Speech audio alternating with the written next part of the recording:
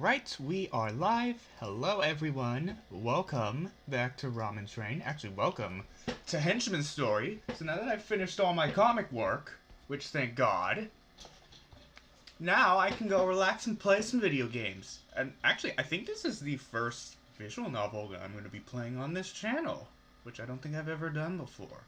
So yeah, I'm very excited about this. I've been wanting to play this for a while. Now, I would have played this on Steam, but Switch is superior. That's all I gotta say.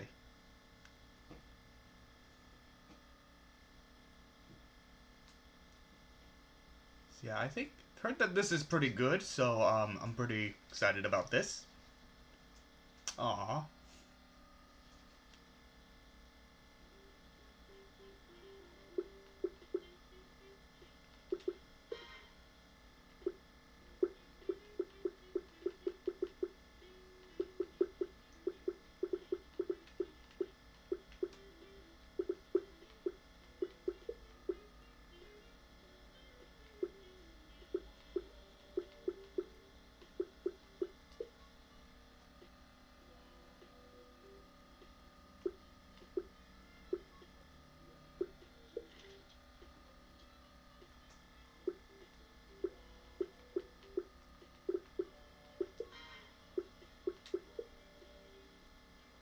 Alright, let's load in a new game.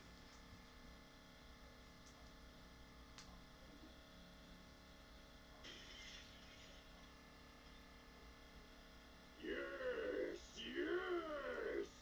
Another victory for the invincible Lord Bedlam! Excellent work, my brothers and sisters. At long last, the first phase of my master plan is complete. Now, gather the spoils of our conquest, so that we may return to our fortress post-haste. So, you want all these pet supplies back in the truck? Yes, the pet supplies in the trunk. Okay, just double checking, because there is a lot of dog food here, and I'm just not sure the resale value is worth the back strain, you know? Oh, and do you care about organization? Like, should we sort it by animal, or...? Just load the boxes! Give you dreams, not dollars. Right. God damn it. Hey, Dave, can you help me with this? Yup. Sure thing, buddy. Try lifting with your legs. I hear that helps. I meant help me lift the box, dude. Oh, gosh, no. I'm a squad supervisor. I'm supervising. Supervising what? I believe in you, Stan. You can do it. Thanks. Great work on that box, buddy. Way to go. Thanks. The leg thing helped. Thanks. You know, the whole lift with your legs thing actually works. I mean, you hear it all the time, so I just figured it was bullshit, but it really...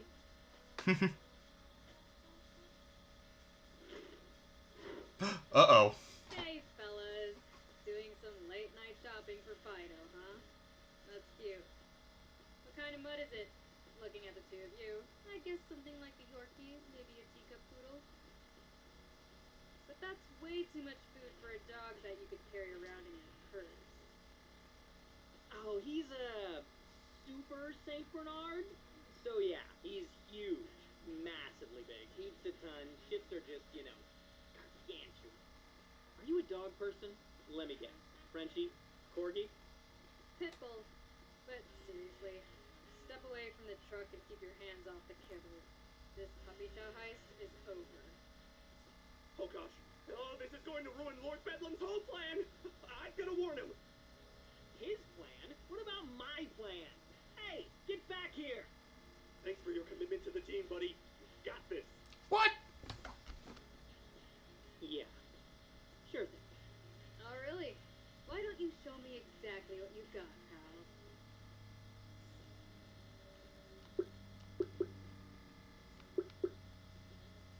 Oh god, I don't know which one to pick. I do know some magic tricks. Let's see. I do know a few magic tricks. Some are even good. If you change too.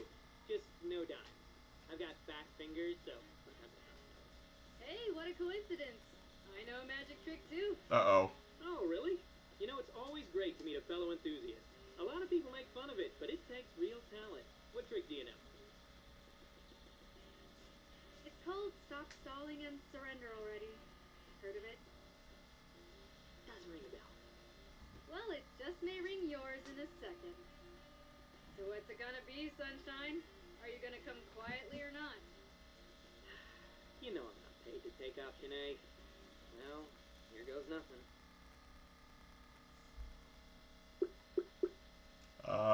Feint left but attack right. Bet you won't see this coming!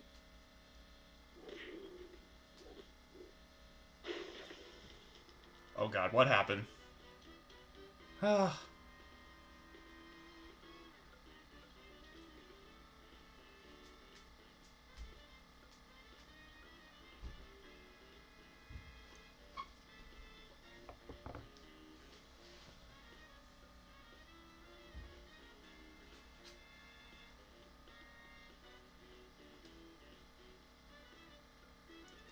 Elizabeth, does that name ring a bell?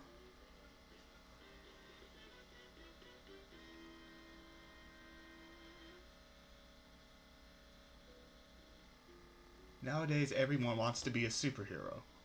You see them posing gantily on our newsfeed, and you think, sure, they'll be cool, but I bet. Too old.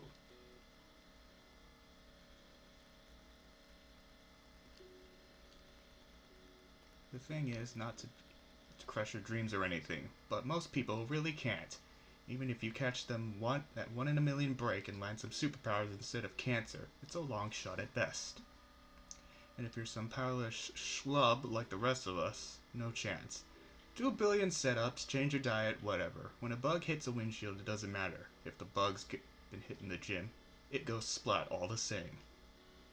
Trust me, I know better than anyone. This is me. No, not the big muscly dude. That's Captain Commander. Or was it Captain Commandor? One of the captains.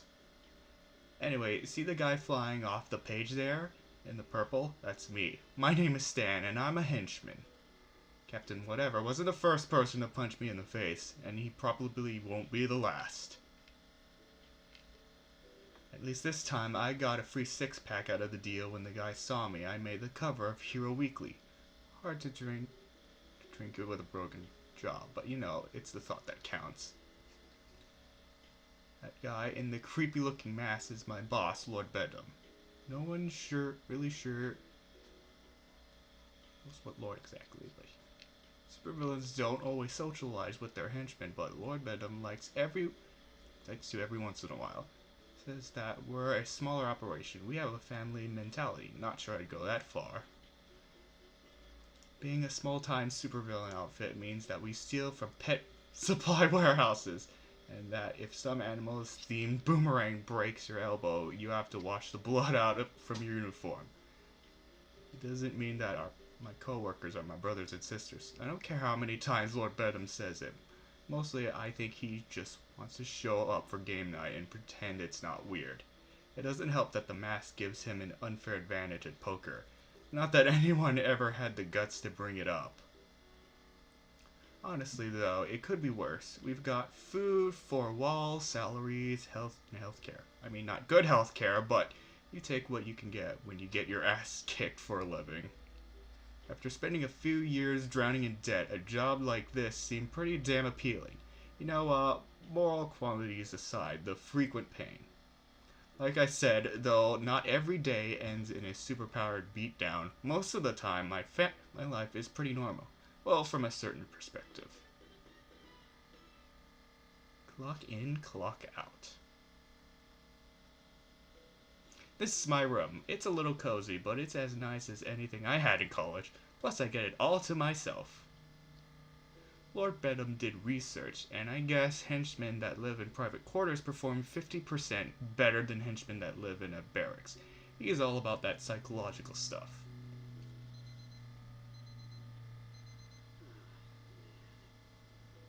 I guess private bathrooms don't affect performance or something, because we don't get those. So after I wake up, I grab my towel and toiletries and head to the locker room. The locker room isn't bad. I mean, it definitely smells a little funky, though part of that is my fault. I did get tossed into a garbage can a few weeks ago, after all. Also, sometimes the hot water in the shower cuts out for a second, so you end up yelping like a small dog and hopping around naked. That's super fun. Hold on.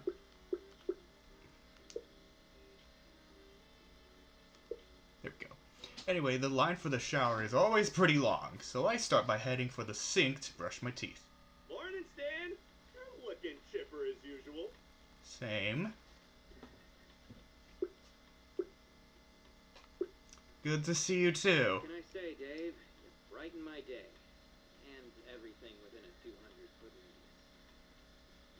Well, gee, buddy, you know me. Just trying to make the world a better place, one smile at a time. How? I must have missed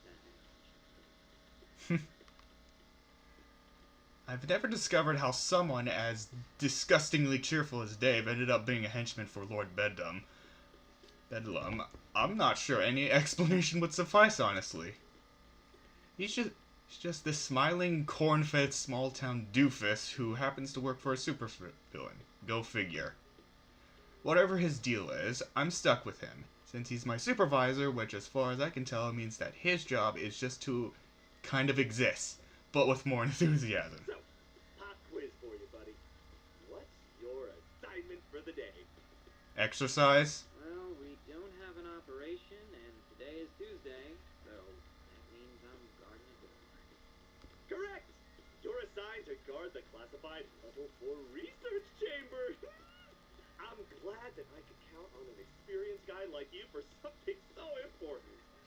Well, I've guarded it every Tuesday for years, so yeah, I guess you could call me experienced. I'm a regular veteran of standing next to a door. Not just any door, a Level 4 door. And Lord Bedlam has entrusted its protection to our team. It's a big responsibility. By keeping that door safe, you keep Lord Bedlam's plans safe, and Lord Bedlam's plans are going to help all of us. Doesn't it feel great, you know, to be a part of something bigger than yourself? Most of the time, henchmen fall into one of the two categories. Either they think of it as a job, like me, or they're generally bought into their supervillain's cause or cult of personality. Dave is definitely the latter.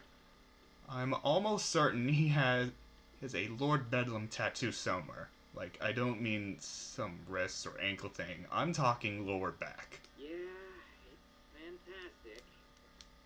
Well, can't do such an important job smelling like this, so I'm gonna go take a shower.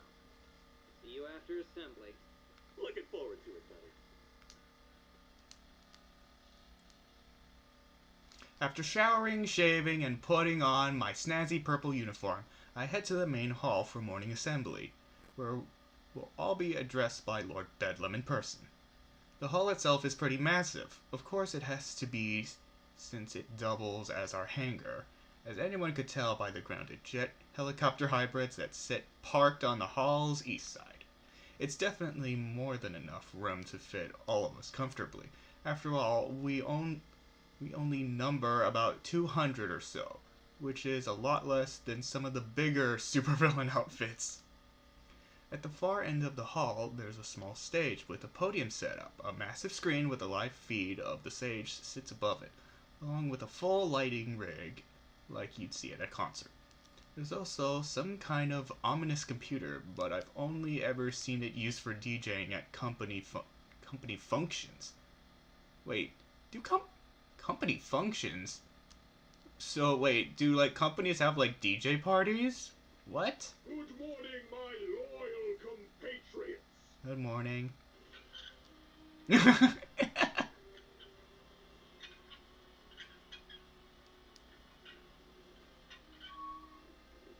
Mercifully, Lord Bedlam's arrival distracts me from memories of Dave dancing to folk synth fusion music at last year's Christmas party. Not that the supervillain's ascent from beneath the stage is any more graceful. I don't know why he insists on making an entrance like this. In a world with superpowers, a stage elevator just isn't that impressive.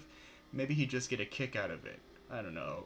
Some of the guys eat it up. Oh yeah, you're the greatest Lord Bedlam!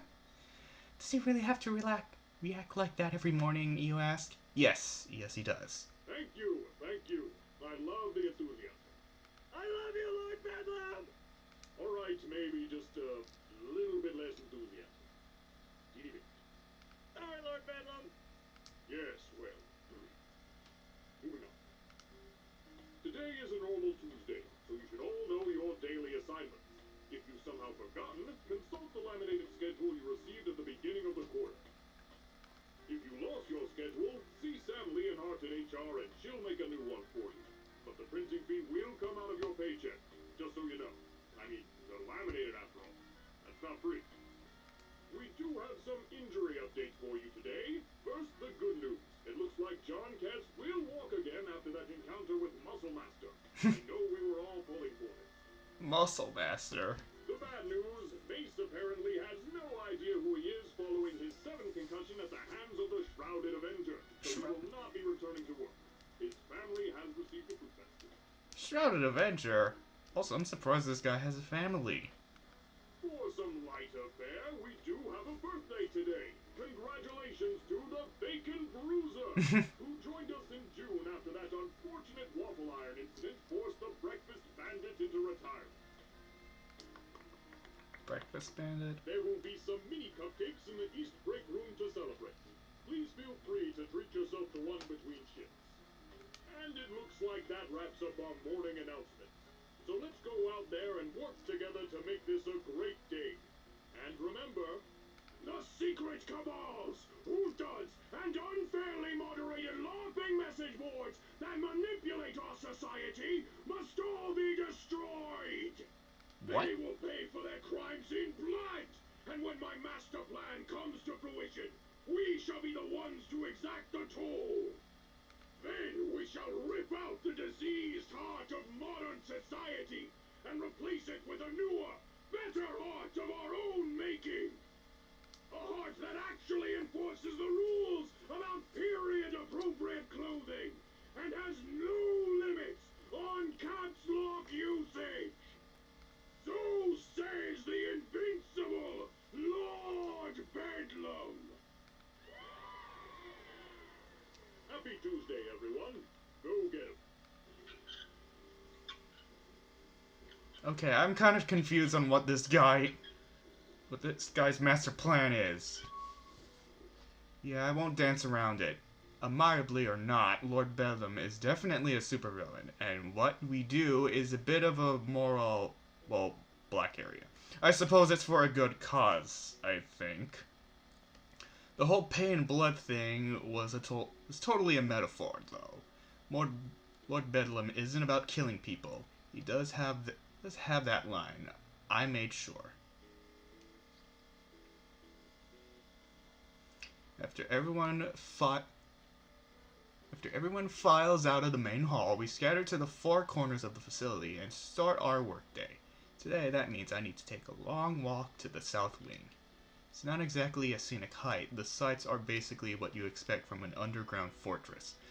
Stone walls, metal doors, and no windows. Still, it's nice to move about a little considering my assignment. When I arrive, I find said assignment exactly as I expected. The metal door I'm guarding is just like all the others, except it's labeled 1385 and has a retinal scanner and keypad next to it. Also, as expected, Dave arrived before me and is standing at rigid attention. Judging by his ragged breathing, he ran all the way here. How's the door doing, Dave? Oh, it's quiet so far, luckily. You're 1 minute and 35 seconds late, you know. If you were 8 minutes and 26 seconds later, I'd have to mark it down. Noted. I'll remember to teleport next time. You can teleport? No. Yep, but only once a week, and only if I have a breakfast burrito with mango habanero sauce. Think you could hook me up? You know, for the team.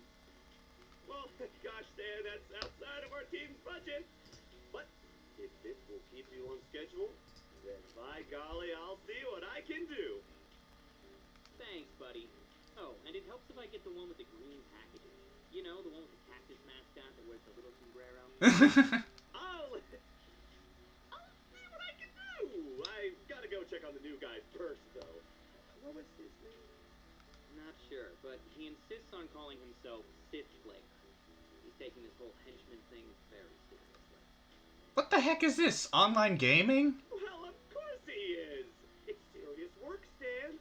So be sure to stay vigilant and keep an eye on that door, buddy. This seriously feels like online gaming. You got it, boss. That's me. Super vigilant.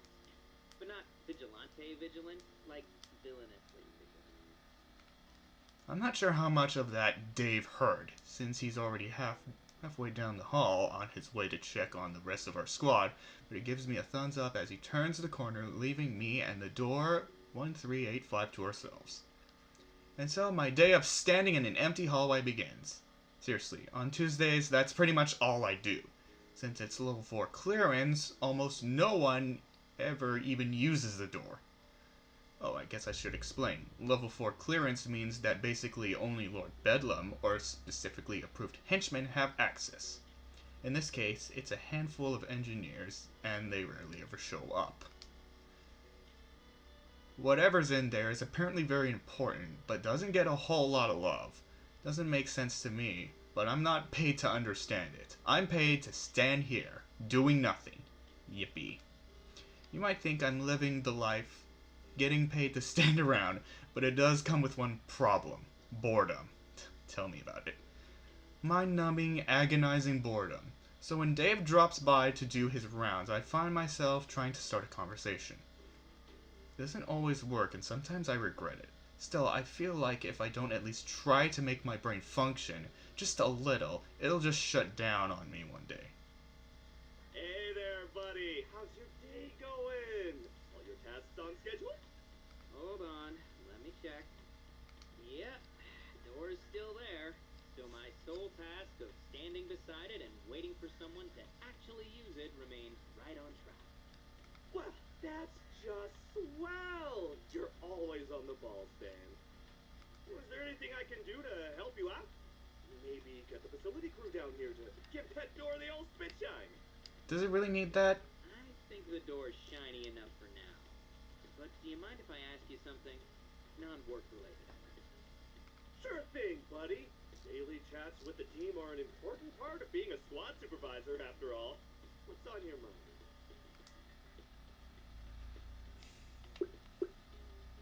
How's the online dating scene? I mean, may as well. So, how are things going with that dating app? Have any hot dates? Huh? Oh, I don't know. I've chatted with a few girls on the app. I mean, it usually starts okay, but we always seem to have a difference in our beliefs. What, like religion or something? I think there are specific apps for that if it's a big deal for you.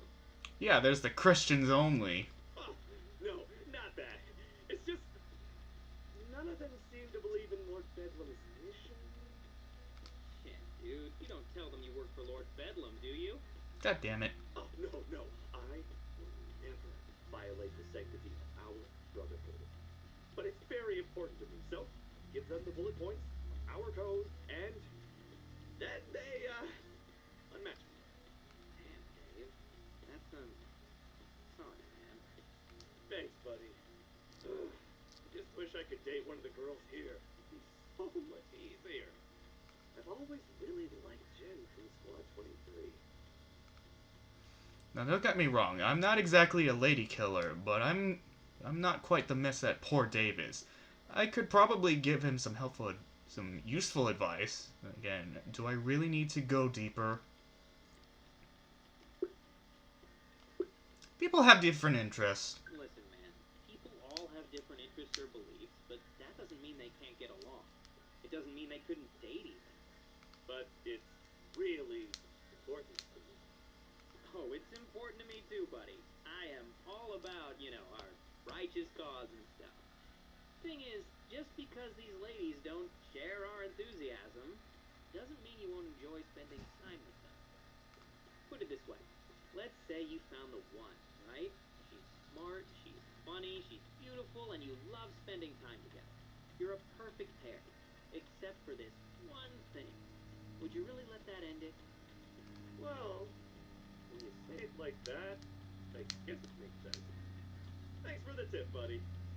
But as your supervisor, I'm obligated to inform you that you are coming dangerously close to questioning Lord Bedlam's sacred mission, and I'm going to have to note that in your review.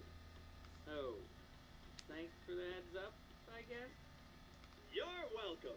As a squad supervisor, my duty to Lord Bedlam has to come first. You know that, buddy. Sure do. And to think that for a moment there, it felt like we were having a sincere conversation between two actual human beings. Serves me right, I guess. Sometimes these conversations go better, sometimes they go worse. Luckily, they all eventually end, and Dave leaves to check in with another member of the squad. After that, it's another long, eventless stretch of waiting in silence before I'm eventually leave for lunch and I head to the cafeteria. The cafeteria isn't much different from what you might find in a high school or prison. Really depends on your perspective, I guess. There are long, stained tables with uncomfortable plastic benches attached. A tile floor that is probably what a grizzled war veteran would look like in floor form. And the faint smell of mold and hopelessness. Most of Lord Bedlam's fortress is in much better shape. So it's strange that the cafeteria is so banged up, right? Wrong. See, Lord Bedlam may be head honcho everywhere else, but this place has its own Dark Master. History teaches us that whoever controls the food supply gains incredible leverage. The lord of this terrible domain learned that lesson well. So long as Lord Bedlam gets his tuna melt, this spot has absolute autonomy. Janitors, maintenance, engineering, none can defy his will. Not here. In the heart of his kingdom, so rose Antonio Diamati, master of the cafeteria, and my stomach's personal tormentor. Next! Hey, back to you, pal! Oh, sorry. What's on the menu today, Chef Antonio? We got bologna casserole, bologna hot dish, and bologna surprise. Bologna. 4-month bologna. That train we hijacked last month must have had 5 cars full of the stuff, because we haven't seen any other meat since. I glanced at my options. I only see 2, though they are each labeled as hot dish and casserole. They look exactly the same. Cheeky bastard. Maybe the surprise is different.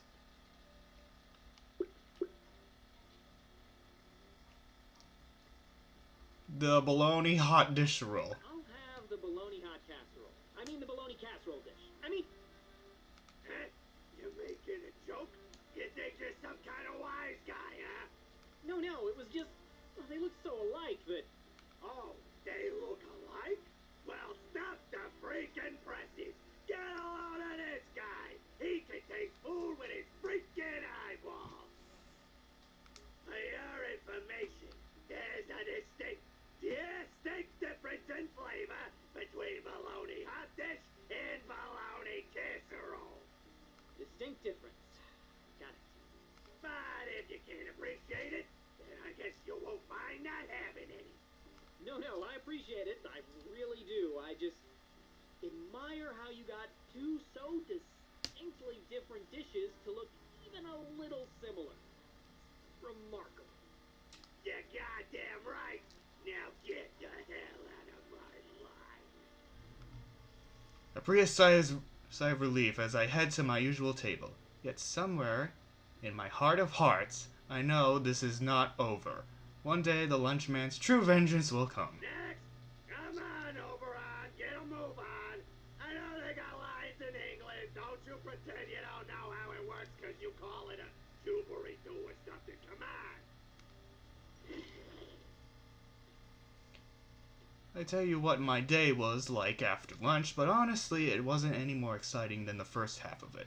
I stood by a door some more and had a few more awkward conversations with Dave and clocked out. The only thing I did differently today was take advantage of my personal food stash for dinner. It's running low. Only a few protein bars and ramen packets left. But better to tap into that than face Antonio again. So yeah, it's like I said. Other than my apparent rivalry with our lunchman, I live a pretty normal life most days. Sleep, eat, work, and repeat. Thrilling stuff. Of course, not every day is the same. We have different assignments each day of the week. For one thing, and every now and then, we have what Lord Bedlam calls an operation. In other words, supervillainy. As it happens, this Wednesday is an operation day.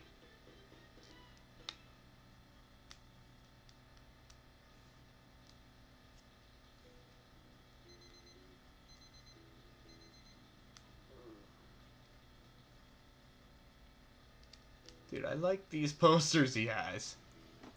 Villainy for me, Sonic Starship, winners always cheat. That one I kinda like. What does that other one say? Richardson State University, so I'm guessing he graduated. And somehow he ended up here. I wonder why. Operation Day begins the same as any other day. I mean, they kind of have to. Can't do much when I'm asleep, and I don't want to smell like shit, so that means heading to the locker room like usual. There's an intangible difference when we're getting ready for an operation instead of a normal workday. I'll say that the locker room has an air of tension to it, in addition to the usual odor. People are giving each other nervous glances or cracking bad jokes to calm their nerves. I mean, it's not like anyone expects to die or anything. Superheroes don't kill. One of the perks of being on this side of it. No, I'm pretty sure being a superhero has more perks than being a henchman or even a supervillain. Still, getting hit in the head enough times has its consequences, as Mace found out. Or the legs, if you ask John Kiss. So I mean, we have every right to be nervous. Shit, I know I am. Not Dave, though. He is actually excited about the whole thing. I know, a big shock.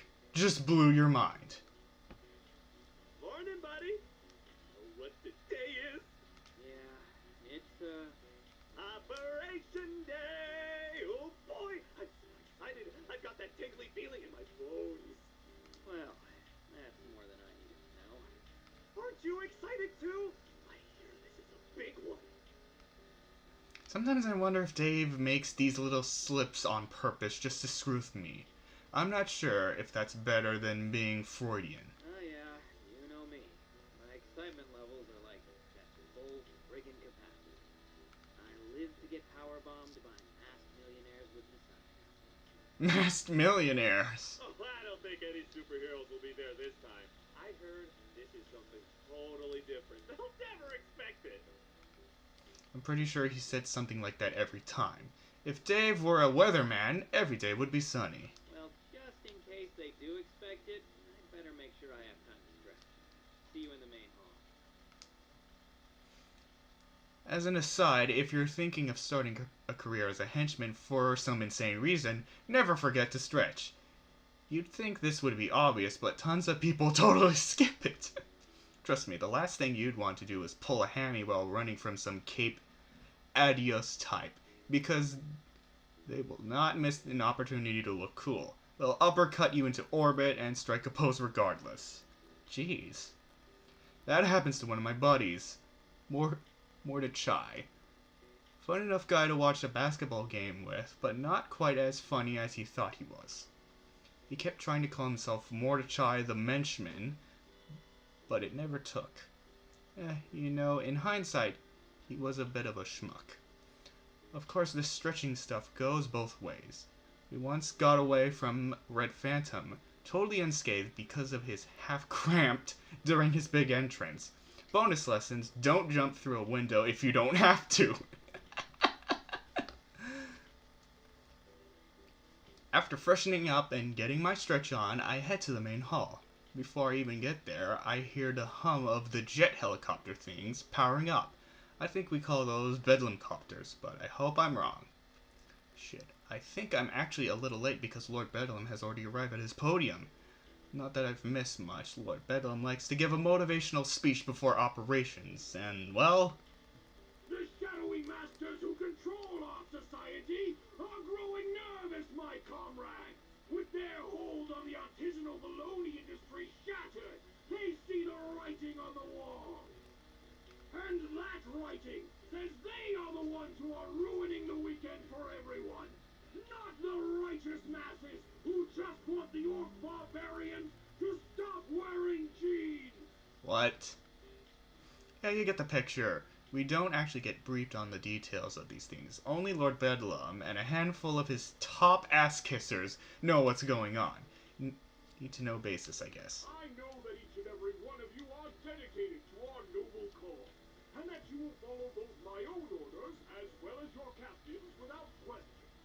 Seriously, no questions, no What? Who are we impressing? The rent-a cops at whatever place we're sticking up certainly won't care. Besides, how professional can we look in purple spandex? I mean, tell that to some of the other superheroes and villains. Now go forth, my comrades, and let loose the hounds of our endless parade of glory! I don't think Lord Bedlam writes these speeches down. If he does, he certainly doesn't have an editor. Anyone who shares my feelings on Lord Bedlam's adequacies certainly isn't letting it show, though I follow suit. I can't bring myself to cheer wildly like Dave, but I can dutifully fall in step with him as we head to our proverbial chariot. As we fall into one of the Bedlam copters, I can hear the roof opening for us with a groan. Oh, this is it! You ready, buddy? All set, partner. I've got your back if you've got mine, partner. You bet! As we strapped into our seats, the engines roar to life, and like that, we're off.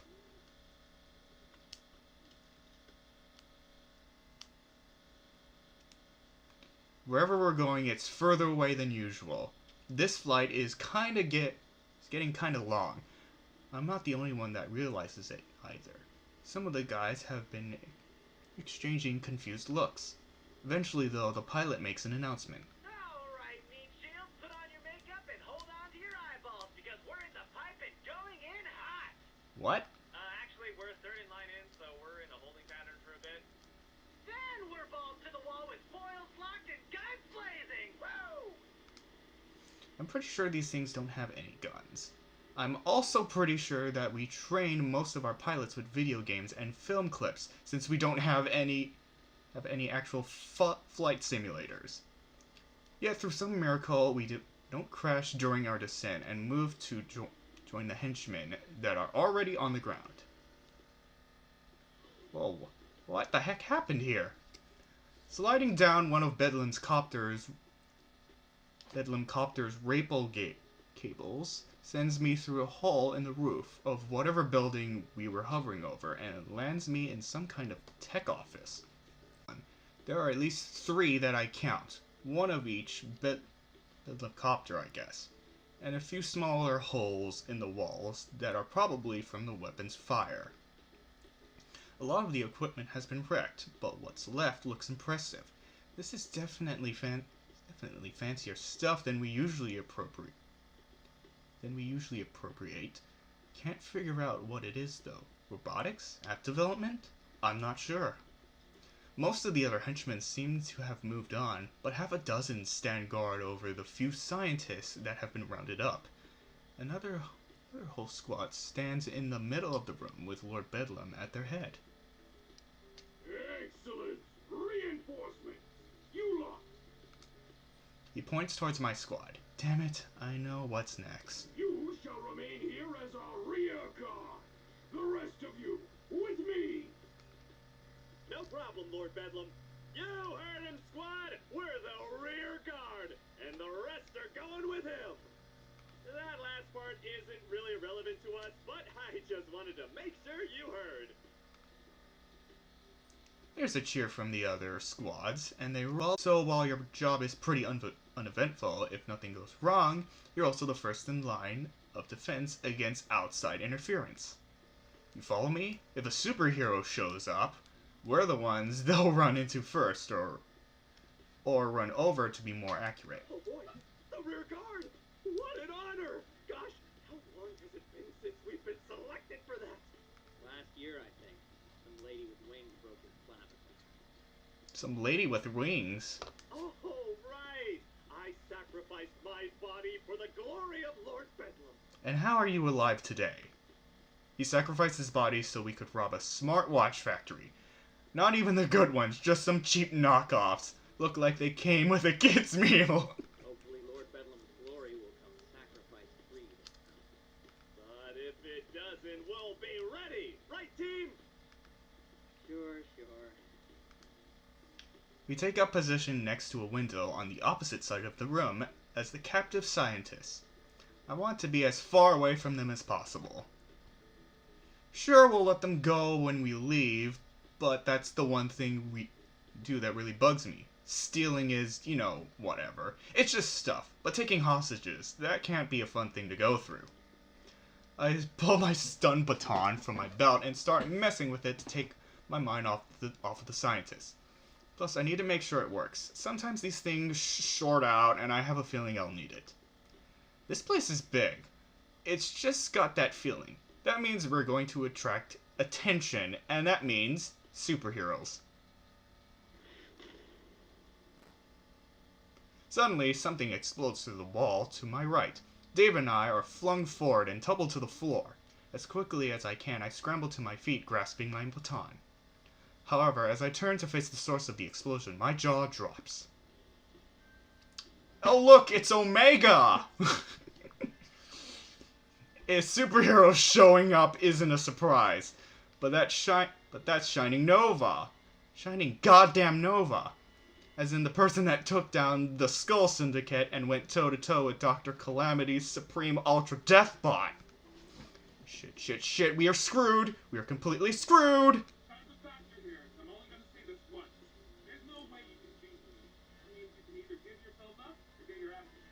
Sorry, I can't hear you. Can you take off your helmet, please? Your call. I can't make it for you. I really considered just giving up this time around, but I should have known better. By taking any time to think at all, I've given Dave a vast edge in reaction time. For Lord Bedlam! Charge! Dave and most of the other henchmen charged wildly. Some raised their stun batons, others fire with their beam weapons. Wait, why don't we have that? It goes about as well as you would expect.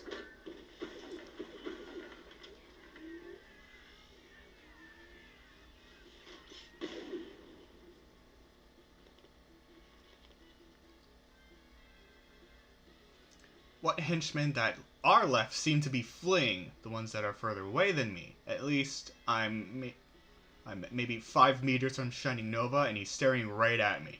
Oh god, he's staring right at me. Hey.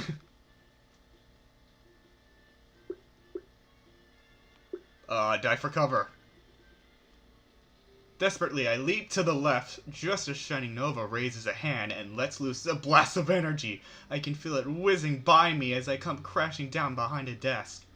Unfortunately, an ordinary desk won't do me much good, and even as I try to crawl to my feet, I'm knocked down again as a second blast below blows the desk to splinters. As I peel myself off of the floor, I see a pair of metal feet and stop in my tracks. Looking up, I find Shining Nova standing directly over me with arm's length. Aw, don't go. We're just getting to know each other. Looking at Nova's armor this close, I notice something. Armor can't completely cover the wearer's joints. There are little gaps that give away to some lighter, more flexible material. It makes sense. How else could Shining Nova even move? Maybe I could work with that, or I could always try for the classics.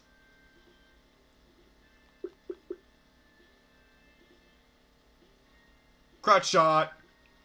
With every last ounce of strength I have, I whip my baton upwards in a vicious arc, aiming for every man's greatest weak point. Didn't work. Alright, armor. Let it run. Game over. Unfortunately, my uniform's manufacturer didn't follow that model, as well as whoever made Nova's armor. So, when I receive a metal boot to the chest, things don't end well. Specifically, it ends with me crashing to the floor and losing most of the feeling in my left arm.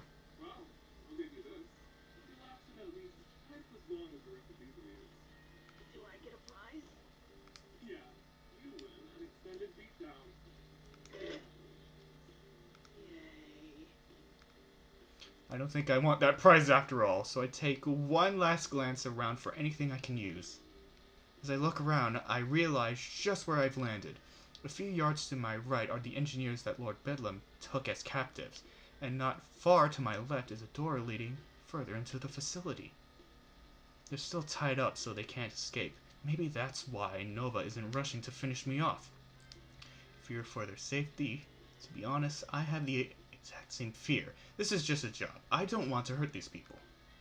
Then again, Nova doesn't know that. Maybe I could bluff my way out of this. Or should I just make a break for the door and hope for the best? Make a break for it! Definitely better to just make a break for it.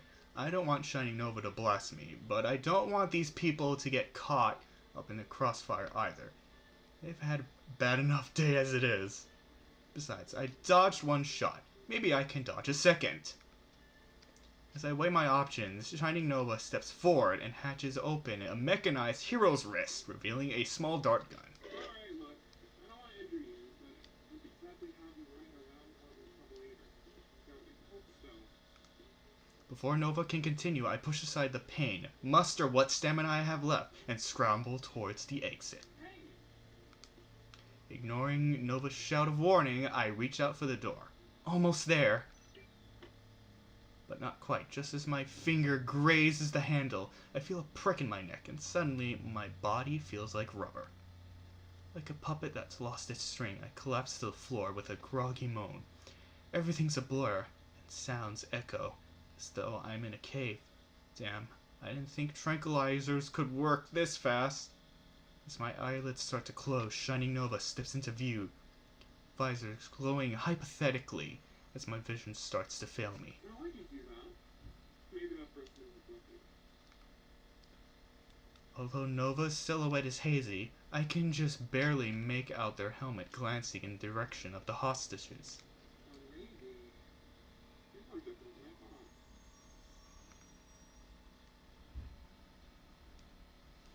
Even though being put to sleep is better than being knocked unconsciously, in this case, it doesn't feel like I'm snoozing in my bed. Instead, it's a deep, dreamless slumber. 1 second, all I see is blackness. And the next, Come on, buddy, you have to get up! Where? What? Dave? What's going on? how long have I been sleeping? No time, we've gotta go!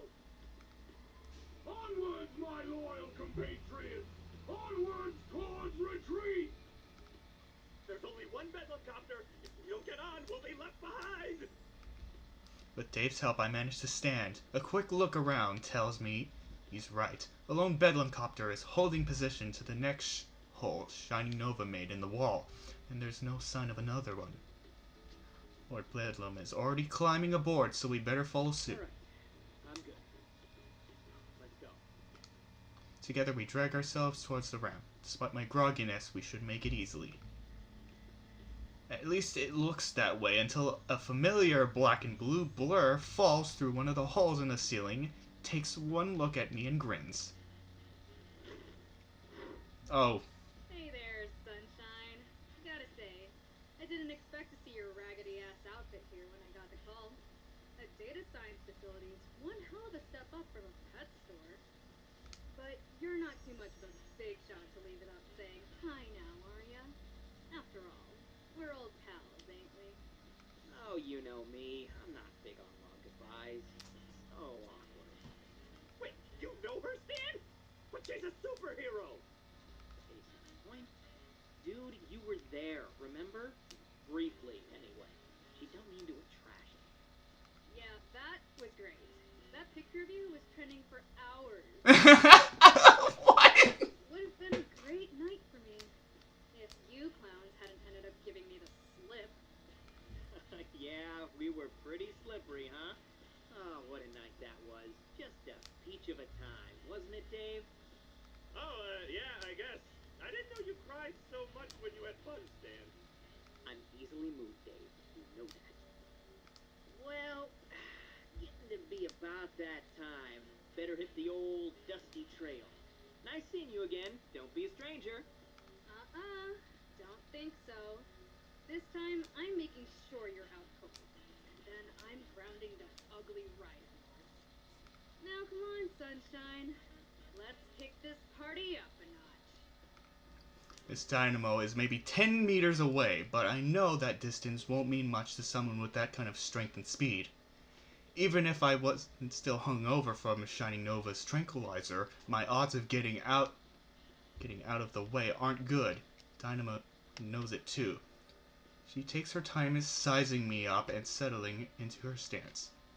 Dave doesn't consider the odds, or maybe his zeal for Lord Bedlam has just made him more reckless. Whatever the cause, he's pulled out his baton and is prepared to go down swinging. Missing, mind you, but I'm still swinging. It's almost admirable, but in my experience, you don't heal hairline fractures with admiration, so I'm not about to follow suit. As Dynamo's muscles coil, I reach for my baton and desperately try to think of an angle. This is going to be even worse than the trash can incident. If I can't right now, I'm as dangerous as a pillow covered in bubble wrap. I don't get much of a chance. As soon as I brandish my weapon, Miss Dynamo bursts forward. I guess she figured giving me the first strike last time was charity enough. I wince, bracing for the pain. But it never comes.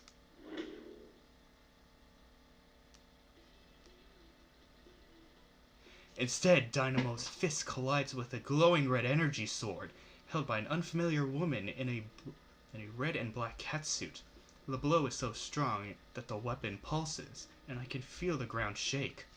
Even so, the mysterious woman barely gives any ground. She angles the energy blade to turn it into more of a glancing blow, and steps back to steady herself, but it still looks effortless. These aren't your toys to break anymore, child. Scorpion, what are you doing here? I just told you. These are my playthings now. If you can't play nice, then I'll have to take them away. You never pay attention, do you? Not even the slightest bit. Don't you ever tire of it? The ignorance? Shut up! Miss Dynamo violently breaks the deadlock and leaps back. The woman in the catsuit, Scorpion, does the same, but somehow more gracefully. Holy shit, where did she come from? She was so fast that I barely saw it. Since when did we have a ringer? I stared, dumbfounded, momentarily forgetting about escaping.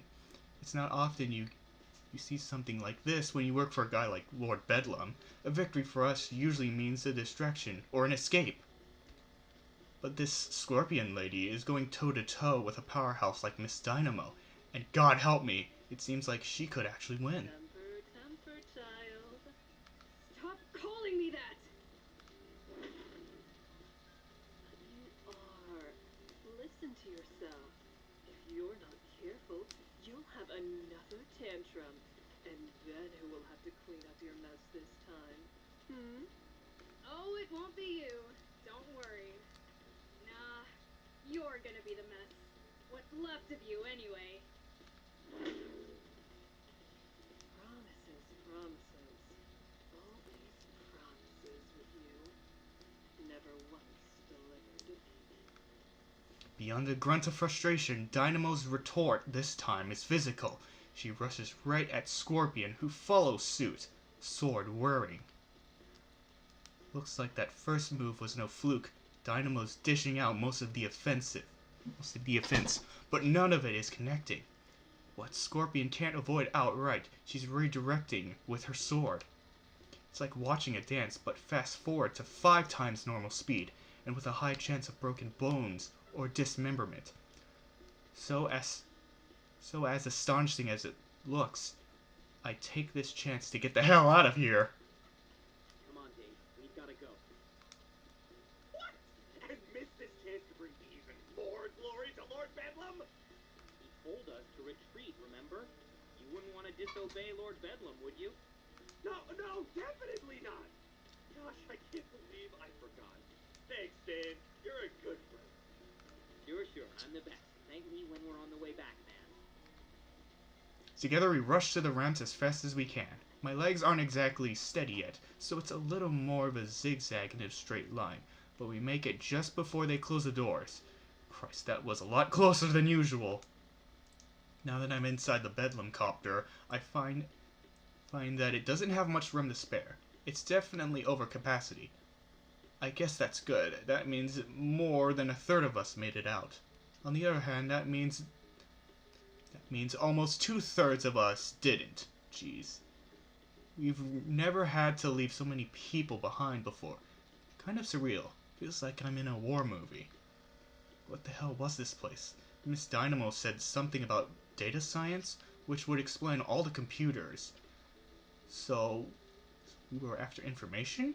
Weird. That's way too cutting edge for Lord Bedlam's modus operandi. Must have been important information too. Why else would not one, but two superheroes show up to stop us? Shining Nova alone would have been a big deal, but Miss Dynamo too? Dynamo is known to slum it a little for fun, as I found out during that pet store debacle, but I thought Nova was exclusively working on national level threats and crisis response now. Maybe it has something to do with that Scorpion woman. Never heard of her before, which is maybe the weirdest part of this whole thing. Someone like her should have gone viral at some point. Not sure what to make of it. Well, I hope whatever Lord Bedlam got from here was worth it. I close my eyes and breathe a sigh of relief as I feel the Bedlam copter leave this place behind. Between the surprise guests and the sudden downsizing, this is one operation day I'll be happy to forget.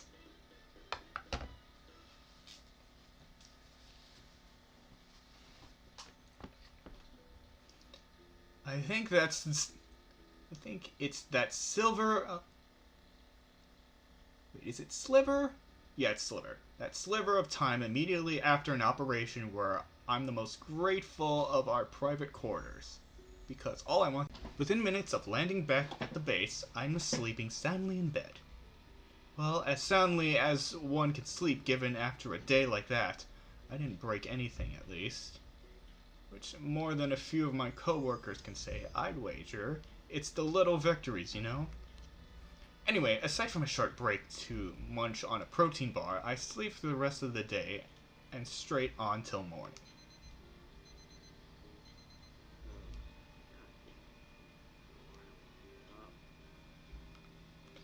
I really don't. I know what Shining Nova put in that tranquilizer, but I feel like I've been hit by a frickin' truck. A truck with, like, a rocket strapped to it. But hey, that's part of the job. So, against my body's wishes, I drag my carcass out of bed and head to the locker room to get ready for the day. The locker room feels almost empty. There's less noise, less people, less smell. It's kind of eerie. Guess that's just what happens when you downsize overnight. The line for the showers is much shorter too, but I make for the sink anyways. Force of habit, I guess. Morning, buddy! Morning, Dave. How are you holding up? You took one hell of a punch. Just some heavy bruising. The doc was worried about internal bleeding, but I guess I got lucky. How about you? You were out way longer than I was. I'm fine. Just exhausted, mostly. Still can't believe I got tranked like I was an escaped zoo animal or something. That's my Shining Nova story. Can you believe it? Oh yeah, the hero that took down Dr. Calamity's Ultra Death Bot? They shot me with an elephant tranquilizer. Yeah, it was fine. I just drooled a little. I shake my head and sigh. That fight against Dr. Calamity I mentioned? That's like 8th on Heroes Weekly. Most epic showdowns of all time. Nova's big time. Man, I drooled in front of a legit celebrity. Heroes Weekly. But nothing's bruised, and I don't have a concussion, so I guess I can't complain. Kind of a nice change of pace from being punched or blasted into unconsciousness again when I think about it. Well, I'm just glad to hear you're okay. We lost a lot of the squad, so I need everyone who's left to be working at peak efficiency. How many did we end up leaving behind? Feels like at least half. Sadly, about 60% of our valued teammates gave up their freedom for our cause. How did you know they actually covered us? That doesn't happen a lot.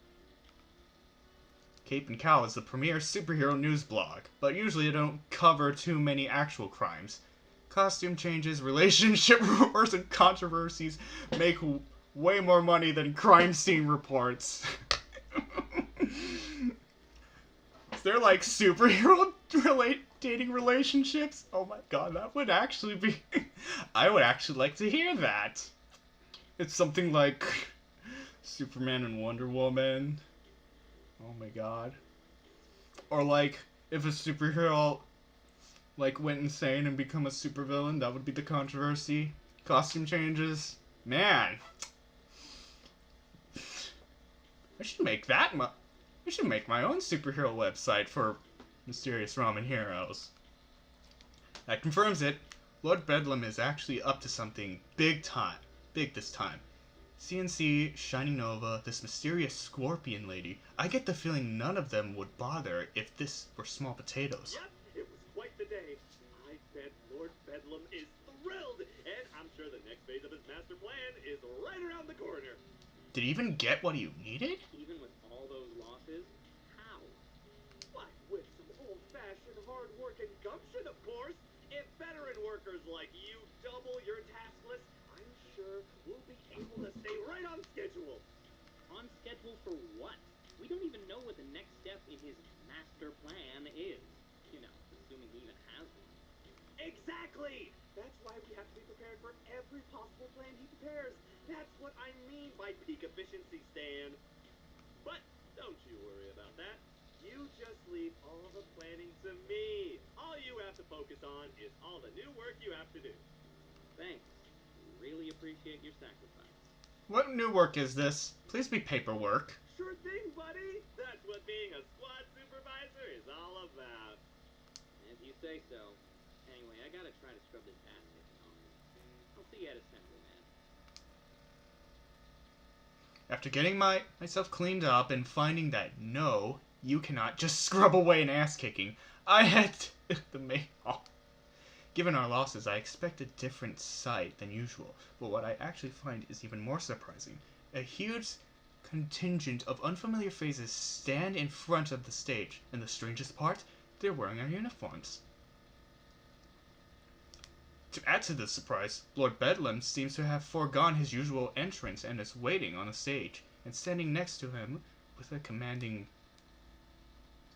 posture is yet another new face, but this one I recognize. Between the distance and the crowd, it's hard to get a good look at her, but there's no mistaking that black and red catsuit. It's Scorpion, the woman who fought Miss Dynamo. That certainly removes any theories about her appearance yesterday being a fluke.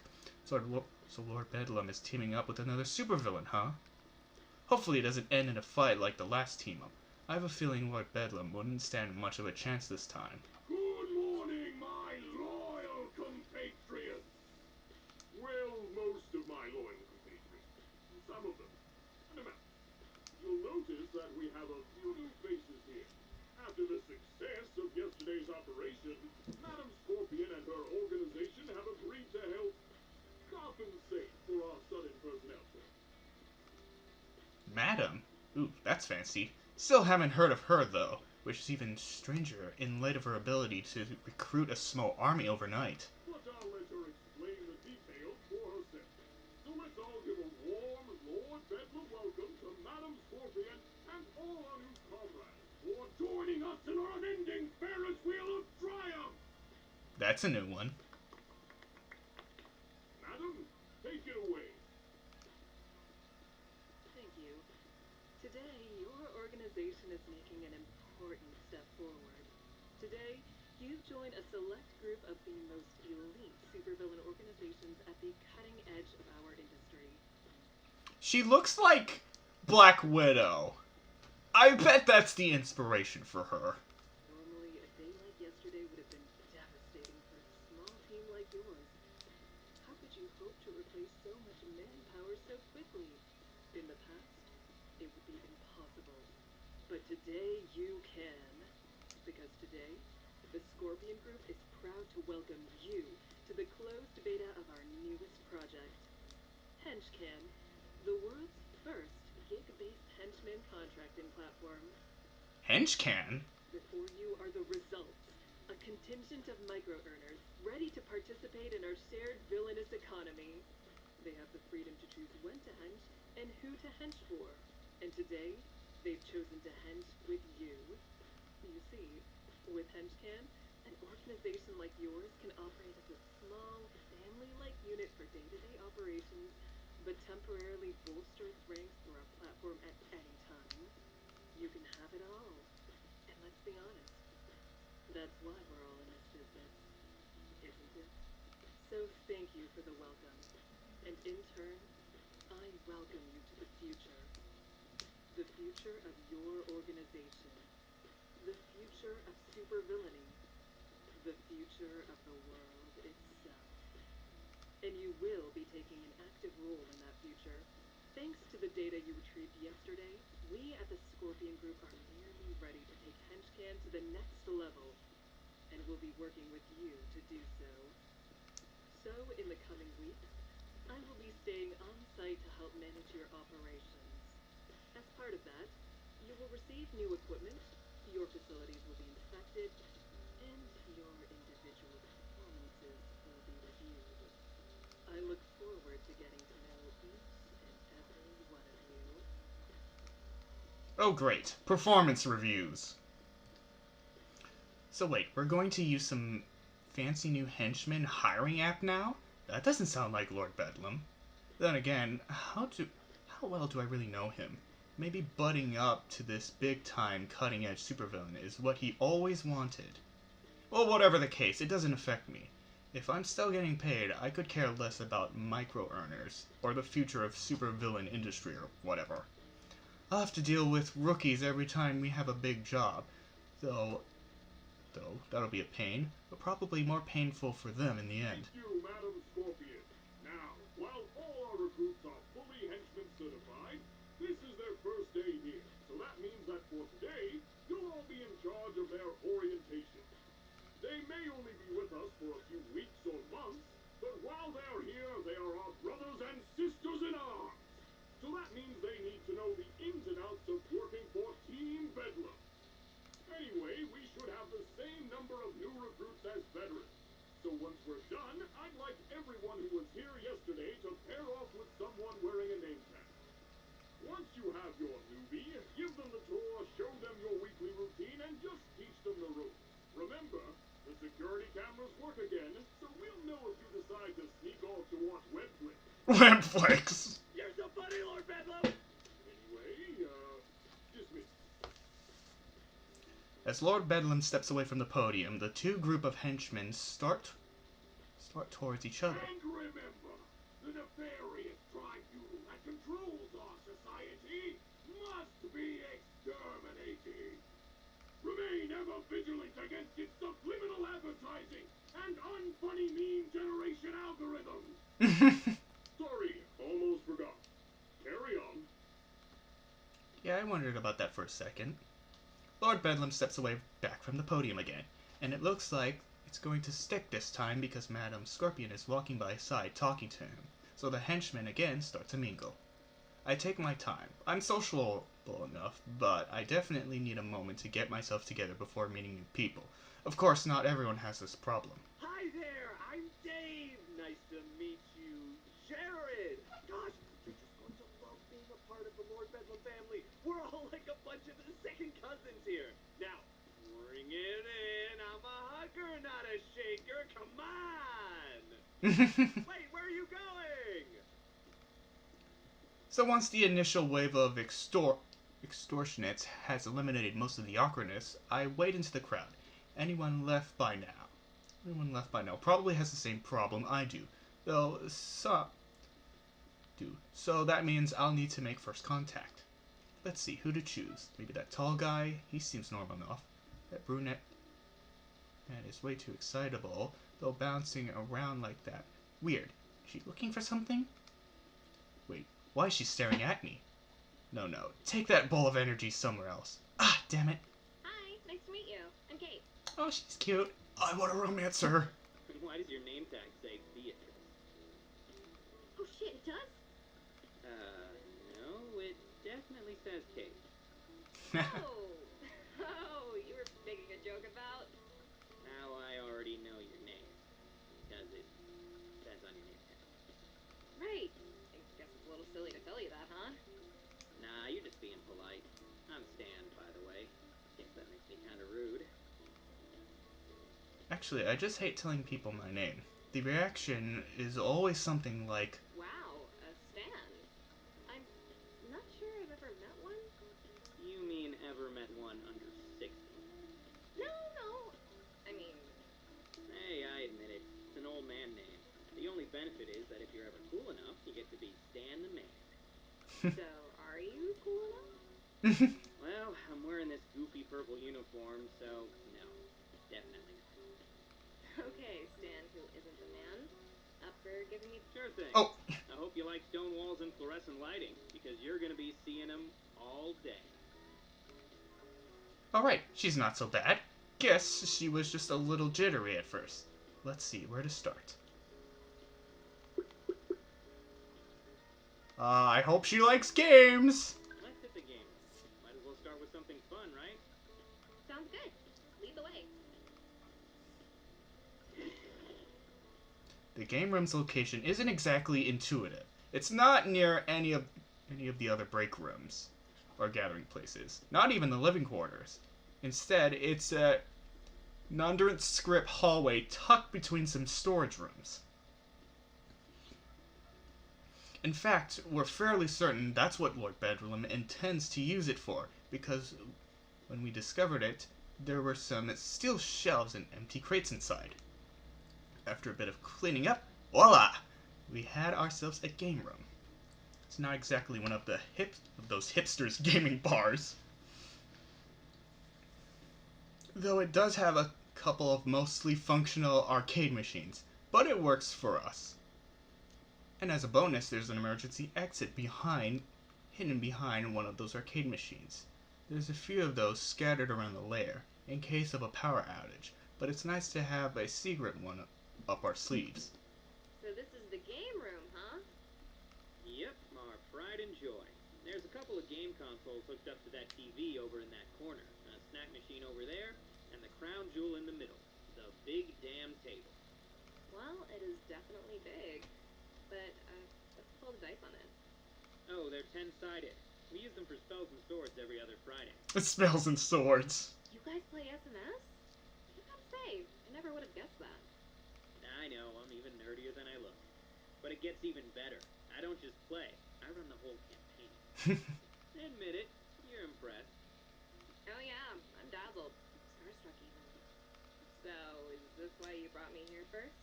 To wow me with how nerdy your hobbies are? More like, set your expectations. I can't have you thinking I'm too cool, or I'll have to try to act cool all the time. That's way too much work. I'd have to talk like I'm cool, walk like I'm cool, feign interest in things that are cool, feign disinterest in things that are cool. It's exhausting. No, it's much better to set the bar real low. See, if you think I'm kind of a dork, then when I do act cool, it'll be a big deal. A celebration, even. There'll be drinks, confetti, a parade. The works. If you ever do something even marginally cool in the first place. Big assumption there. What can I say? I'm a dreamer. A dreamer who likes to set low expectations. Seems counterintuitive. I didn't say they were great dreams, Kate. Clearly. So, besides SNS, what do you do here? Escape, mostly. Not everyone knows how to find this place, and it's kind of out of the way, so it's usually pretty quiet. And if you need to blow off some steam after an operation, there's always the revenge wall. I gesture towards a part of the far wall where where a poster is hanging, riddled with darts. Looks like someone replaced the Miss Dynamo poster with Shining Novas, and it's already gotten a lot of use. Oh, that's charming, in a way. You guys really don't like Shining Nova, huh? Someone doesn't anyway. That definitely went up a little faster than normal. But then Nova did tear through us like paper mache. Well, that's the closest most of these guys will ever get to laying a finger on Shining Nova. So they need to get their shots in where they can, I guess. Right, I think the text must have misspelled paper. Yeah, you're telling me. I found that out firsthand. Still feeling that ass whooping, honestly. Well, don't be too hard on yourself. Shining Nova's at the national level, and Lord Bedlam isn't even on most people's radars. You guys didn't stand a chance, honestly. Hey, come on. We stood a little chance. Like, tiny bit. Non-zero, anyway. Effectively zero. So, are any of those darts yours, by the way? Me? No. I never use the revenge wall myself. I don't take the whole villain-hero thing too personally. They're doing their job. Same as me. Can't get all bent out of shape about it. Yeah, that's what I figured. You don't seem like that kind of guy. Yeah, I'm not really that big on catharsis myself. I know some people need it, but it's just not my thing. Catharsis? Wow. Can't say I expected to hear that word from someone wearing one of these uniforms. Yeah, well, I took a poetry elective back in college, so I have a few fancy words up my sleeve. Just a few. Hey, if you decide to show up to one of our SNS sessions, you may even get to hear the rest of them. I do have to describe a lot of stuff. Our next one's tomorrow night, if you're interested. Well, I do like the occasional fancy word. Alright. Well, maybe. I'll think about it. So, what was that about college earlier? Did you graduate? Yep, Richardson State. Go fighting whatever we were called. I take it you weren't the captain of the football team. Are you doubting my athleticism?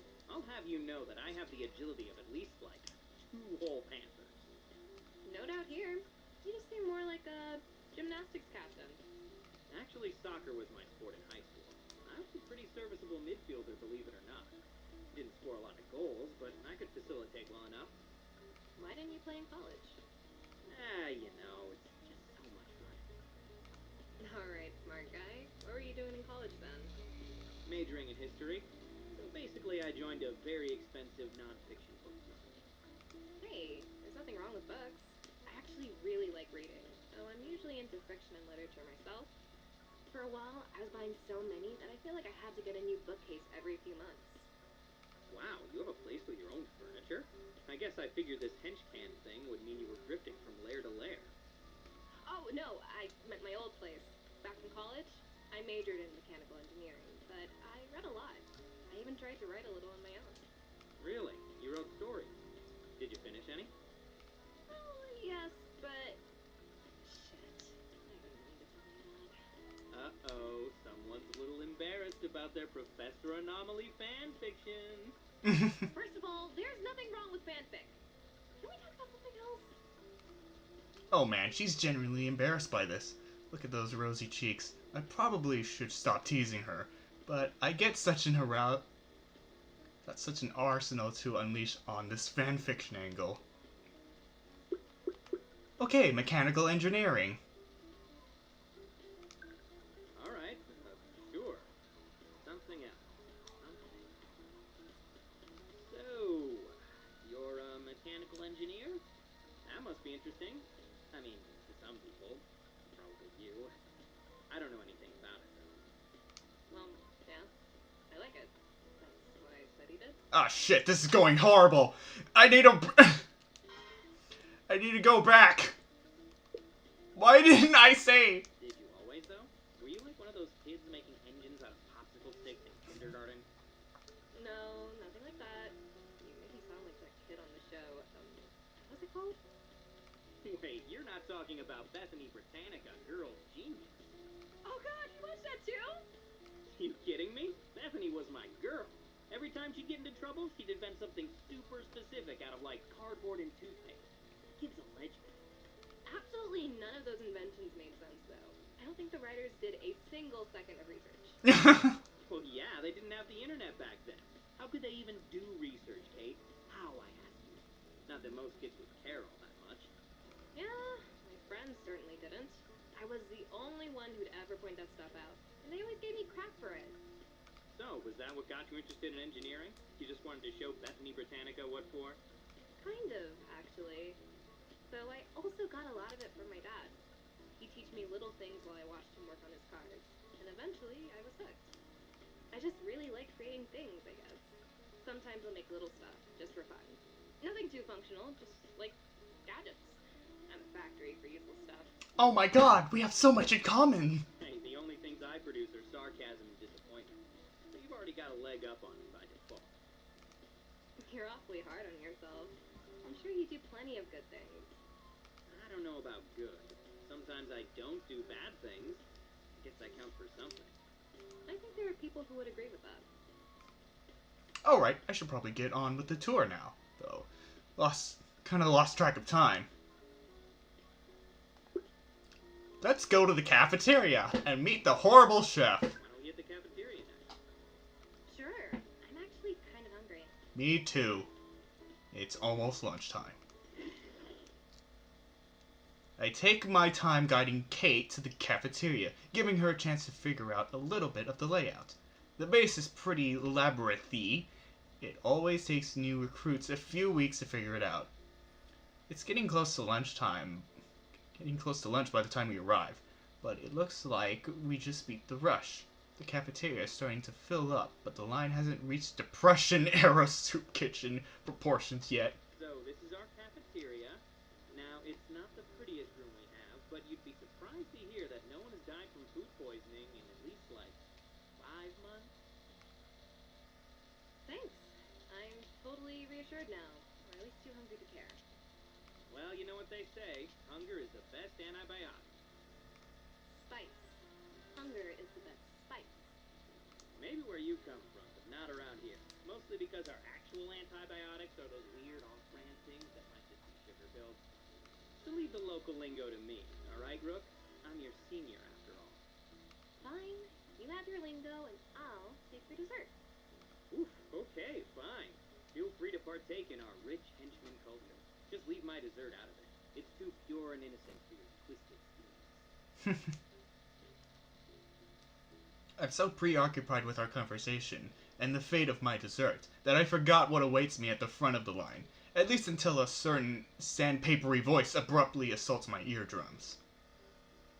Well, if it ain't the man with the magic food-tasting eyeballs.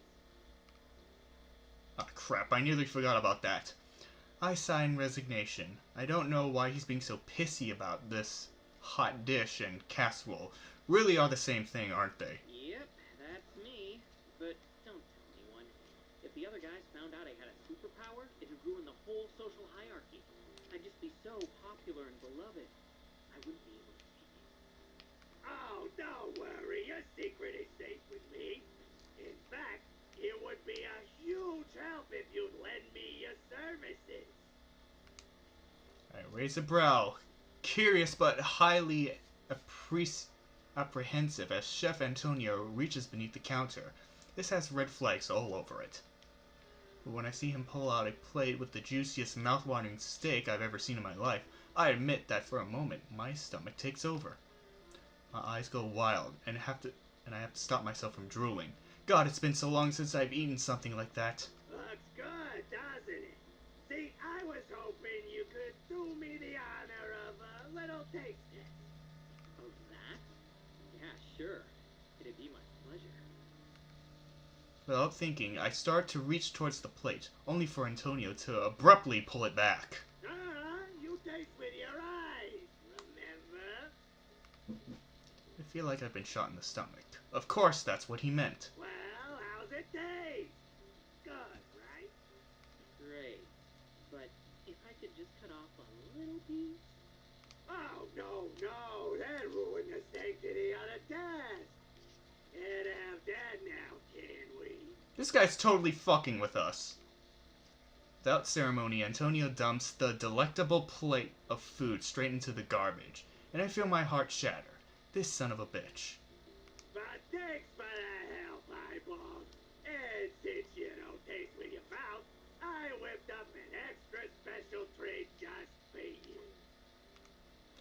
In place of the feast that he'd just thrown away, Antonio plops a bowl of brown goo on my plate with a smile. I curl my nose. What the hell is that? Just a little protein powder with gravy. I call it shithead stew. I think it's just perfect for you, don't you? Yeah.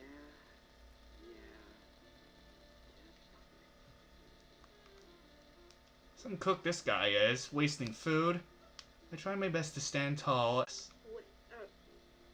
exactly is that? Food hell, that's what it is.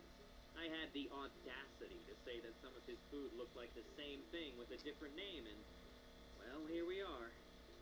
You have my sympathies. You can also have some of my food if you want. Wait, she said you can also have a pancake if you want. What is this? I appreciate it, but I don't want to bring this curse down on anyone else. Chef Antonio has a good memory when it comes to faces. I see. Guess I'll have to remember to not get in line with you after this, huh? Probably for the best.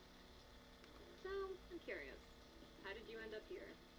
I was listening to Chill Beats to Wallow in Student Loan Debt 2 on YouTube, and one of his recruitment ads popped up. So I applied. Simple as that. YouTube.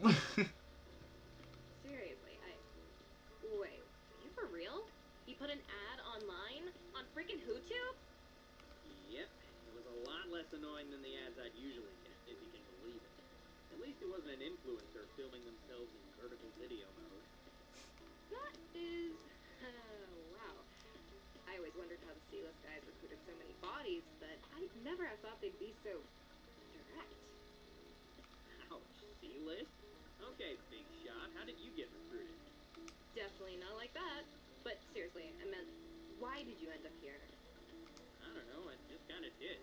Does it matter why? It's just that you don't seem to have the, fervor of some of your beers.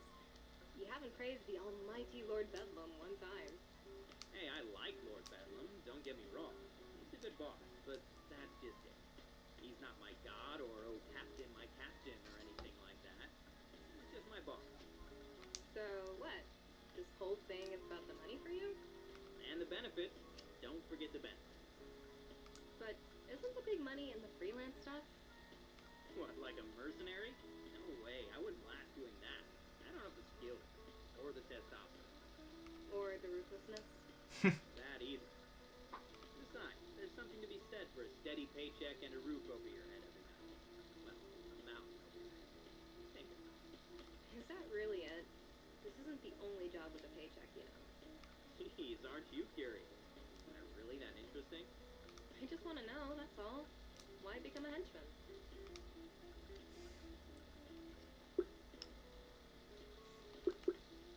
To do something unexpected. Instead of, what? Finding a cubicle to waste away in? No thanks. Oh, wow. Really? You just want to stick it to the man? Sure, if that floats your boat. Not really stick it to him, so much as throw him a curveball. Do something unexpected for once. Hey, you know, life is full of surprises. I just kind of woke up one day and realized that my life had been this big checklist, you know? I was just meeting the requirements. You ever felt like that? You mean like you've been living for someone else?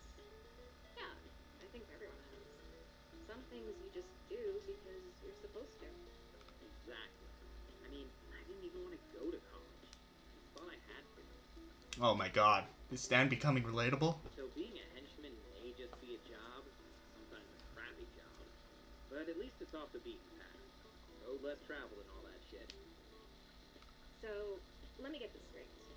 You became a henchman to stop fulfilling society's expectations and fulfill Lord Bedlam's instead? Nah, not all the time. I fulfill my expectations about his expectations. Uh-huh. Yeah, that totally makes sense. No, really. Like, yesterday we had an operation. Some of the guys took hostages. Seems smart, right? The hero shows up, you can threaten them. Except when it came down to me, the hostages, and a superhero. You didn't threaten him. Yeah, I did. You get what I mean, though, right? Yeah, I get it. You do the job, but you don't become the job. You're still you. Aw. Good way of saying it. Keep that in mind, rookie. consider that a valuable nugget of veteran advice. I'll cherish it. Wait, how long have we been standing here? Geez, this girl really has been... It's been a way of getting me chatting. I don't think I've talked about why I became a henchman with... Who have I talked about it with? All that's left to show is the research. Alright, I expect a thrilling conclusion. I promise that you won't be disappointed, but I'm an honest man. Come on, it's this way. There's not much to see on the way to the research wing, aside from the other pairs of seasoned henchmen and new recruits passing each other in the halls. Hey, you don't build a secret mountain lair because it's pretty to look at. Well, maybe you do if you're a supervillain shtick. Your supervillain shtick is evil interior design or something. Then your secret lair can look fabulous. And for the grand finale of our whirlwind tour, I give you the research wing. Oh, this sure is a hallway. Yeah, it's unimpressive, I know. Isn't it though? It's probably the most hallway-esque hallway you've ever seen. I bet that's the real reason you joined Lord Bedlam. You're just a really big fan of his hallways. Yes, I'm a big fan of boredom.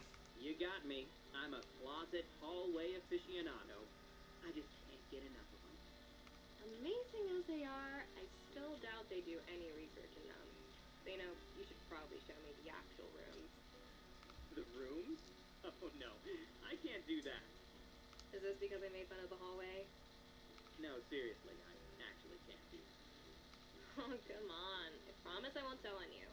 Just a little bitty peek. You don't understand. I literally can't go through any of these doors. I just guard them. Oh. Wait, seriously? You guard doors that you can't enter. Yeah, that's standard henchman procedure. We don't get to know the big plans or anything. Cogs in the machine and all that. It's actually a security thing, too. You know, in case some guy in a cape dangles us over the edge of a building and gets us to talk. Or if they disguise themselves as a henchman and trick us into opening the door. No way! People actually try that? People don't just try it works. It was like one of the go-to moves in the 80s. That's why the rules got made. Do the other villains on the Henchman app not follow the secret lair patrol regulations? Well, I actually didn't do much patrol, so... Oh, right. Engineer. Wouldn't want to waste that on grunt work all the time. But did you really never get guard duty on any of these gigs? That's pretty lucky. Yeah, guess. So, is that your job here? You guard this hallway? Nah, just Tuesdays, thankfully. As much as I love my door, I don't think I could watch it 24/7. Come on, I'll introduce you. We continue down the hallway for a short while, making a left turn, then a right. I could probably make both of those turn blindfolded at this point. Routine will do that to you. Eventually, we arrive at door 1385. I gesture towards it with a more dramatic flair than a numbered slap of medals deserve. Kate, meet door 1385. Inanimate object extraordinaire in my ward every Tuesday from 9 to 5. Nice to meet it. And you have no idea what's in this room. Nope, and you won't either. This bad boy requires level 4 security clearance to get through. One of only a dozen in the whole base. It's very important. You should be impressed. I'd be more impressed if I knew what was behind it. No idea, but it's a big deal. So probably Lord Bedlam's snow globe collection. Or a super weapon. I see. So anyway, I was... Nope. You've had all day to ask questions. It's my turn now. What? Since when did this score come with a rulebook? Since I made it up, basically. Kate takes a moment to think it over. At first, I think she's messing with me, but I soon realize that she's serious. Geez, it's not like I'm asking for nuclear launch codes here. Alright. One question, but I have the right to pass on anything that I don't want to answer. Got it? Hey, that's fair. You have the right to be lame if you want to. I'll judge you for it, but you can totally do it. Judge all you want, but you just get the one. Gotta make it count.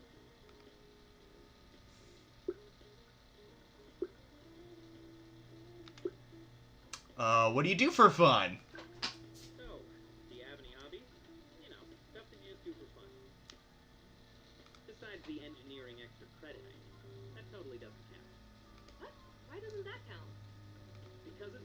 work that you're not doing at work. Work isn't fun by definition. That's why it's work. Damn, Stan. Where do these rules come from? I think you're drunk with power. It's possible. I've never really had power before, so I wouldn't know. Seriously though, you have to do some fun things. I do. You just disqualify them. And rightly so. Come on, just give me something else. Anything else. Well, I like working out, and I practice martial arts a little, though I'm not very good at it. God, what are you, some kind of monk? What? What's that supposed to mean? Because everything you do is, like, productive.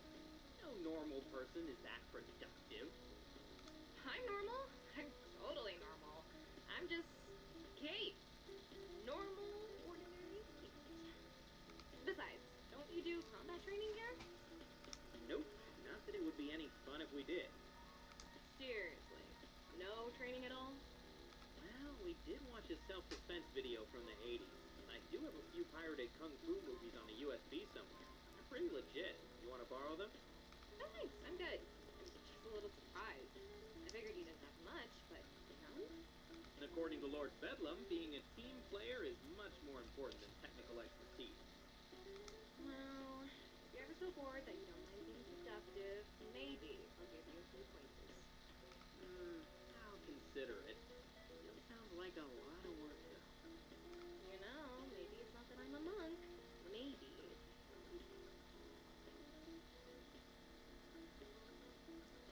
That is entirely possible.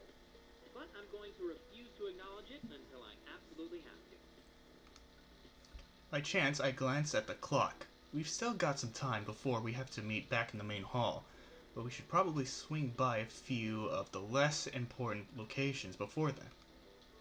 At the very least, she needs to know where the lounge is. If we have another birthday and my rookie misses out on the mini cupcakes, I never forgive myself. Alright, because I am just so benevolent, I'm going to count that as I'm in awe of your mercy. I get that line. Now come along, my henchman squire. We've still got a few places to see. Easy with the squire thing, Sir Stanley. Yeah, think I should reel it back. Reel it way back. Alright, consider it real. What remains of the tour goes by quickly. We don't stop at any one place for too long, but we don't really have to. Lord Bedlam's fortress is big, but seriously lacking in variety. A lot of the size is actually superficial too.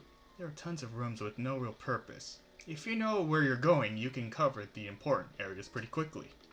And so our whirlwind tour comes to an end. What do you think? Impressive? I'm more impressed that you didn't get lost. This place is like a maze. Not like a maze. It is a maze. Literally. If a superhero ever gave enough of a shit to come after us, they'd spend so long figuring out where to go that we could just leave them in the dust. Actually pretty smart. Nice move, Lord Bedlam. Kind of. He technically didn't design the place.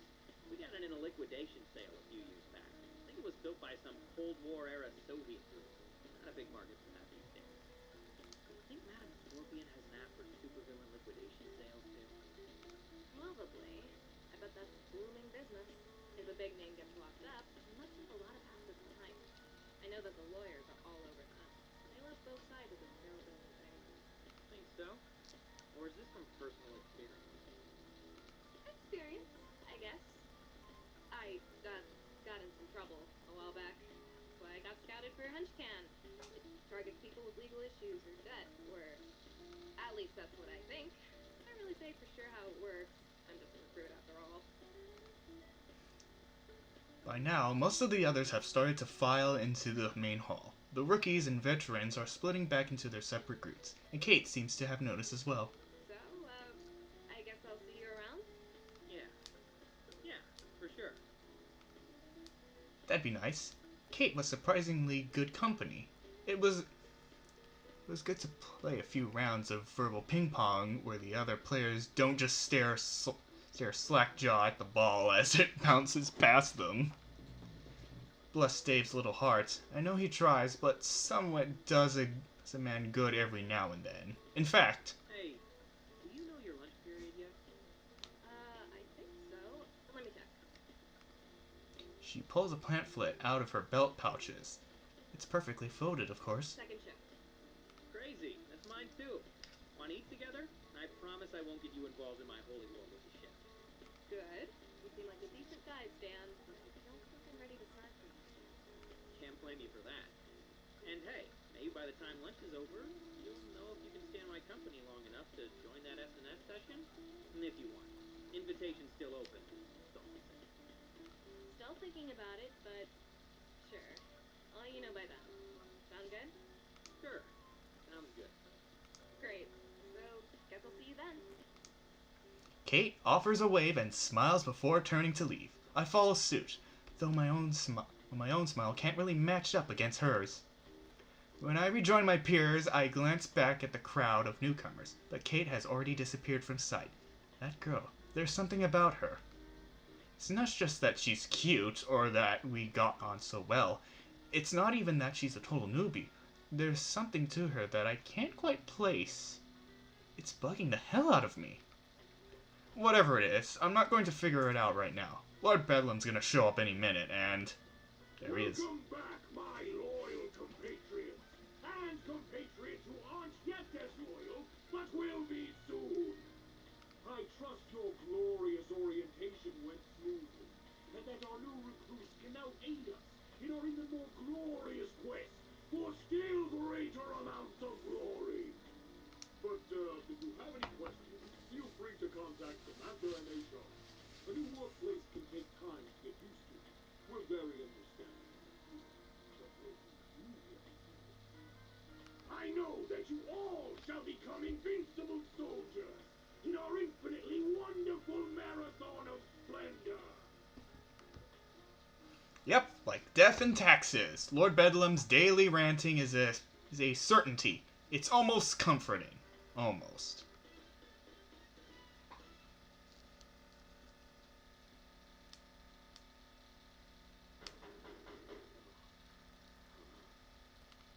I managed to open my eyes just enough to see my clock. It's an hour before my alarm is set to go off, and some asshole's knocking on my door.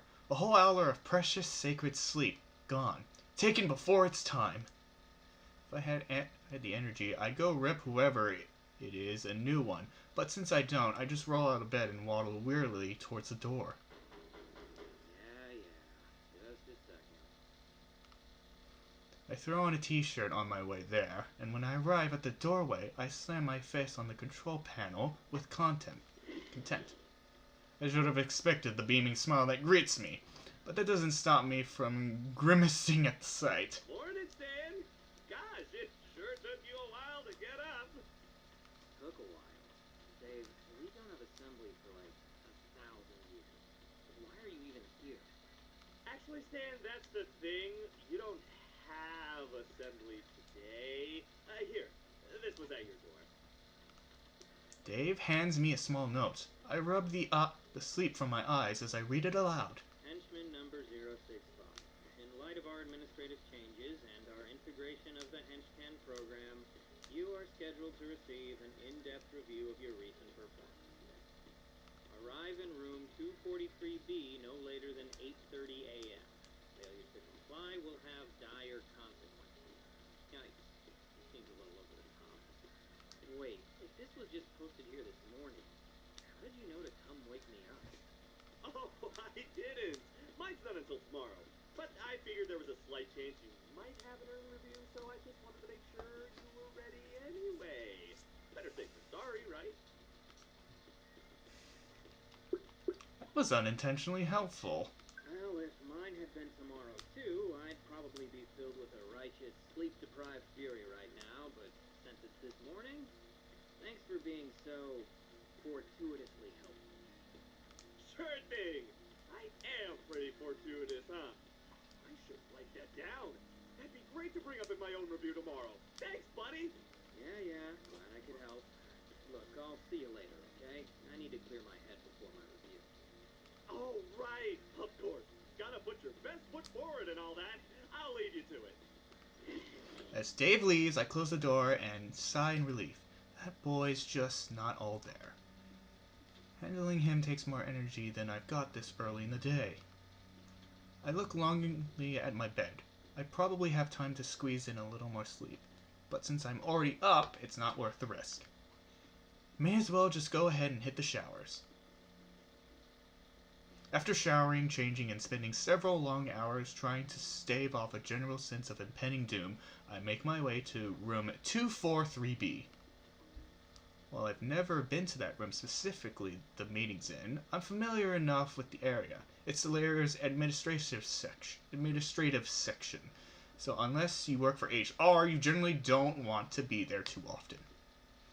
As I round the final corner, I spot my destination just down the hallway, with its door wide open. Okay, you got it. No sass, no back talk, just get it over with. Well, this is fancier than I expected. Not that the bar is all that high. I mean, our break room's couch hails from the curbside across America, so clearly this isn't Lord Bedlam's doing. I guess the giant scorpion on the wall makes that pretty obvious, not to mention the room's sole occupant. Henchman number 065. You're 3 minutes early. How unusually punctual of you. Yeah, well, I got woken up by my buddy, so... Unusual? No, I'm Mr. Punctual. That's me. I just love being on time. Not according to our records.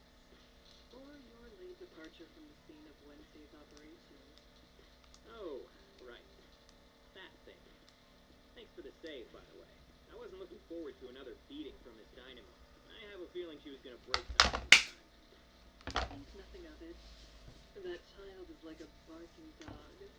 Loud, but stupid. Dealing with her was no trouble at all. So, if you'd like to thank me, be on time from now on. Will you? Sure thing.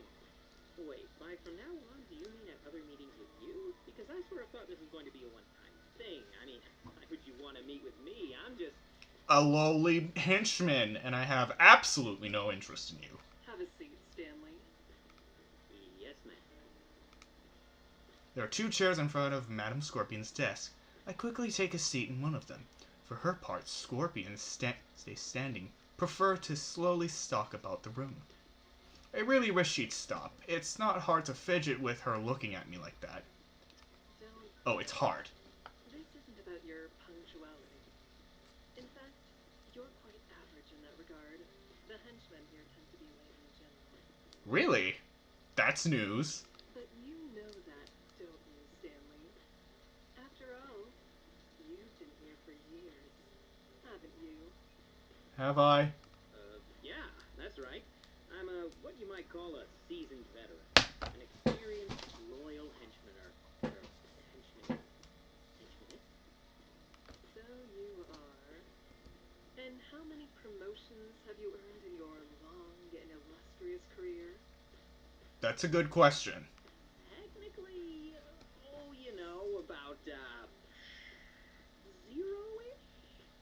Not ish, just 0. You have had 0 promotions. Well, I mean, I've received some pretty good compliments every now and then. That's kind of the same thing, right? No. No, it is not. Okay then. Ugh, this would be going a lot better if she asked questions she didn't already know the answer to. I can't prevent the fidgeting at this point, and Scorpion seems to notice. She stops pacing and leans back against the desk in front of me. Oh, Stanley, don't be so nervous. You're not in trouble.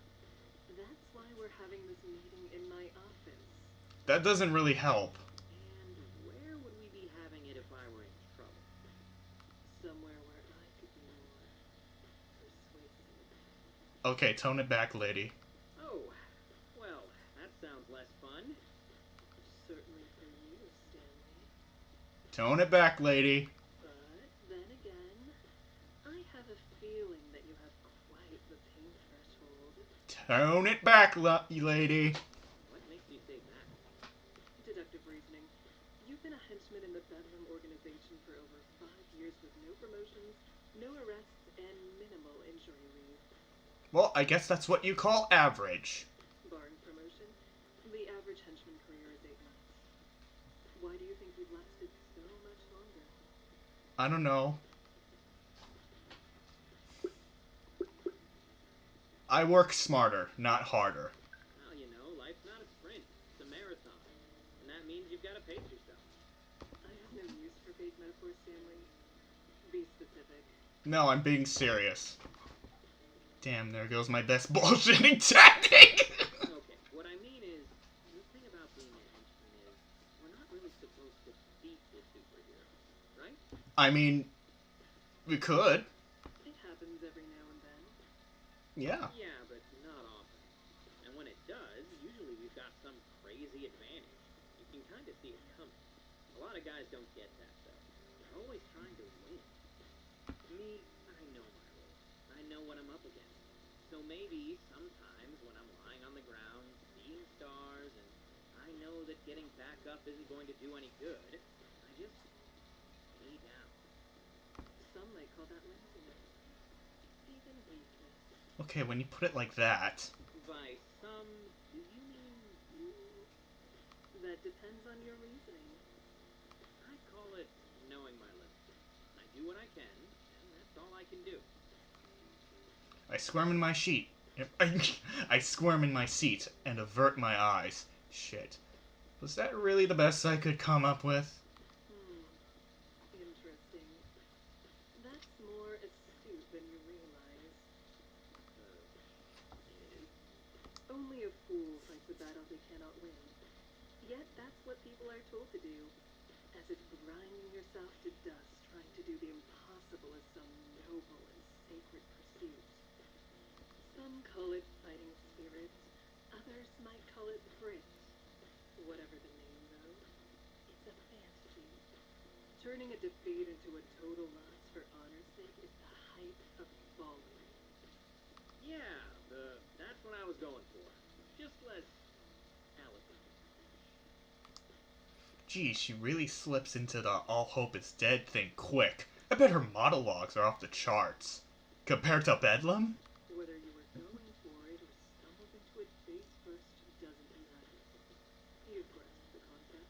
Thank you. I guess. Stumbling just doesn't sound cool. That's true. Keeping up appearances is important too. But that's an advanced concept. One that I have already mastered, as you can see. Yes, of course, Natasha. Not that she's wrong, but sometimes I wonder, does a supervillain get a huge ego after becoming a supervillain? Or do people with huge egos just become supervillains more frequently than others? I think it's the latter.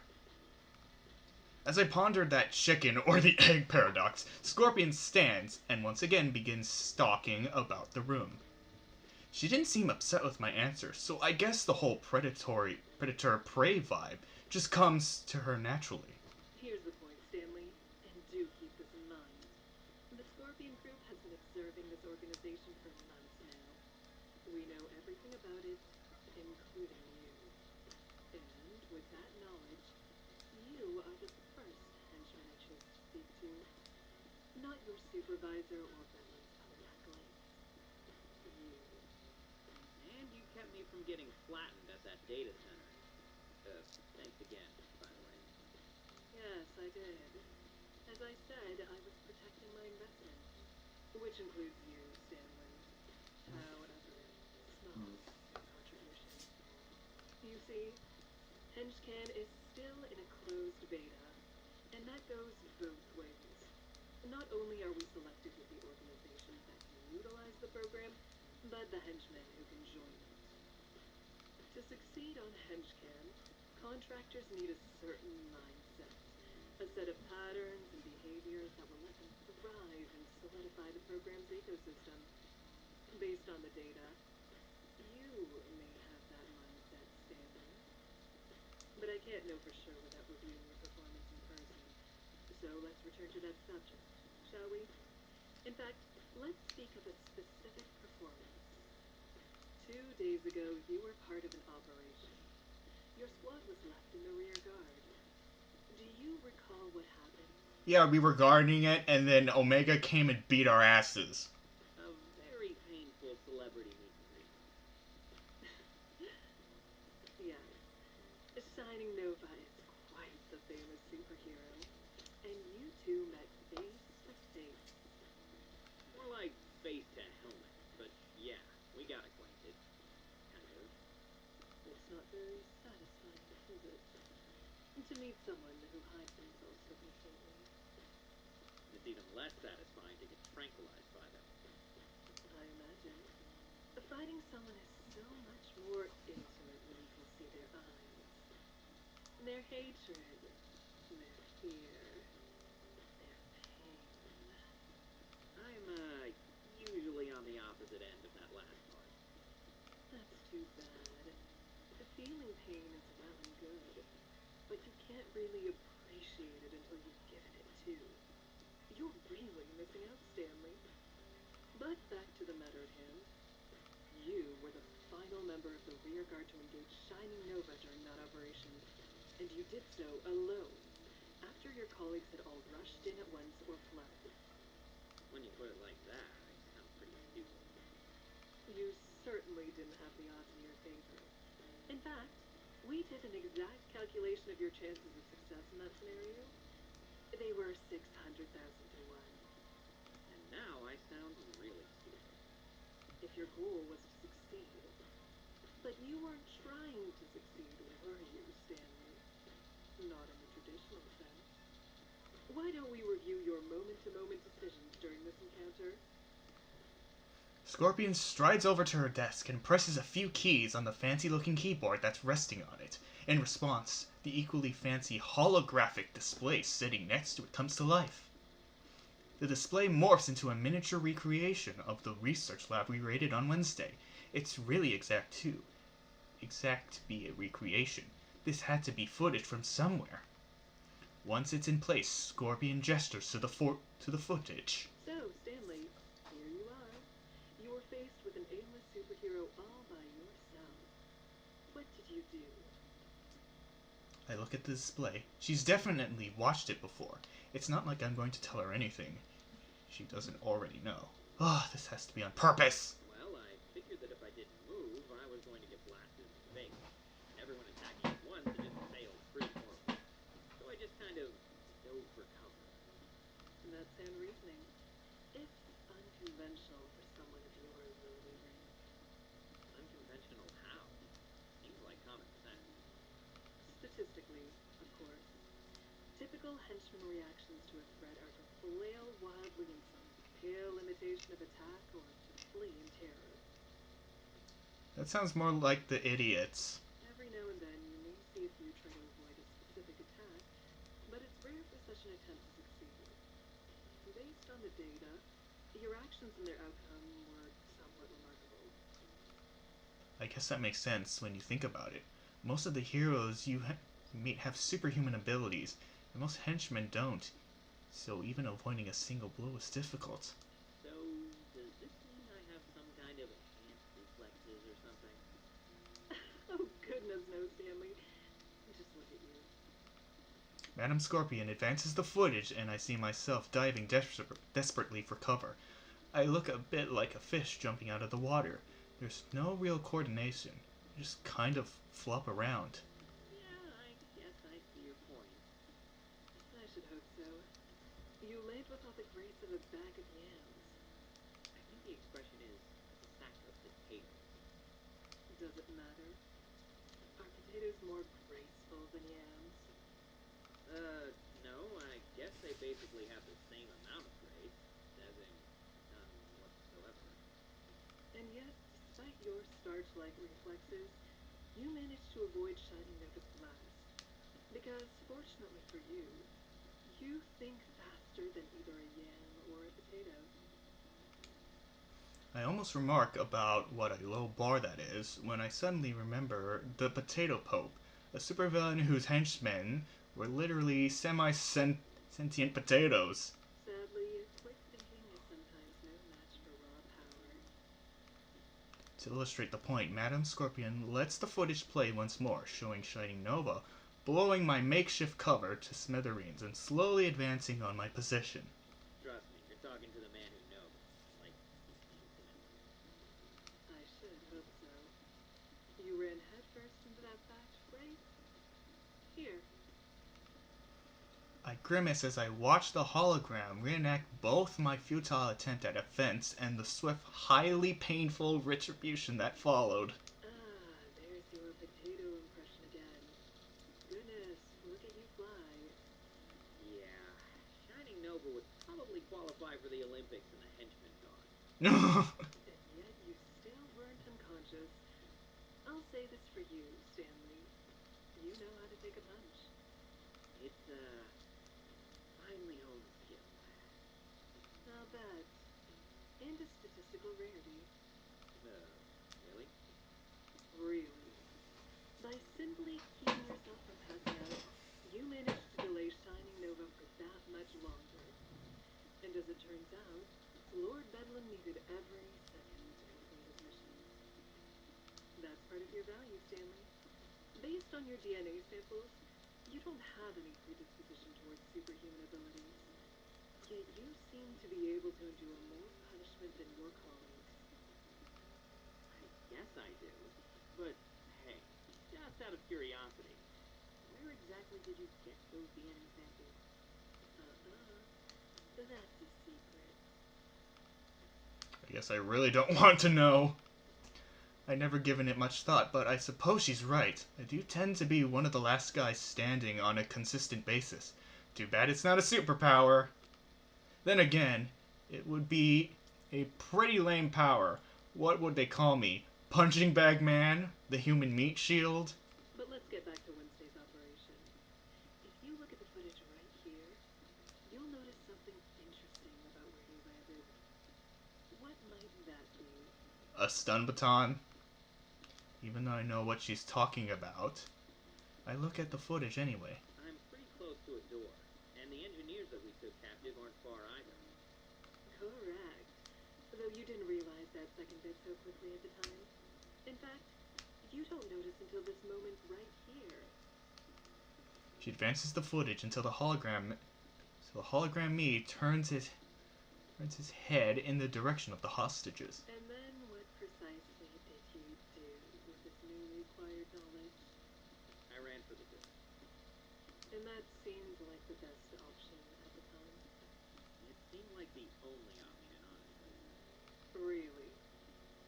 At no point, even after you noticed your proximity to those captives, did you consider a different approach? You didn't even for a moment think that perhaps you could use their presence to your advantage?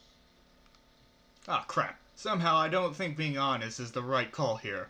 Looking out for the safety of the hostages isn't very villainous after all. No, I didn't really think about that. I was kind of preoccupied by all the high-tech projectiles that could be fired at me. They were my most immediate concern, you know? For being so focused on them, you did a rather poor job of getting out of their way. Story of my life. My biography's gonna be called Stand. I couldn't get out of the way. It also didn't help that my thrusters weren't exactly at full capacity by that point. Then it was quite the blunder, wasn't it? If you weren't feeling up to another round with Shining Nova, you should have found an alternative. Like what? Nova didn't seem too receptive to small talk. Like the hostages, Stanley. Why do you think I brought them up? Next time, take advantage of your surroundings. Hostages are a tool to be used, and an effective one. Understand this. You will be at a severe disadvantage against any foe you encounter. You must utilize every tool you can and show no mercy in order to succeed. Use all the tools, hold the mercy. I'm on it, boss. For a moment, Madame Scorpion just stares at me. It takes all my concentration not to break eye contact. Somehow I think she knows I'm full of shit regardless. See that you are. It's for your own safety. We wouldn't want anything unfortunate happening to you out there, would we? And we certainly wouldn't want to demonstrate what happens to subordinates that fail to learn from their mistakes. Now then, I think we've seen enough of this, haven't we? Yes. She finally turns off the hologram. Thank frickin' God. This is the first time I've watched myself get humiliated by a superhero, and I have to say, I could live without the experience. So, Stanley, after reviewing the footage, would you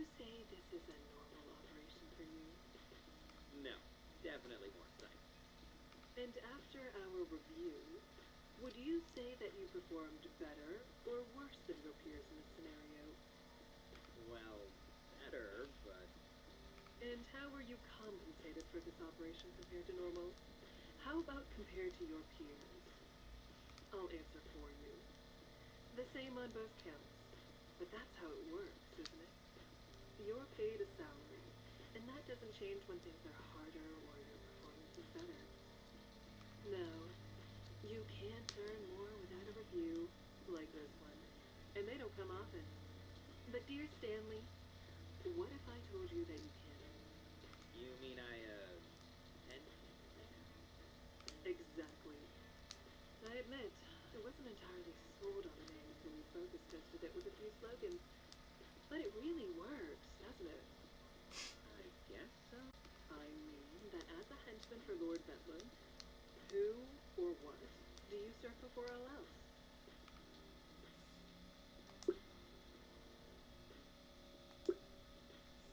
My peers. Well, probably my coworkers. We've got to look out for each other, you know? Really? You're all just one big, happy family of henchmen then? Yep, that's us. A regular band of purple, perpetually injured brothers and sisters. And do you think these so-called brothers and sisters feel the same way about you? Is that why several of them fled and left you to fend for yourself against Shining Nova? To be fair, those were extreme circumstances. Hell, I'd probably do the same. So your family until you encounter extreme circumstances? That doesn't sound like serving your coworkers above all else, does it? Tell me, who do you serve in these so-called extreme circumstances? I do my best to avoid giving the dangerous, possibly psychotic villain a skeptical look, which is pretty hard considering how little sense she's making right now. Common sense? Personal safety? Now you have it. When you say you serve personal safety, what you mean is you serve yourself. The truth is, Stanley, that's who you've always served. During your everyday tasks, you trend right inside the average by every available metric. You do not perform better or worse than any of your fellow henchmen. You are perfectly commonplace. But when you are personally at risk during operations, you are suddenly head and shoulders above the pack, despite having no powers or exceptional athletic background. In other words, Stanley, you are performing at the optimal level for your own self-interest. You have found exactly how to do your job and collect your paycheck with as little pain and effort as possible. Oh crap, this took a nosedive real quick. I raise my hand in front of me and shake my head in denial. No, you've got that all mixed up. Look, You're the one who has things mixed up. It's a good thing. Why should you try to perform any better when you have no incentive to do so? Should you throw yourself at superheroes based on a distant dream of a promotion? Of course not. No. You have learned that the optimal path forward within this system is to intentionally perform below your potential. So that's what you do. And make no mistake, you have potential, Stanley. Madam Scorpion pauses to examine me once again. This time she leans closer. I try and fail not to flinch. All you need to bring it out is a system that rewards you appropriately. And this, Stanley, Oh, hello. is what I have. Welcome to Henchman Story. That system. With Henchman, you would be rewarded based on the work you do. If you accept more gigs or more difficult ones, then you earn more. If you perform better on a gig, you earn more. It's simple. Take Wednesday's operation, for example. You would have been paid better than your peers for that, and certainly better than your supervisor. She's uncomfortably close now. I can't lean further back without tipping my chair over, and for whatever reason, I can't bring myself to break eye contact. You ever look over the edge of a cliff and just had this weird urge to jump, even though you know it would kill you? Looking into Madame Scorpion's eye is like looking down that cliff. How would that make you feel? Good, I guess. But, I work for Lord Bedlam. And? He employs you, but should he own you? Your days could be his, and your nights. She leans closer and places her hand on my shoulder. I feel myself go rigid. Could be mine. You mean Henchman, right?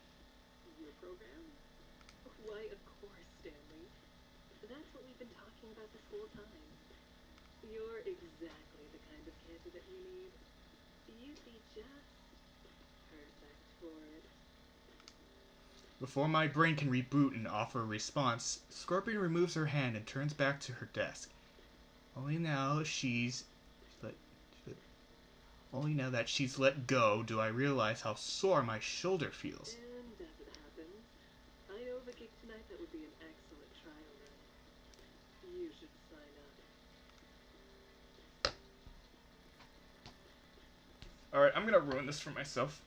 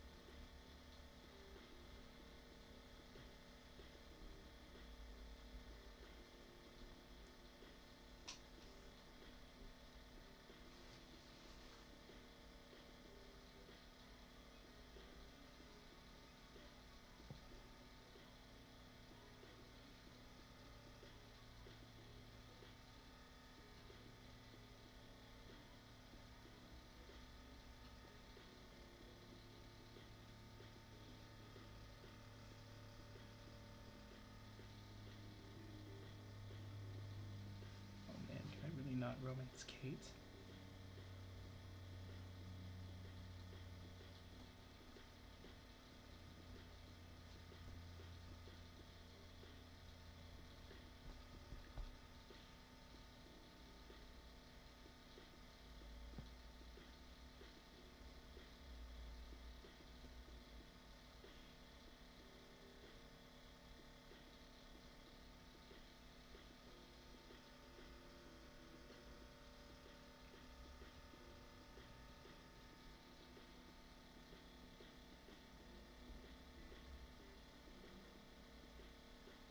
God, how many fucking endings are there? Jesus Christ.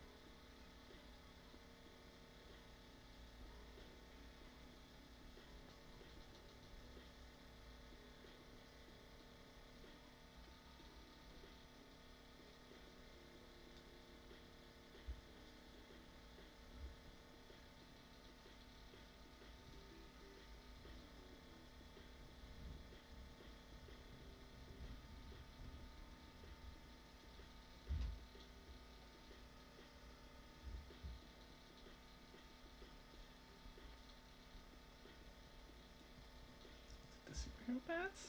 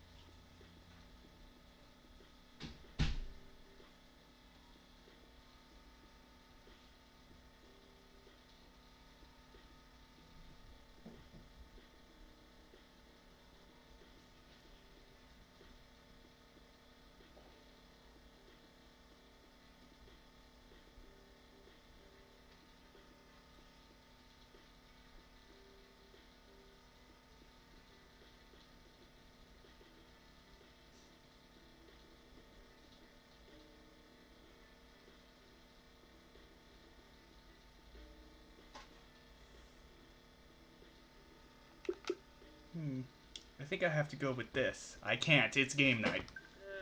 Sorry. Tonight's not really a great time for me. I've got plans. Well, everyone does. Friday's game night around here. Game night? Do you mean to tell me this whole organization shuts down to throw dice like a bunch of daughters, grandmothers of a mahjong club? No, not exactly. No one plays mahjong. Oh, wait, what about that? Most of us don't play mahjong. Well, you certainly filled me with confidence. What purpose does it serve? Battle planning. For fun, it helps us all unwind. Lord Bedlam said something about team building too. I can't remember how it went. Besides, it happens after hours. Stanley, one of the things you'll need to learn is that there are no after hours. There are simply hours, and you should strive to fill all of them productively. That is the only way to succeed in the modern world. True, but you can't be productive if you can't unwind. Right. Fill hours productively. Got it. I'll get right on that. After all, I don't want to let my party down by canceling SNS at the last minute. Besides, I already invited Kate. Probably wouldn't be a great first impression for her if I did that. But then, maybe I should be worrying about the first impression of the woman who wouldn't hesitate to chop me up into little bits if I pissed her off enough. Kate's nice, but I like my organs intact, thank you very much. Better take some time to think this through. Well, at least download the app and take a look. Perhaps then you might come to your senses. You'll find a QR code on the bulletin boards in the break rooms or at the entrance of the cafeteria. Tonight's stage should be immediately available to you. I'm sure there's other people who could do the job. Take a few hours to collect some more information and think it over. But not too long. You'd hate to disappoint me. I don't care about you. I'm sure I would. Oh, now that wasn't a question. You'd really hate it from the bottom of your heart. I'd make certain of it. I think Kate would disagree on that. Then, dear Stanley, you'd see where I have my other meetings. You mean the ones where people are in trouble? Precisely. That is all, number 065. You are dismissed. Right. Got it. Thanks. By the time I stood from my seat, Madame Scorpion is behind her desk. Her attention turned to something else entirely, so I silently head for the door and step outside as quickly as I can without seeming like I'm in a panic. Or that's the goal. I'm not sure it worked. It's not until I've rounded the first corner that I finally let myself sigh in relief. Thank God that's over. I feel like I just went through an emotional spin cycle. Still, I didn't do so bad, considering I was being interviewed by a possible psychotic tyrant slash tech mongol. Is that what dealing with a bona fide, genuine article supervillain is like? Do you spend every second wondering if you're going to be eviscerated? I take my time heading to my post for the day, and it's only when I get halfway there that I realize the craziest thing about the woman. Despite my fears of being dismembered, weirdly enough, it seems like we were speaking candidly towards the end there. I feel like that should mean something. I'm just not sure what. My first shift passes by quickly. Today, my squad is working in the warehouse, which is like the opposite of guard day. I'm less likely to be bored out of my mind, but my body can't stand putting in actual effort. Luckily, I don't think Dave knows how to read our inventory system, so I just need to look like I'm working hard. The key is to let him see me lift a few heavy things earlier, and then stay out of sight as much as possible. And that time and energy I've put into avoiding work has given me quite the appetite, and by the time we head to the cafeteria, I'm absolutely starved. Yeah, what's wrong, buddy? I forgot that Chef Antonio and I are at war. Metaphorically, I mean, don't worry, it's not actual war. Oh, good. I was about to say. I know you did. Anyway, I think I'm just going to skip the lining of the table. So, would that be a metaphorical retreat? I prefer to think of it as guerrilla tactics. If he asks where I am, tell him I'm at medical. Doing my best to avoid the all-seeing eyes of Chef Antonio, I find an empty table and have a seat. Drum my fingers on the table and try to think of anything but the food everyone else is eating. Sadly, my stomach has other plans, and it lets out a loud growl. Filthy traitor. That'll learn it. Show that organ his boss. I look up to see Kate takes a seat across from me, tray in hand. Damn right, you gotta keep them in line. Sometimes instead of doing cardio, I just berate my heart for an hour. What do you mean sometimes? Wouldn't that imply that you do cardio in the first place? For your information, routinely fleeing colorfully attired walls of muscle is a wonderful fitness routine. It's like Pilates for masochists. I feel like you don't know what Pilates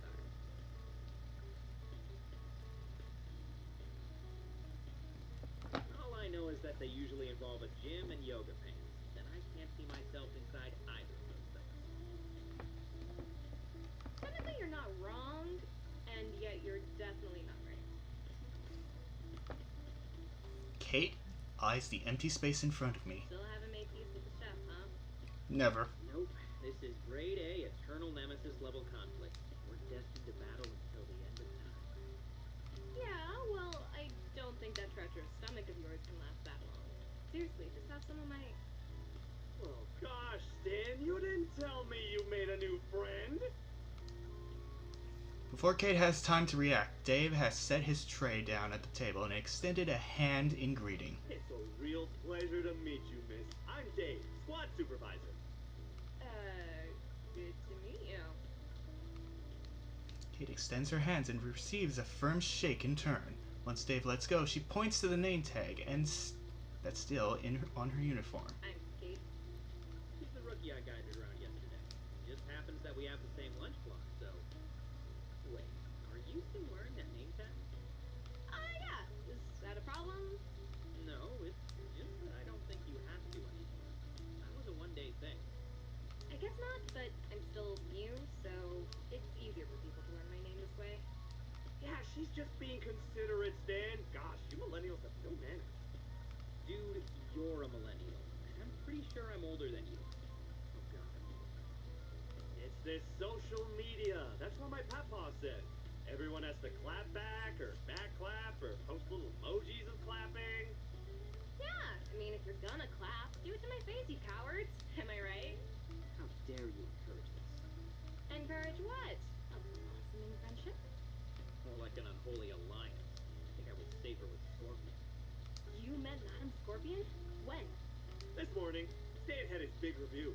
I made sure he was up extra early to prepare, though, so I'm sure he aced it. Right, buddy? Let's not get carried away. I survived.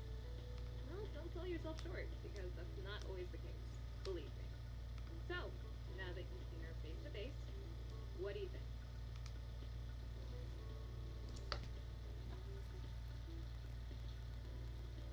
That I might be murdered soon. And I'd better finish off that will I've been putting off writing. Any interest in a TV stand that's actually a cardboard box? Mine might be free soon. You know, after Scorpion murders me. Why? You didn't piss her off, did you? No, no. She just gives off this sense of impending dread. Even when she's talking about something completely normal, I feel like some horrible act of violence could happen any second. Yeah, that sounds like that. Well, if something like that were to happen, surely you'd have done something to instigate it, Stan. She's our superior now, after all. What does that have to do with it? Just because she's your pseudo-boss now, doesn't mean everything she does is deserved. Sure it does. If I ever have to punish a member of my squad, it's only because they deserve it. That's just how it is. But that's assuming... You're right, Dave. No supervillain would ever punish or execute their subordinates without them really deserving it. That's why they're supervillains. Exactly. Great explanation, Stan. Gosh, I have to mark that down in your report. Kate opens her mouth to argue further, but thinks better of it. Instead, she furrows her brow and stares off into space for a moment, lost in thought, all alone. I'm a little surprised she spoke like that about Scorpion, but then she didn't strike me as much as having much zealotry. She's practically about this job than someone like Dave. Probably why we already get along. Look, just be careful around her. I'm serious about what I said. Not everyone that walks into a room with Madam Scorpion walks back out. Why do you say that? Because it's the truth. At least I think. Look, this is just a rumor, but the word is that before she founded the Scorpion Group, she was basically the apex predator of the assassin world. That's how she got the money from. She doesn't do it anymore, I don't think. I mean, that's the rumor, but what do they say about old habits? Can't teach them new tricks. Sure, but mostly they just die hard. And for Scorpion, people die a lot more easily. Oh, okay, that makes more sense. My old habits die hard too. And sometimes I think I'm back on the farm. Today in the warehouse I called the crates hay bales by accident, and this other time I thought someone's pet parakeet was a chicken. Okay, I'm gonna take a break. I need to eat. I'll be back.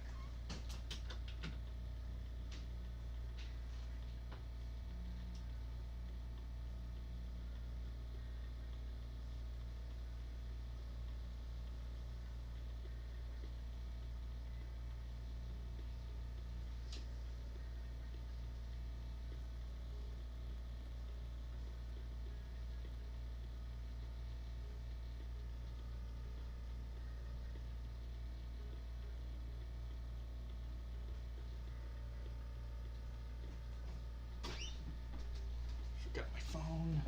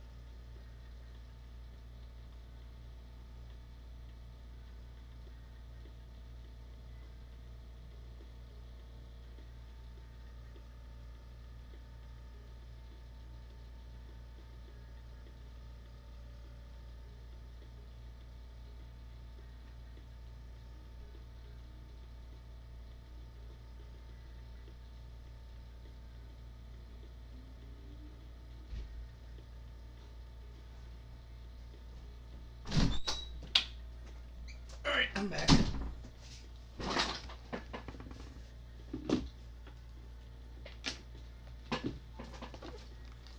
what? You tried to take its eggs or something? No, my sister collected the eggs. My job was to butcher the ones we ate. That sounds promising. Hey, wait a second. Oh my god, you did it! Well, it looks like we finally solved the mystery of what happened to Lord Birdwell. There was an accident! It was just old habits, like you said! I think that crosses the line from habit to disorder. Although, now that I think about it, that's a pretty good example for this situation. Thanks, Dave. Oh, you're welcome, Kate. Just a little squad supervisor nugget of wisdom for you. I've got loads of them. There you go. So, basically, Stan, be careful around Madame Scorpion, or you could end up like Lord Birdlam. Delicious? Dead, Stan. Very dead. But luckily, the most dangerous thing that you'll encounter tonight are some bad dice rolls, right? True, though they'll be more dangerous for everyone else. Wait, does this mean you're playing? It may, if your party has room for a paladin. You said they needed a tank, right? Yeah, that's perfect. Just a normal paladin, though? Anytime someone plays a paladin around here, there's usually a dark paladin instead. Because, you know.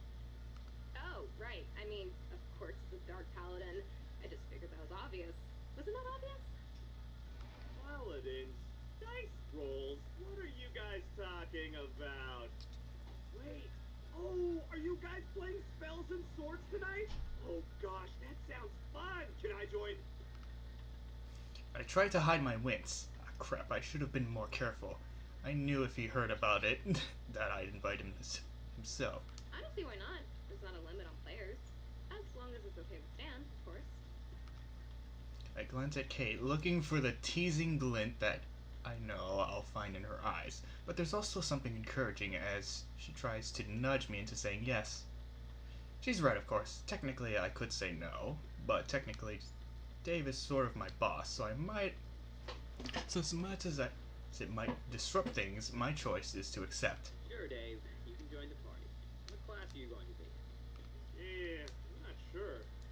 Is there a class that's kind of like a squad supervisor? That would work great. How about a cleric? They're sort of like a supervisor. So they make sure everyone is on time and focusing on their work? No, I mean they help support everyone and keep them feeling good. Supervisors aren't supposed to do that? Oh, Stan, it's okay. Being a squad supervisor is a complicated job. Not just anyone can understand how it works. But I don't really have a better idea, so I guess that'll work. I shrug and sigh resignation. Well, if he's going to invite himself into the party, it may as well be as a healer. Kate and Dave continue to discuss plans for tonight's session, but I tune it out. I've forgotten something important. Oh shit, the gig. I got so into all this talk about spells and swords that I forgot all about it. So, not to change topics or to kill anyone's enthusiasm, but I may have gotten ahead of myself about tonight's session. What's wrong? Is a Dark Paladin not villainous enough? Do I need to be a Demon Paladin or something? No, there's definitely enough villainy. It's just that something else happened in that review. The thing is, Madame Scorpion asked me to sign up for a Henchman game. And Wow, that's great, Stan! As your squad supervisor, I'm proud of the recognition you're getting for your hard work, and the recognition your squad and your leadership will also get for helping you work so hard. Sure. Thanks, man. I look to Kate, not sure what reaction I should be expecting. Disappointment, maybe? The reality is more along the lines of pensive silence and a hint of concern. Did she say what the job was? No. There's a few more details in the app. Here. I pull out my phone, open the Henchman app, and hand it to her. She won't find much information there, just a general description of the job, the pay, the time, and the various ratings for different parts of the job. Things like the general difficulty level, expectations regarding the use of lethal force, civilian presence, and the possibility of superhero intervention are all given different ratings out of 5 stars. God, this is amazing. No location is given. Meeting coordinations are sent through a separate encrypted message shortly before the job. If you decide to accept, more information would be nice, but I can't say I expected much more. Kate frowns as she scrolls through the data and hands me back my phone. Seems like a good payday. Could be risky, though. This is an entry level for most of it. That's the idea, I think. It's meant to be some kind of test. That's a tough call. On the one hand, this is Madame Scorpion, and she's not used to being refused. On the other hand, if it's meant to be a test, then it will definitely be dangerous. Plus, you'd totally be missing out on our awesome spells and swords adventure. So, if I were you, I'd take some time to think about it. I won't blame you either way, but if you had to decide right now, which one would you pick? You, girl.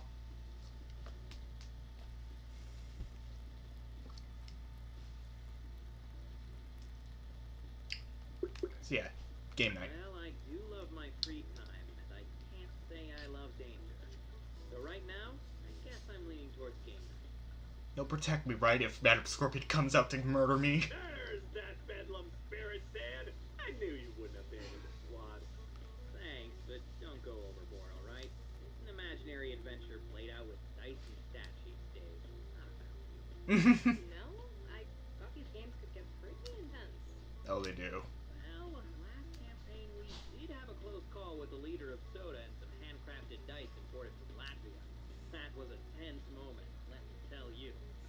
It was like our version of the Cuban Missile Crisis, so less nuclear warheads and more points. Sounds harrowing. I don't know. Might be safer on Madame Scorpion's wild mystery adventure. Oh, don't patronize me. That's true. I haven't decided anything for sure yet, so maybe I'd better think about this some more. Okay. I'd be really glad if you could join us for game night. Is that what you wanted to hear? Yes, but with just a dash of extra humility. Maybe a pinch of praise for my wisdom and Yeah, well, I'm not a salad bar. You get the toppings that come with the gratitude, no substitutions, and you can forget any notion of begging. But really, it'll be nice to hang out. I'm looking forward to it. likewise. I'm still a little worried about Scorpion.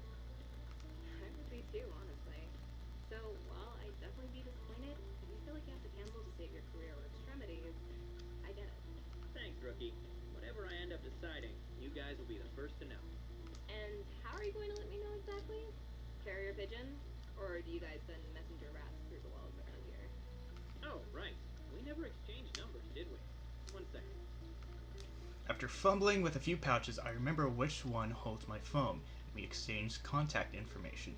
Dave insists on doing so as well, which doesn't seem entirely appropriate, but that's Dave. That might be a good biography title for him. Not entirely appropriate. Maybe the whole Lord Bedlam operation as a whole. Gotta hang on to that one. There we go. That'll be easier. Though, I admit, I was sort of looking forward to some kind of trained animal messenger. Honestly, they might be more reliable. The reception at Secret Mountain Base isn't great. Big shock, I know. The rest of the lunch is filled with small talk. Nothing groundbreaking, but it's oddly relaxing. Kate's better at redirecting Dave's enthusiasm, and he only mentions that he's a squad supervisor like 3 or 4 more times. With Kate around, the dynamic of our spell and sword session seems like it has potential, even with Dave's unexpected last-minute addition. That is, if I decide to go with it. I'll see where my head is at in a few hours. Regardless of my current feelings, Kate's right. This is a decision that I need to think about very carefully. As the day drags into the late afternoon, I return to my room to change into a spare uniform and freshen up. Neither game night nor the side gig feel like the right venture for that sweaty warehouse day aroma. Maybe I should invest in some cologne. Between the sweat and getting thrown into a dumpster, I've had a lot of smells to cover up lately. As I finish buckling up my uniform, I grab my phone from where I left it on my bed. Frowning, I open the Henchman app, navigate to the gig Madame Scorpion had mentioned, and stare. This is it. I've given myself all day to think. What should I do? Unwind with some spell and swords at game night, or take this Henchman gig and go earn some extra money? Go to game night! I closed the app and opened my contacts. Extra money would be nice, but Scorpion said it herself. I've gotten this far by taking just the right amount of risk. Maybe this Henchman thing of hers is the future, but right now I get my check from Lord Bedlam whenever I take that risk or not. Besides, I told Kate that I was leaning towards game night, and I don't want to pull the rug out from under her. Inviting her to join the group, saying that it is still on, and then backtracking at the last minute wouldn't be a good look. Not to mention Dave's reaction. I'd have been hearing about it for months. You may have just found out about it, but anything that can be tied back to team building or squad unity can become as sacred as Lord Bedlam's philosophy to him, such as it is. Even if I reschedule the session, he'll spend the whole time talking about how fun it would have been to do before. I could survive that, but I'm not sure I'd want to. I open Kate's message page on my phone and tell her that game night is on. By the time I text Dave, she's already replied. Who knew there are so many GIFs involving confetti?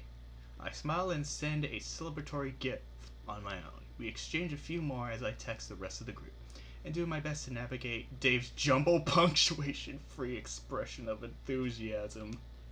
Well, better get ready. Let's see, my SNS bag should be somewhere in my closet.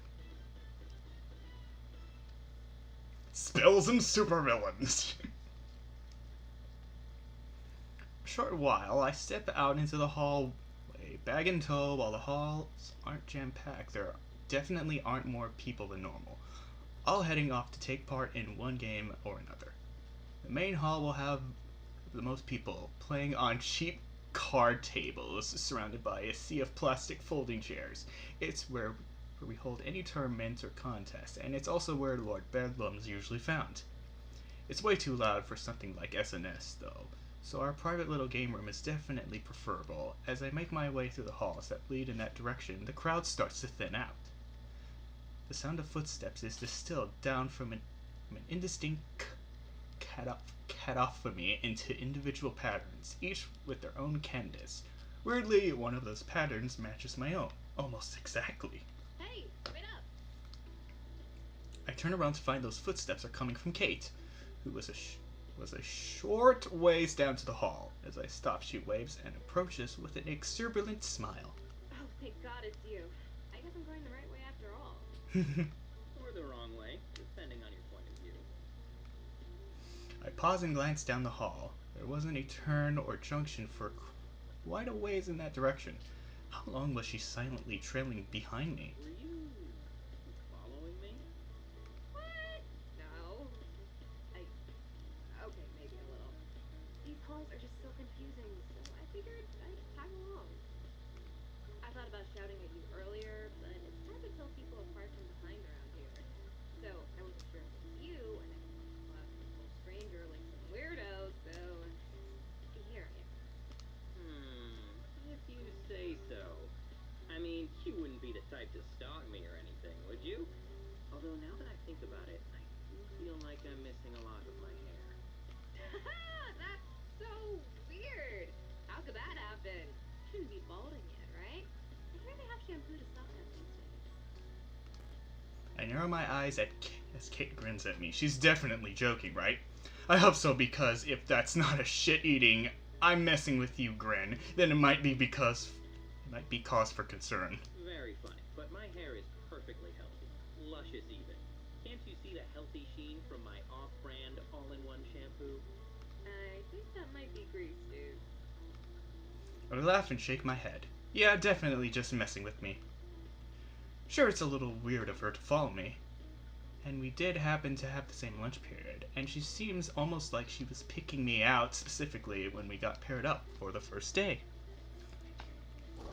Nah, those really aren't extraordinarily coincidences. Stuff like this happens. I mean, Dave always pops out of nowhere, and I never thought he was stalking me. Not after the first 7 months anyways. So when he suddenly rounds a corner in front of us as we near the game room, Kate is the only one who jumps. Hey, gang! Ready for a full night of rousing, family-friendly, and team-building adventures? I mean, hi, Dave. Great to see you. She leans closer to me, whispering. Can you get used to that? Yes. You just learned. Great to see you guys too. Oh gosh, I'm so excited to get started. Come on.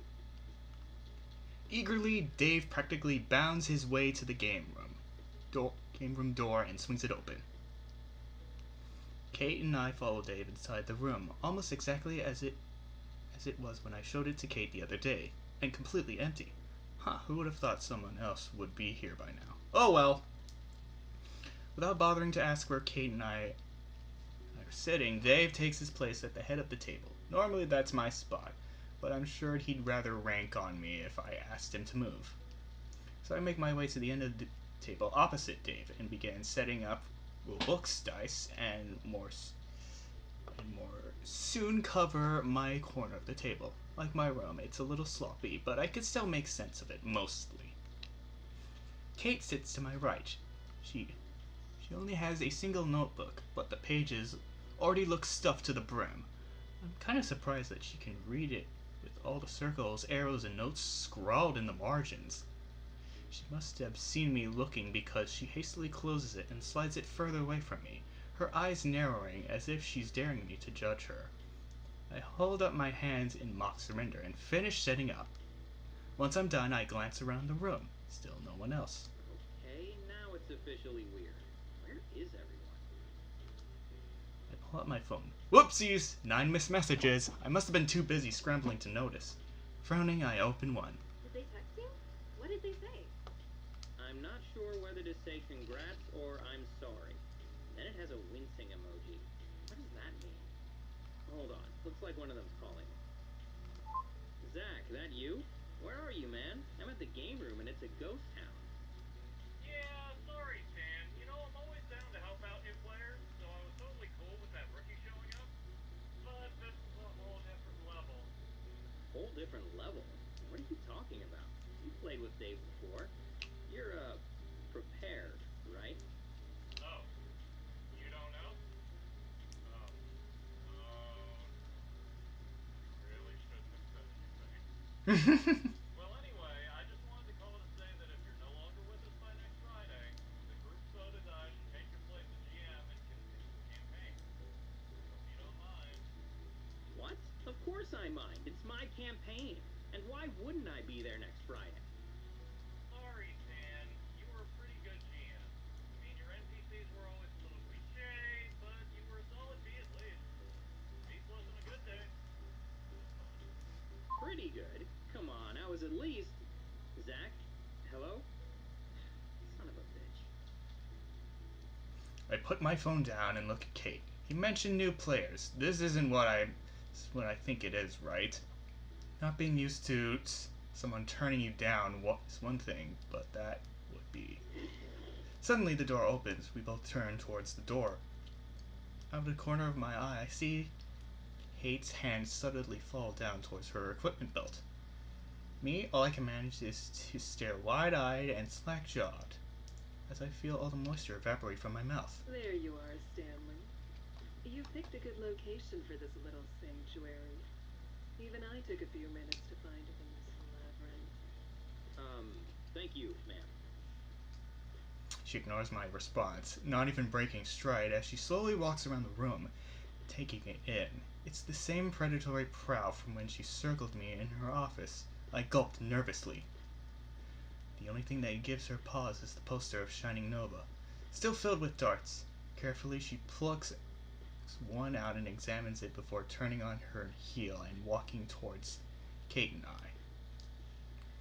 Hastily I rise from my seat and stand at attention. Kate follows suit, but with a lot more poise. It's hard to tell with the mask on, but she's surprisingly calm about all this. As Scorpion walks towards the table, she casually tosses the dart over her shoulder. It tears right through Shining Nova's forehead and embeds itself in the stone wall behind the poster. Never getting that one out. So, this is what you chose over my own personal recommendation, Yes. Madam Scorpion finally halts next to Kate and I, her posture utterly imperious. While her words are direct at me, her gaze is fixed on Kate. shamelessly looking at the shorter woman up and down. Impressively, Kate doesn't flinch, staring right back up at Madame Scorpion without a sign of nervousness or fear. Kate offers a crisp salute. Ma'am. How utterly unimpressive. So ordinary. She turns her gaze on me now, and I feel my blood start to freeze in my veins. This ritual, I mean, your precious game night. When you had told me that you would forego my suggestion in favor of this unproductive little tradition, I was so confident that you would realize your mistake. But disappointment is an unbecoming emotion. Dwelling upon the fact that you have chosen poorly is fruitless. Gathering data on why you made that decision, however, is quite useful. Wait, she didn't say useless even, right? So, where shall I sit? Wait, you're gonna play SNS with us? Excuse me? Are you serious? At the table, Stanley? If I am to take part, I need to be seated, correct? I open my mouth to speak, but I find myself at a loss for words. She wants to play? Is this for real? Or is it another test? Knowing that I can't afford to fail if it is, my eyes flick over to Kate, hoping for some kind of advice. Unfortunately, none is to be found. Kate is far too focused, standing rigidly with her jaw set and her eyes locked on Madame Scorpion. Smart. Guess it's up to me then. Oh, sit next to Dave. I gesture to the seat on Dave's right. You should probably sit next to Dave. He's the highest ranking person here. He's right, I am. Well, I was until you showed up, ma'am. Madam, your ladyship. Ma'am will do, David. Right, of course, ma'am. Whatever you say, ma'am. Out of the corner of my eyes, I can see the ghost of a smirk on Kate's lips. Clearly, she's approve of this. Two birds, one stone approach. Now, if anyone's getting in trouble with Scorpion tonight, it's Dave.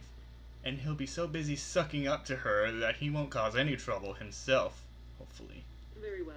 That makes sense. Make room, David. Dave hurriedly unnecessarily moves his chair further away from Scorpion's as she strides over and takes a seat.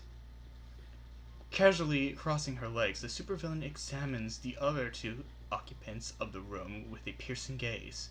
Now you, David, I already know from my initial reports. You are Stanley's direct supervisor, are you not? Oh, yes, ma'am. My good buddy, Stan, over there. Oh, his friends call him Stan, you see. Well, I'm his squad supervisor, but I'm sure you already knew that. Yes, David. In fact, I just said so myself. Right, you did. I remember now. Anyway, I supervise all of his day-to-day assignments, so if there's anything he did or achieved anything that you need to know more about, just let me know. I try to have a hand in all of my squad's achievements, you see. That's what leading a squad is all about. Just getting all hands-on with every little thing they do, you know? I believe the term for that is micromanagement. Gosh, I don't know anything about that high-tech stuff, ma'am. But whatever it is, it gets the job done right. My, you really are quaint, aren't you?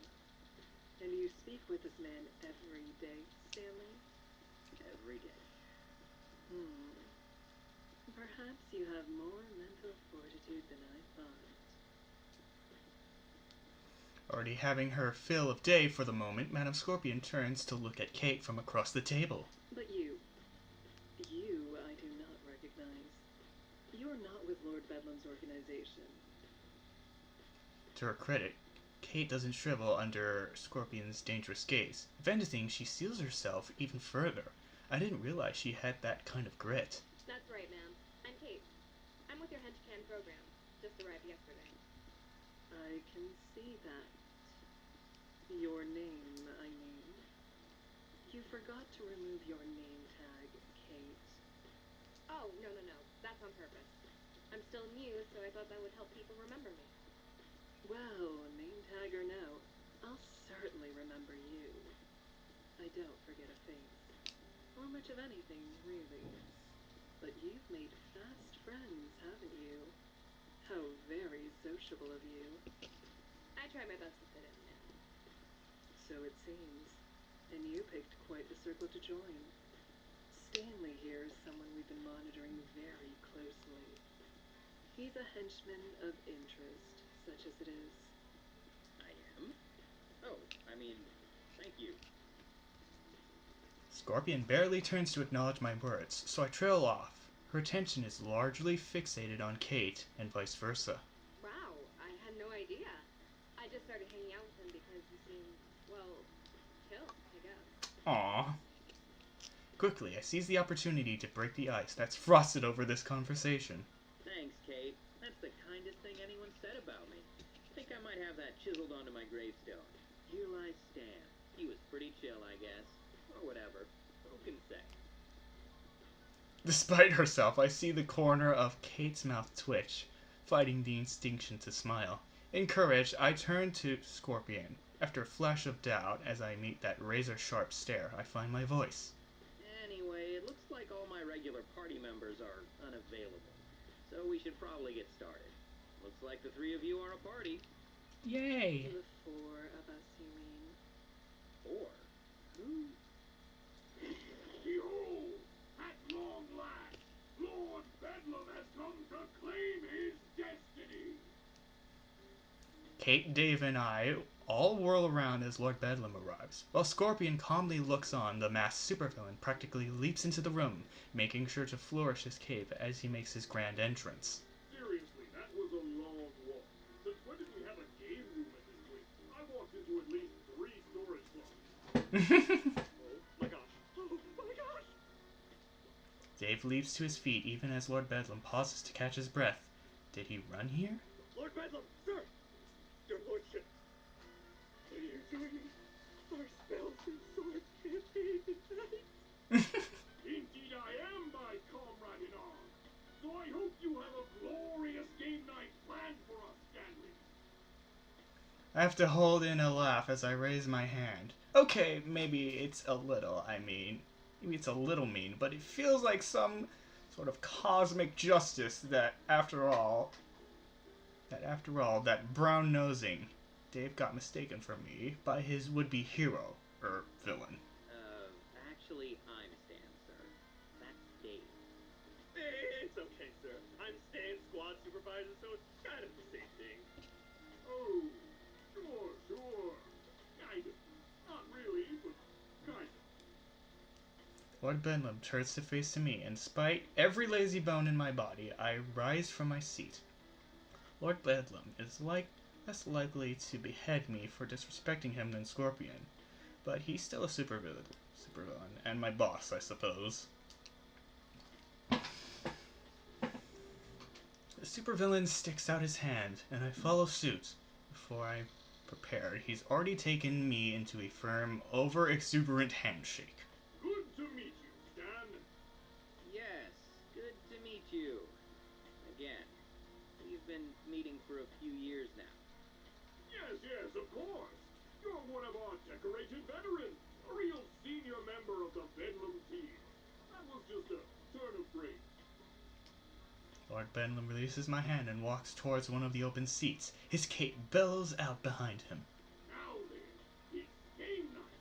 One of our proudest Team Bedlam traditions.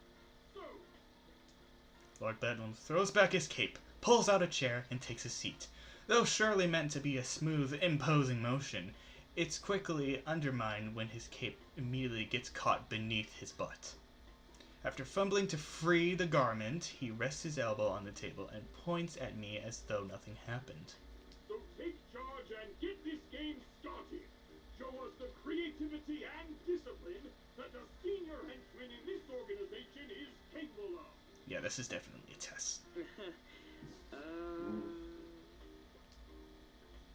Nervously, I glance around. Scorpion catches my eye, first smiling wolfishly. Clearly, Lord Bedlam came at her behest. I'm not sure if it's another test, a punishment, or both. Either way, she's clearly enjoying it. I look to Kate next, who is smiling pleasantly, but can't fully hide her tension. Hard to blame her. This was supposed to be a fun night off, and now she's basically on the clock. I'll need to apologize to her later. Dave, for his part, needs no apology. If anything, he'll be thanking me based on that giddy grin. His enthusiasm does give me a little confidence, though. At least someone is guaranteed to enjoy this. Alright then, welcome to a new Spells and Swords campaign, everybody. This one is my personal spin on an old classic from the 4th edition called Bandits of the Golden Valley. Ooh, we're fighting bandits? Cool. Okay, hold on. I'm gonna get some water.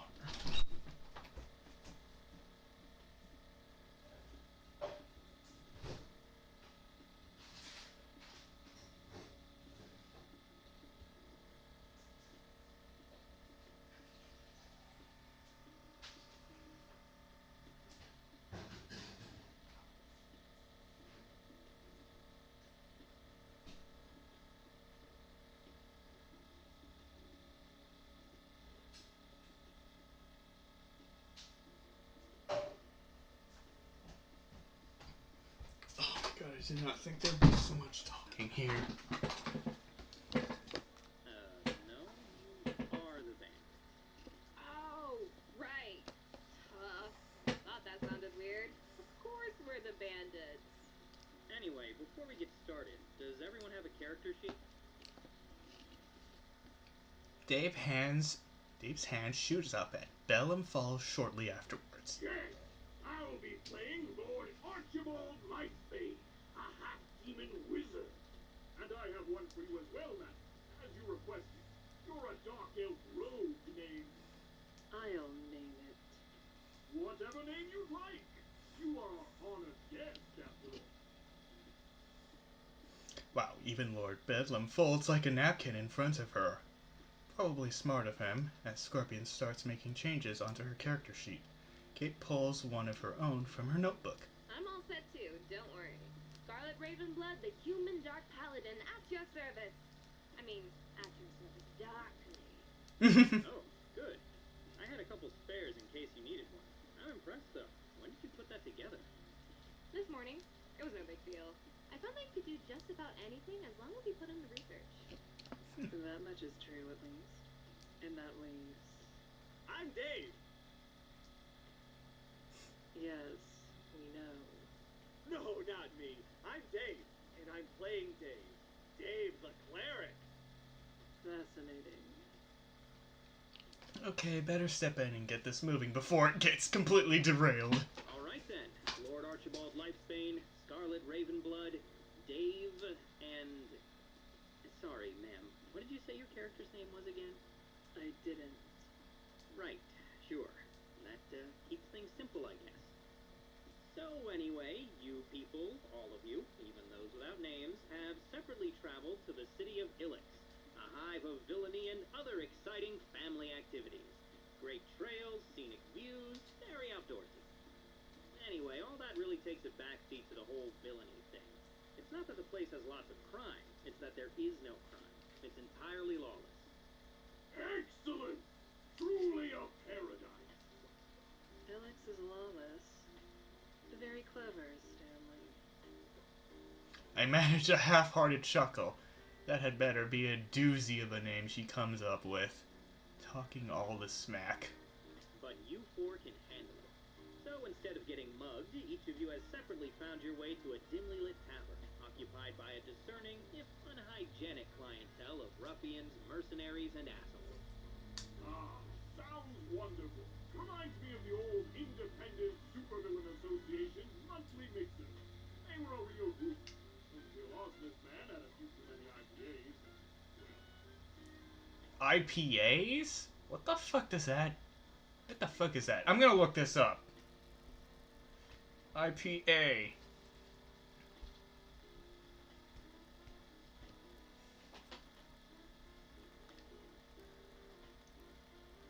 Oh, it's an alcohol.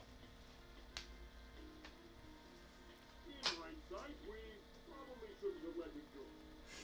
Well, luckily for you, Arsonist Man isn't here. Arsonist Man. You, Lord Archibald, are the first of the party to enter. So, what would you like to do? Ah, excellent! I, Archibald Lightbane, gallantly enter the town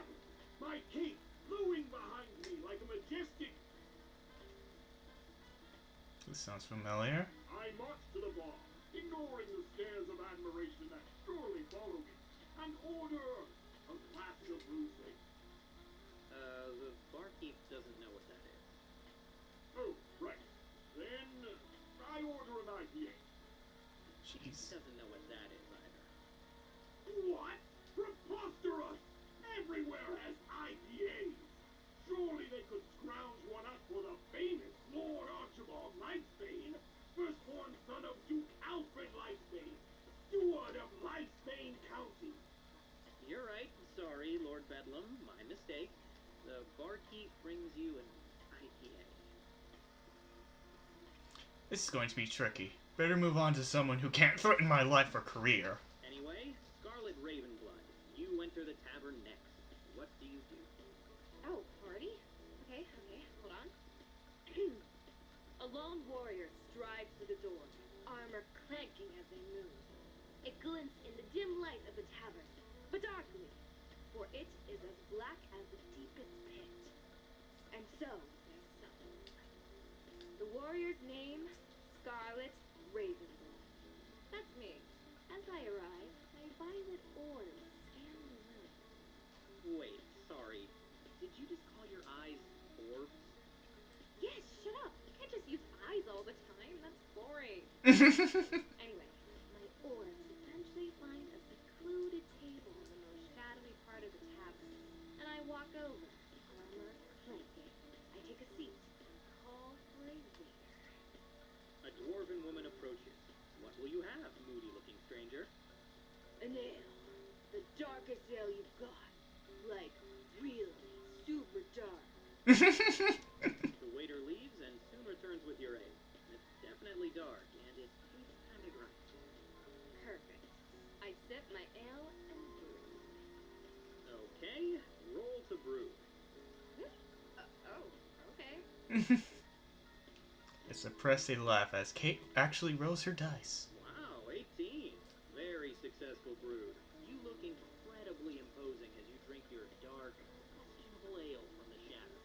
Oh my god. Thank you. God, this is making me want to go back to our superhero campaign. And the next person to enter the tavern is... Me, I assume.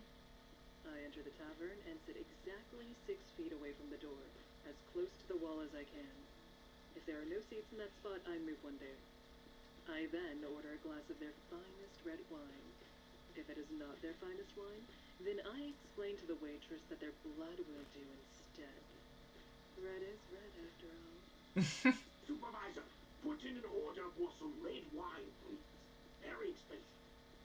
Well, luckily for the waitress, she manages to find some very nice red wine. Some of the best red wine you've ever tasted.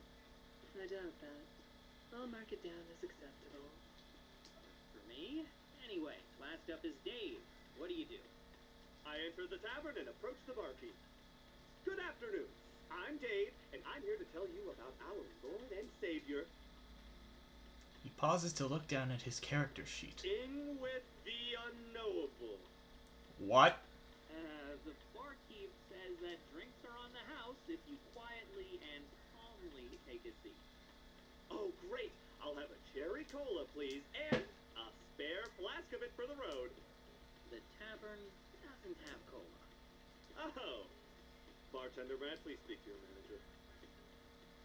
Aside, but let him have his cola without further protest. I have a feeling I'm gonna have to let a lot of things slide tonight.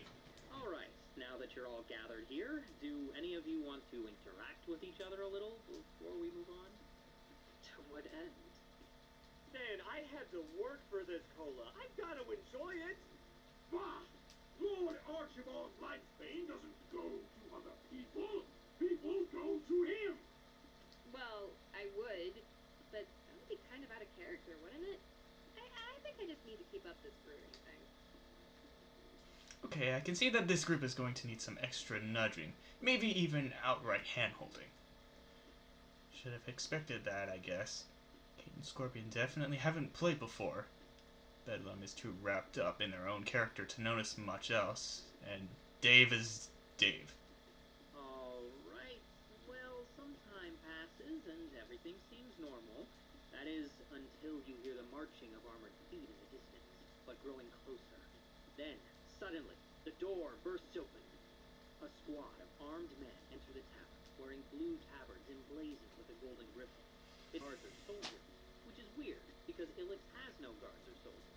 They're rebellions! Their leader, a stern man with a wide, flat face that looks like it's been pounded out with a meat tenderizer, steps forward and points towards Lord Archibald. Lord Archibald Lifesbane, you have been found guilty of crimes against the kingdom of Stoltorum. In the king's name, come with us to the palace so that you may receive a punishment befitting of your family's station. Ooh, I get to be the star of the plot?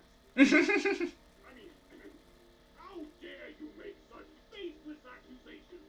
I may have committed many, many crimes, but never against my own kingdom. How dare you sully the Lifesbane family name with such slander? The king will be the judge of that. Now come with us. Nonsense! Lord Archibald Lifesbane surrenders to no man, nor woman, nor 63% of the world's known monster. If you dare to seize me, then you shall have to contend with the might of the greatest wizard the Lifesbane line has ever seen! Well, not yet. You're The third or fourth in this free city. Oh, I'll help you, Lord Lord Archibald. I cast my healing spell on Lord Archibald. But he's undamaged. Are you sure? Absolutely. I have to help in whatever way I can. I stare in confusion at him for a moment before rolling some dice for show. Wow, look at that. Lord Archibald is at full health. Yes! I'm really getting the hang of this. Yeah. In fact, you're so good that the leader of these guys has decided you need to be taken care of. So he tells one of his men to get rid of you. So the soldier walks up to you and I roll another dice. punches you in the face for 3 points of damage. Oh, man. Reminds me of Wednesday. Well, it is a little different. The city is lawless, and that means the people here aren't big fans of armored assholes showing up and laying down the law. So, by punching you in the face, the guard has created quite the commotion, which means it would be the perfect time for someone else to step in. I look to Kate and then to Madame Scorpion. Okay, so this scenario is a little obvious, but they're both new, so I figured it would be a good start with something that gives them a lot of freedom to try stuff. But they both remain silent. Anyone? Why? It would be much more advantageous to bide my time. Yeah, just biding my time. I'm all about biding my time. Plus, I'm way too busy staring into the abyssal depths of this ale and contemplating the horror of my existence. Okay, well, as you sit there brooding, one of the soldiers shoves a patron into your table, spilling your ale. You scum! How could you do this? It was one of the few truly pure things left in this world, and you murdered it in cold blood. I unsheathed my sword. Now. Don't rush into things, dear. All that bravado won't be necessary. Just leave this to me, Besides, I believe you used too many actions for one turn. What? No, I haven't done any actions. I just started. And I, as I always do, shall finish it. Finish? But, meaning no offense, madam, I had a big plan and... Scott, Game Master, I'm pretty sure I didn't finish my turn earlier. Shouldn't I have the chance to go? I'm the star of this whole scenario, aren't I? Yeah, Lord Bedlam's the star. We're all just moons in his orbit. Well, I never said that, and technically that wasn't a turn per se, since combat hadn't really... Guys, I mean, ma'am, sir, with respect, I was kind of on a roll here, wasn't I, Stan? Oh crap, a pile up already. Now technically, there are statistics and dice rolls that determine who goes when, but the first thing you learn when you run a game is that those are malleable. The reality is that the person running the game can always choose to bend the rules. Sometimes when things are going off the rails or players are new, that stops the game from devolving into chaos, like right now. It's an easy encounter, so whoever goes next is likely going to dictate the plan and outcome of the battle. So who should I let make the next move and set their plan into motion? Kate! Hey, her turn wasn't finished. I'm not really sure if I'd call it a roll, though. Oh, it was a roll. A dark, brooding roll with excellent fashion sense. And mesmerizing violet orbs. Alright, don't push it. Just tell us what you plan to do with that sword, Scarlet. As she turns to her notes with that playful teasing grin that I've already grown used to, I find myself forgetting that supervillains have hijacked our game and just enjoy the moment of levity. She has that effect. From the word go, we've had an easy, rapid rapport? What the heck? I just feel relaxed around her. Even now, despite the circumstance, we can easily slide into casual banter. That's not gone unnoticed either. If the eyebrow I'm getting from Madame Scorpion is any indication, I hastily clear my throat and straighten my posture. But it does little to dull that razor-sharp glare. Okay. I raise my blade and imbue with the essence of fear. Your black flames come to life across its steel surface. With my burning blade, I swing it in a mighty arc towards one of the soldiers. But my target isn't his head or his heart, it's his armor! So, you're using Shatter Armor? Yeah, I just don't want to say it. It ruins the poetry of the moment to call out some technical sounding attack. Right. The thing is, Essence of Fear triggers on your next attack, and its impact depends on how much damage you do. Oh, sorry, I didn't want to start out with anything deadly. Did I use it wrong? No, just unconventionally. I wouldn't have thought of it. Let me look it up. No need, Stanley. I can't understand why you'd avoid a more lethal attack, but it can work in theory. Game theory! The fear effect is amplified based on a killing blow. So if you successfully shatter the armor, it should work in the same way. However, if the armor isn't shattered, nothing happens. Oh, well, that makes Hello. sense. How did you know that?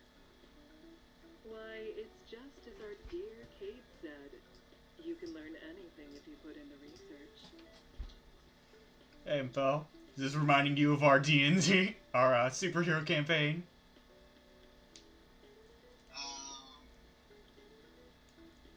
Did you do the D&D route?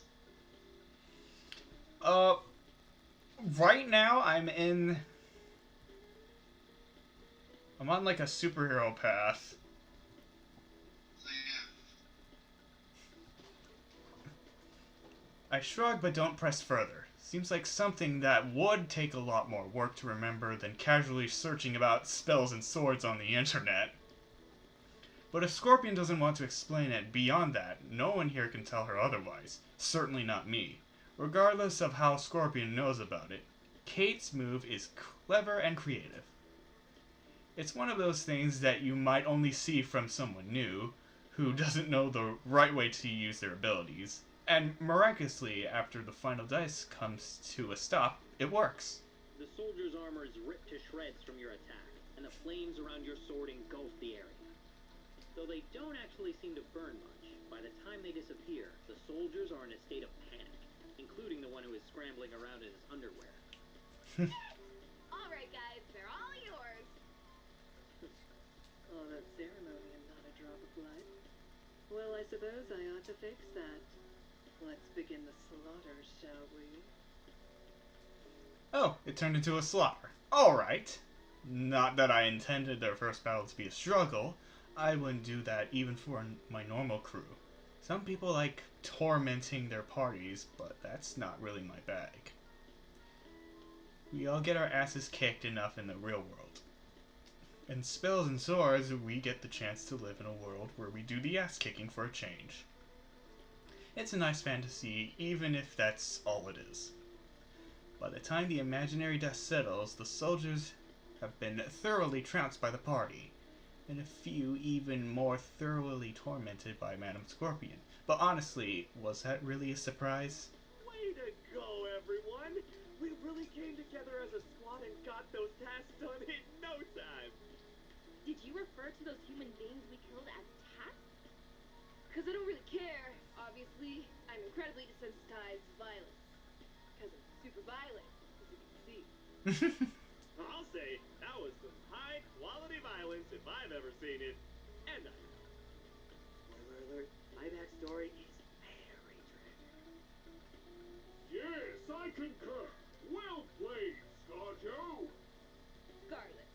Scarlet Ravenblood. The dark paladin of darkness. Right, of course. Well done either way. That trick with the flames broke their spirits from the start. Thanks. Pretty hardcore. And thanks for letting me try it, by the way. Even though it was a little off the wall.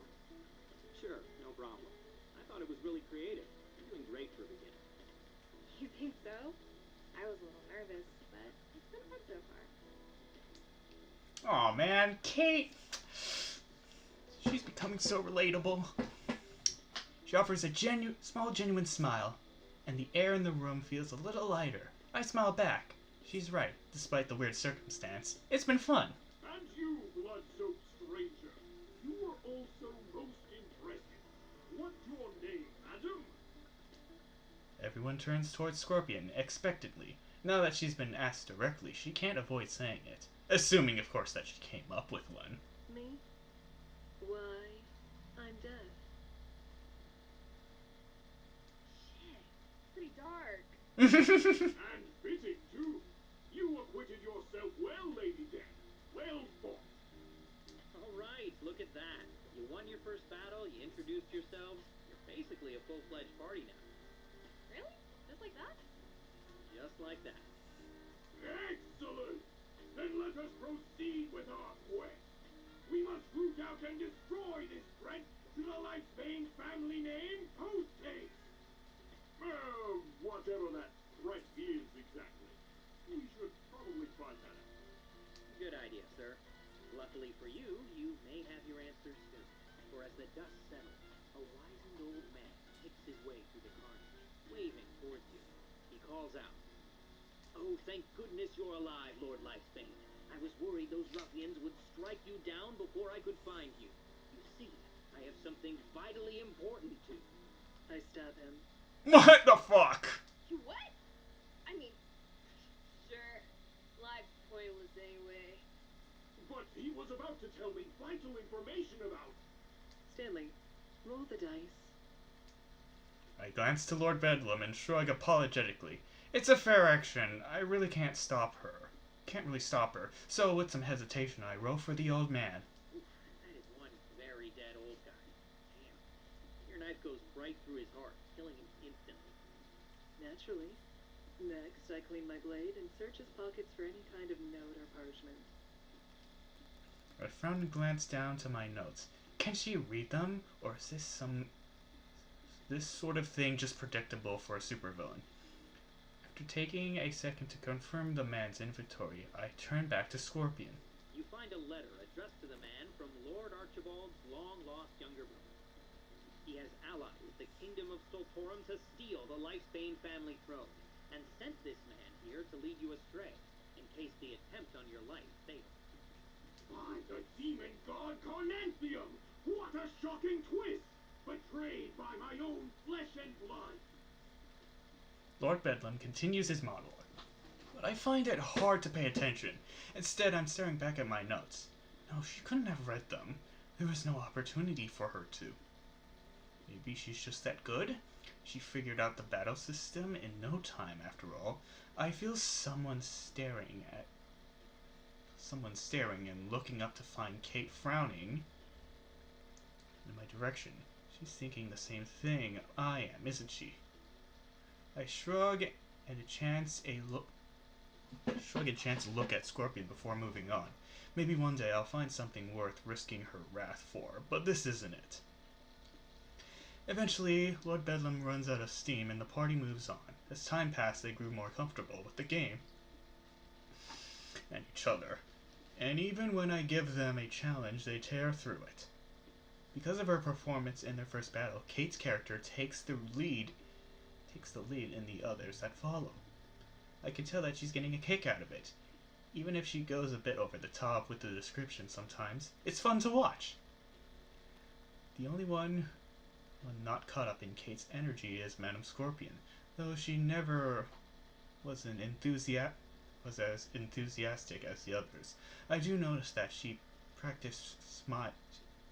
her practiced smiles have become slightly more strained. After many battles and nearly as many monologues, they raid the capital of Sturendum and face off against the King of Sturendum in his throne. Naturally, the king turns out to be Archibald's long-lost brother in disguise, and he turns into a dragon. And yeah, things probably got a little too complicated. Nonetheless, the party manages to whittle away at the dragon's health until it has almost nothing left. The next attack should kill it. And that somewhat perfectly, it's Lord Bedlam's turn. Alright, boss, this is it. He's got basically no health left, so just pick the spell that you want to finish the fight, and watch the show. Excellent! Excellent! At last, Lord Archibald Lightbane shall have his revenge! But I hesitate. No, I can't do it, even for all he has done. I cannot strike down my own brother. A Lightbane should never be the bane of another Lightbane's life. Wow, that's a great quote, sir. You should write that down. I'd use a coffee mug with that on it. We all know you would, Dave. But anyway, boss, if you don't kill him, what do you do? I cast Cage of Lightning on his beastly form, locking him in place. I'm sorry, my comrade, but this is the best I can do. Someone else must strike the final blow, but I must leave it to fate to decide his, fate. And by fate, I of course mean... One by one book.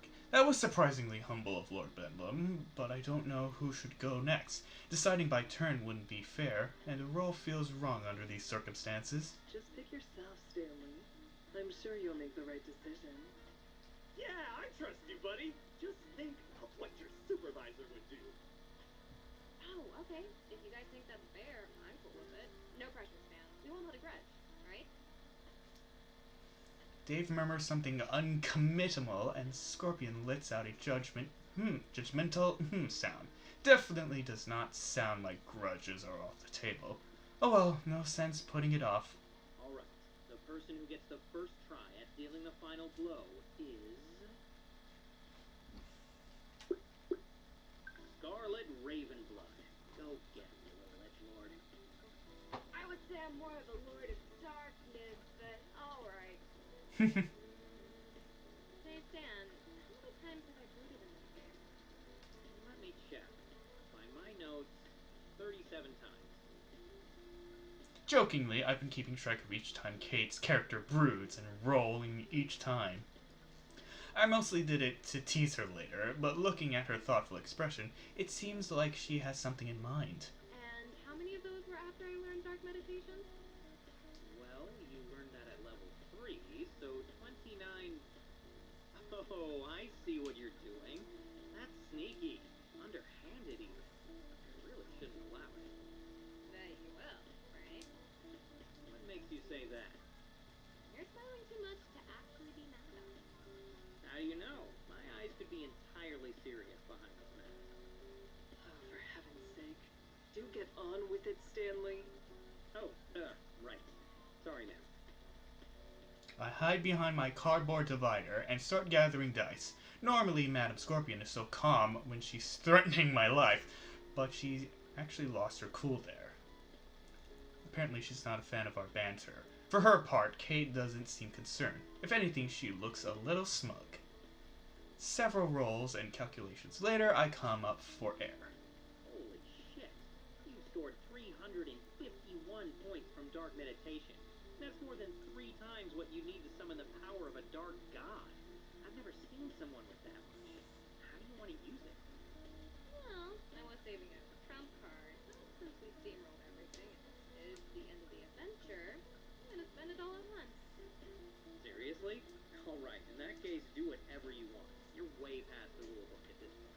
That's what I was hoping to say. I raise my obsidian sword in the air and call upon an ancient dark power from the depths of the abyss, where no light can ever reach. Hear me, O deepest darkness! I, your champion, call upon your power. Unleash the blackest flames of your hatred so that I may destroy my enemies in the most wicked and stylish way imaginable! Pitch black flames swirl around my sword like a tornado of hatred and extreme fast fun.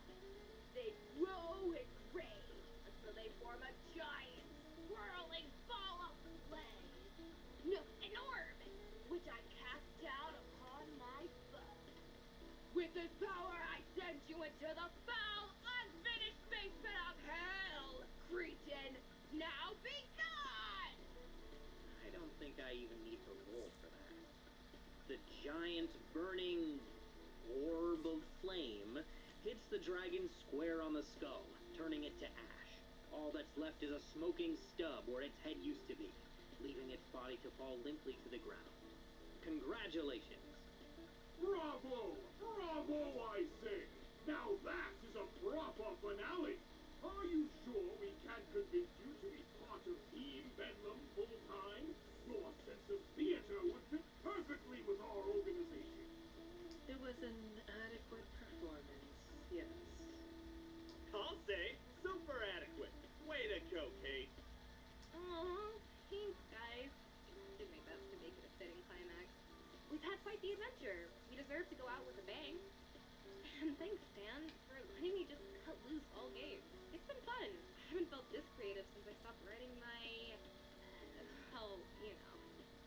Oh, sure. No problem. I've had fun too. Glad I could help you unleash your inner poet. It helps that you got so into it. You had a real wild look in your orbs by the end there. See? Now you're getting the hang of it. Isn't that so much more fun to say? A little. And on that note, that concludes tonight's Spells and Swords adventure. I don't think I've ever gotten that far with a brand new party before. Nice job. Oh, it's over? Well, yeah. You defeated the dragon / Lord Archibald's long-lost brother, and that's that. Not really much else to do. Nonsense! There's always more to do. The tireless work of Lord Bedlam is never done. Or Lord Lightsbane, for that matter. Why, I have a whole county to get in order. Yes, Dan, he's got a whole country to worry about. That's plenty. As a squad supervisor, I would know how tough that is. A country is at least 6 or 7 squads worth of people. Maybe 8. So, you want an epilogue or something? Yeah, an epilogue. That's perfect. I think. Yes, an epilogue will do nicely. The legend of Lord Archibald Lightsbane deserves to be wrapped up with grace and applause. Wouldn't you all agree? Sure. After all, the Dark Paladin's brooding is never done. It is infinite, like the black pit in the depths of my soul. I have other matters to attend to. But if all of you are staying... Oh, it's okay, ma'am. If you need to take any notes, I could forward them to you in the morning. So eager to be rid of me? No, of course not, ma'am. I was just... Trying to be dutiful, I know. A kind gesture, but misguided. It's not the game that I'd be taking notes on, but the players. I glance between the two women for a moment. I feel I've missed some subtext here. There's been a weird tension between those two all night, but I can't pin it down. Well, if you're all staying, then I guess we might as well continue from where we left off. Alright, you're all still in the throne room.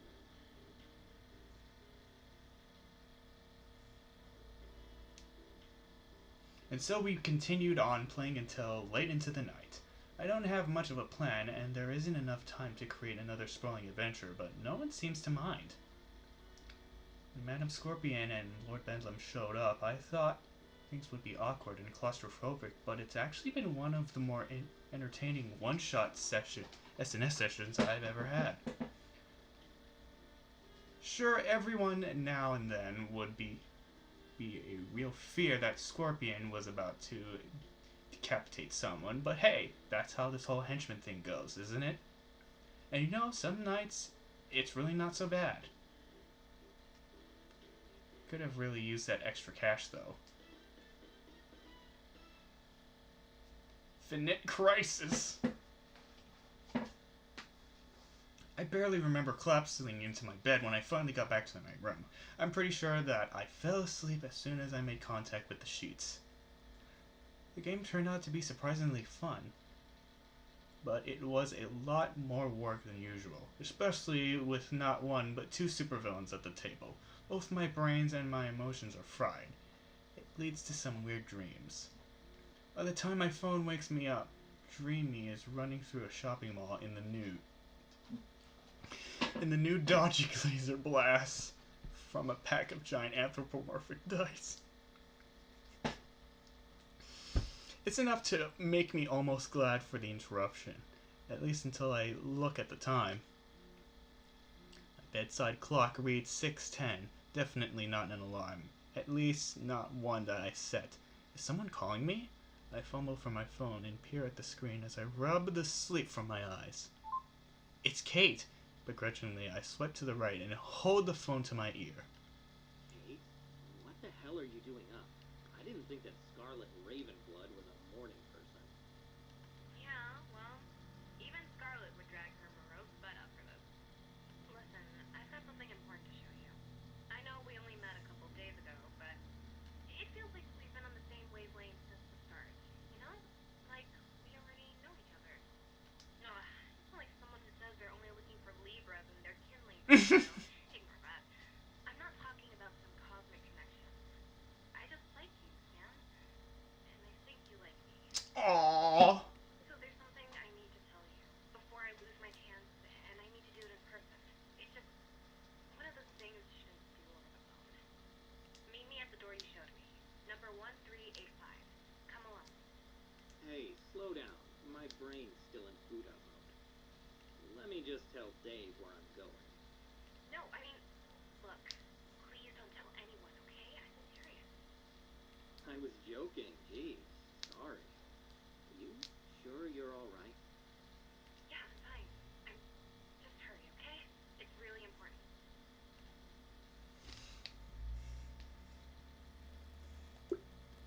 How important? So you said. But important how?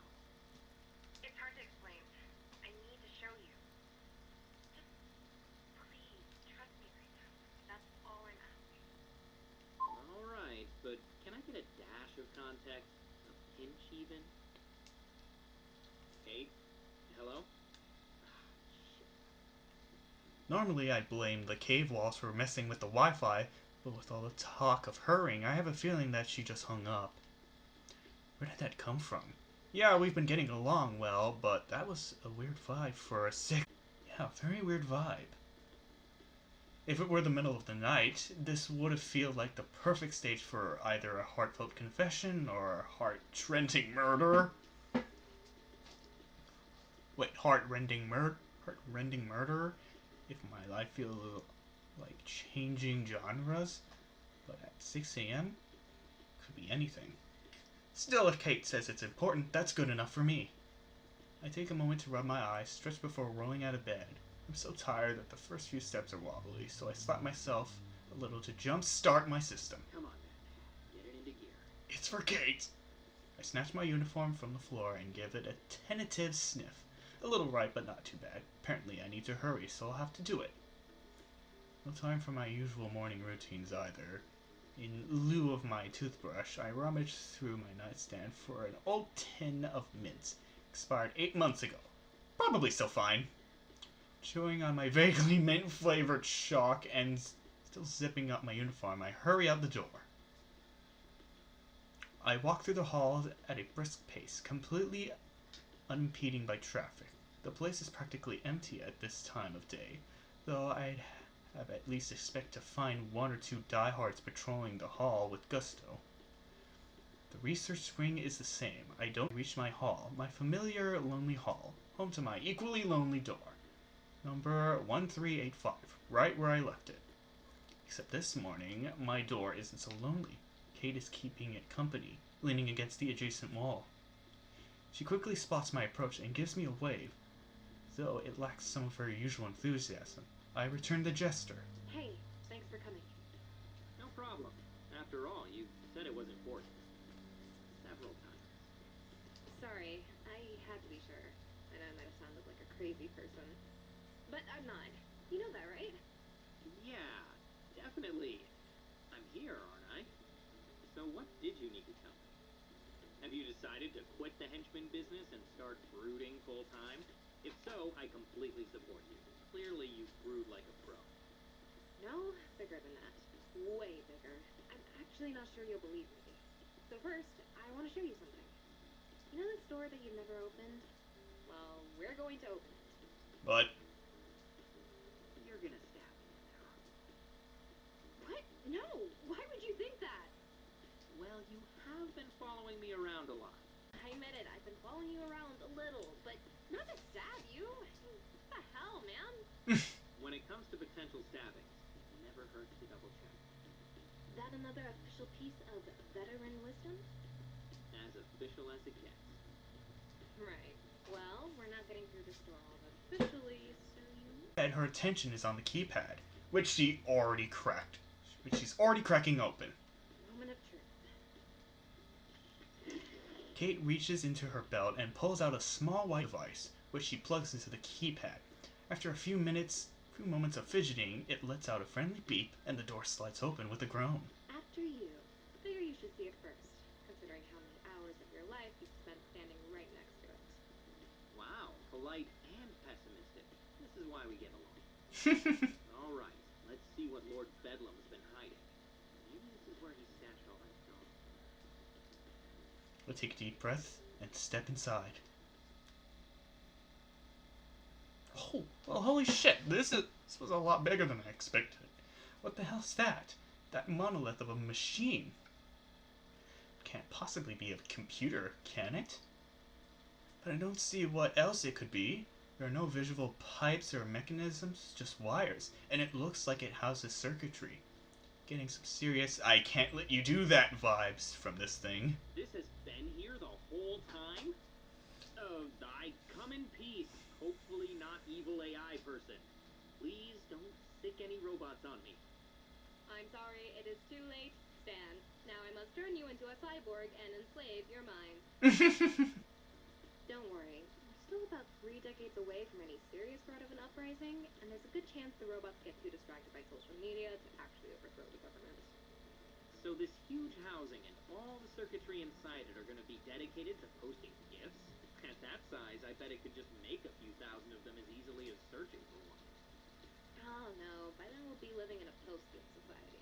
It'll be holograms or astral projections or whatever. Right, but will we still have statements punctuated by clapping emojis? I feel like all those full stops would be super appealing to a robot. Humans are an inferior life form, period. But tragically, I could never make any 15-second dancing videos. Alas, I have no legs, and I must meme. Oh god, we need more sleep. So much more sleep. But seriously, robot uprising aside, is this why you were so curious about the door on our tour? Did you know this was in here? Sort of. I knew something like this was in here, but not this exactly. I didn't think they had enough time to set a unit like this up. The Scorpion and Bedlam must have been working together for longer than anyone thought. So this machine is Scorpion's? I guess that makes sense. Lord Bedlam isn't exactly at the cutting edge when it comes to technology. But what did she put it here for? And that's where things get complicated. Think, what do you know about Madame Scorpion, outside of the whole assassin thing? What are her skills? Her interests? She was Bedlam's partner on that job Wednesday, right? She showed up personally for him, even intervened. And what was she after? Data. Not really sure what kind. But it was a private tech company. No weapons, no financials. I never really figured out anything more specific than that. And her business, the Scorpion Group. They've got this new Henchman app, right? Others too. And how do apps identify, recruit, and monetize users? Data. The private kind companies aren't technically supposed to keep, but always do. Okay, I follow you. But But is that really all this is about? An app for hiring meat shields? No, not just that. I've got a lot of things in development. But more than that, think about her for a second. Remember last night? She'd never played SMS before, right? She barely seemed to understand what it was at first, but in minutes she was playing like she knew every rulebook by heart. Yeah, it even seemed like she could predict the campaign I was running. How could she have known to stab that guy in the first town? Exactly. She couldn't have, unless she was gathering and analyzing data about it in real time. Oh my god, Madam Scorpion's a robot. I thought you said we had 3 decades. What? No, she's human. She just has powers that let her brain work like a robot. Sort of. It doesn't officially have a name, because she's the only known case, and she's not exactly forthcoming on the details. I like to call it cerebral superprocessing. On a basic level, she appears to absorb and process data subconsciously, way beyond the rate of a normal human. However, it's expanded to a variety of physical and mental abilities. Right, so that's how she was able to learn everything there is to know about SNS while sitting at the game table. She must have some kind of superhuman Wi-Fi, too. Sure, if that helps you understand it better. That Wi-Fi of her enhanced physique could come from nanotech that rides off of her power's code skills, or a completely organic evolution of her baseline abilities. It's like I've been telling you, she's uniquely dangerous, and since you've been caught in her gravity, well, I figured you ought to know. Appreciate it. I don't know if I'll be able to put it to you, but at least I know a little more about what all this has been for. No problem. Like I said, you deserve to know at least that much. You might work for a supervillain, but the difference between someone like Lord Bedlam and Madame Scorpion is vast. You're way out of your league. Kate, I'm always out of my league. It's part of the job. But why the steroidal server over there? Isn't all that information in her head? I'm not sure. Maybe it's meant to augment her power, or cycle new sets of data in and out. Whatever it's for, she must think it's important. She's invested a ton in it. Her and Bedlam both, it looks like. Or at least he paid for the paint job. If that. As far as I can tell, your boss has basically turned into a supervillain shell company for the Scorpion Group. So he might have picked the paint, but paid for it? Doubt it. Good point. I don't think that dog food heist paid enough for a liter of soda, much less 20 gallons of paint. But hey, why don't we go find ourselves some index cards and string so we can set up a conspiracy board somewhere other than the secret supercomputer room, okay? Not that I don't appreciate the glimpse behind the curtain, but something tells me that if Scorpion finds us here, then it'll be the last thing we glimpse. Come on. I turn towards the exit, monitoring for Kate to follow. Stan, wait. Wait for what? Now you know I hate to full rank, but listen to the vet on this one, okay? There are times to wait and talk things through, but this is not one. I keep moving, and Kate still doesn't follow. I mean it. Stop. Something else. And I mean it, Kate. I appreciate you calling me up here and showing me this. Really, I do. But I can't get caught in here, alright? You told me the big important thing you wanted to tell me, so now let's go. Once more, I turn to leave. Uh-oh. What the fuck? That's the thing, Stan. There was one more thing that I needed to tell you. Smoke rises from the scorch mark in front of my feet, stopping me dead in my tracks. Mouth agape, I turn towards Kate to find her training a weapon at me. Training a weapon? Kate? That's not my name. I blink, dumbfounded, and glance at the weapon, blue and white. Just like the thing she used to open the door. And just like... Shining Nova. There you go. Knew you'd recognize me eventually. Just had to jog your memory a little. No way. There's just no way. This whole time, I thought she'd been making friends with some cool new coworker, not a world-famous superhero. Not just making friends. I've been flirting with a world-famous superhero. How did I miss it? Where were their signs? Maybe? Sorry. Elephant tranquilizers tend to make things a little hazy. But your memory didn't need any jogging, did it? No. You recognized me from the moment you got here. That's why you went right up to me during orientation. That's why you've been following me around. It's also why you made such a grim, edgy character in SNS, wasn't it? You were overcompensating. And that's why... Are you telling me you left your name tag on so you could remember your fake name? Seriously? Hey, it's tough to keep everything straight when you're going undercover. There's nothing wrong with a cheat sheet. It's one syllable. You work at the absolute cutting edge of robotics, and you can't remember Kate? It's just, I have a lot of names to keep straight, okay? Anyway, I was going to answer 3 questions as an apology for being honest with you, but I'm counting that as the first one. So now, you only get 2. I don't think that's gonna cover it. You'll make do. Oh, come on. Fire away.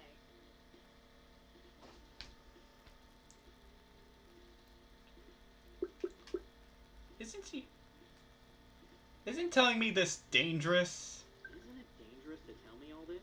I could blow your cover. I'm past that stage, but honestly, I trust you more than anyone else in this place. Low bar, considering your profession. Maybe, but it still counts for something. You're capable of doing the right thing, Stan. I can tell. Maybe I'm capable of taking you down. Taking me? Okay, it's not that funny. But isn't it though? Hey, last time you had your ass-kicking outfit on. I think this time I'd stand a chance. Oh, honey, every outfit is my ass-kicking outfit. It's like if we were playing basketball and I was dunking all over your face. So you made me switch shoes. It wouldn't change a thing. But you tried your best. So you get orange slices at halftime and a participation trophy at the end of the game. Hell yeah, that's what I'm talking about. I'll put it in my trophy case next to my Hero Weekly cover issue. Wait, you were the guy getting clobbered by Captain Commodore? Holy shit!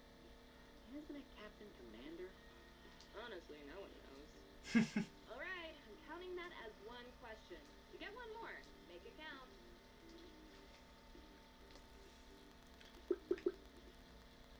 Why me? Why me? Because we had a short conversation and then you tranquilized me? That can't be all of it. Well, it's like I said, Stan. I like you. Is it coming out right? What I'm saying is... Suddenly, alarms blare, echoing through the layer's stone halls, and lights begin to flash, cutting off Kate, or rather, shining Nova, before she could finish her thought. Shit, but I have more time. Guess this is where we part ways. Unless... Come with me. I got what I came for, but that's just the first step. I could use your help with the rest. How am I supposed to trust that after you just revealed that you've been deceiving me this whole time? This isn't an angle, Stan. I'm honestly making an offer. This is a once-in-a-lifetime chance. All the bad luck and desperate decisions that got you here, you can undo them. A total reset. All you have to do is go out on a limb and trust me. Or I could torpedo my career and live out my days in a trailer park somewhere, wondering when I'm gonna wake up covered in scorpion stings. You're asking me to risk what little I've built here on what? What guarantee? I can't offer you one. But sometimes the only chance you have to break away from a system like this is to take that kind of risk. Sometimes you have to bet on yourself. So what do you say? Ready to make that wager?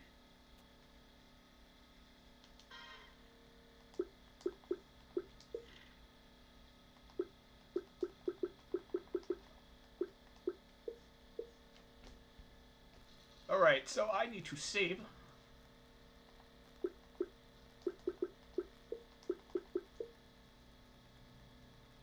Okay. Now I have to say...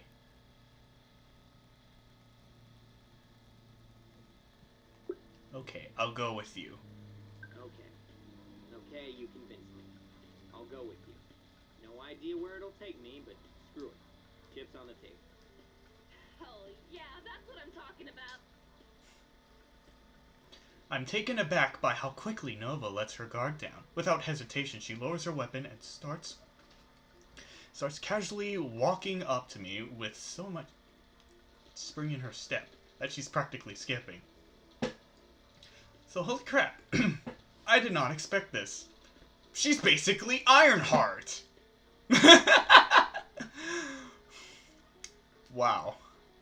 Okay, it's still hot. I'm still into this.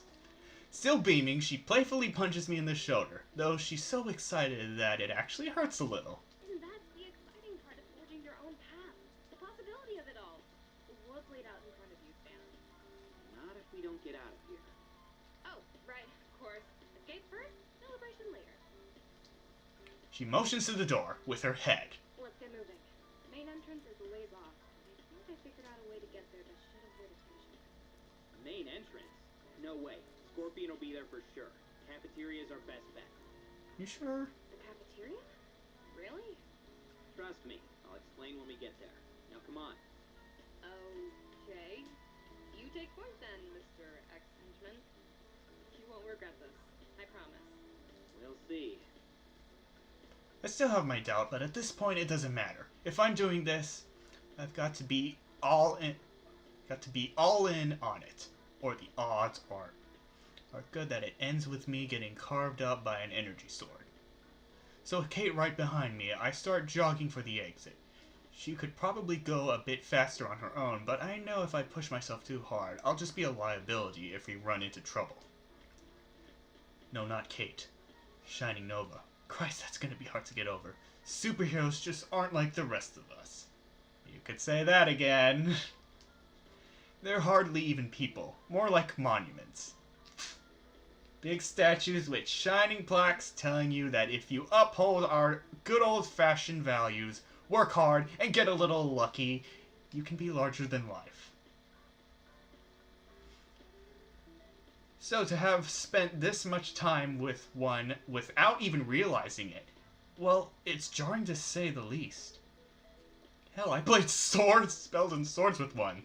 Not to mention all the flirting. I really can't stress that part enough. But I've got to put all that aside for now. Focus on what's in front of me.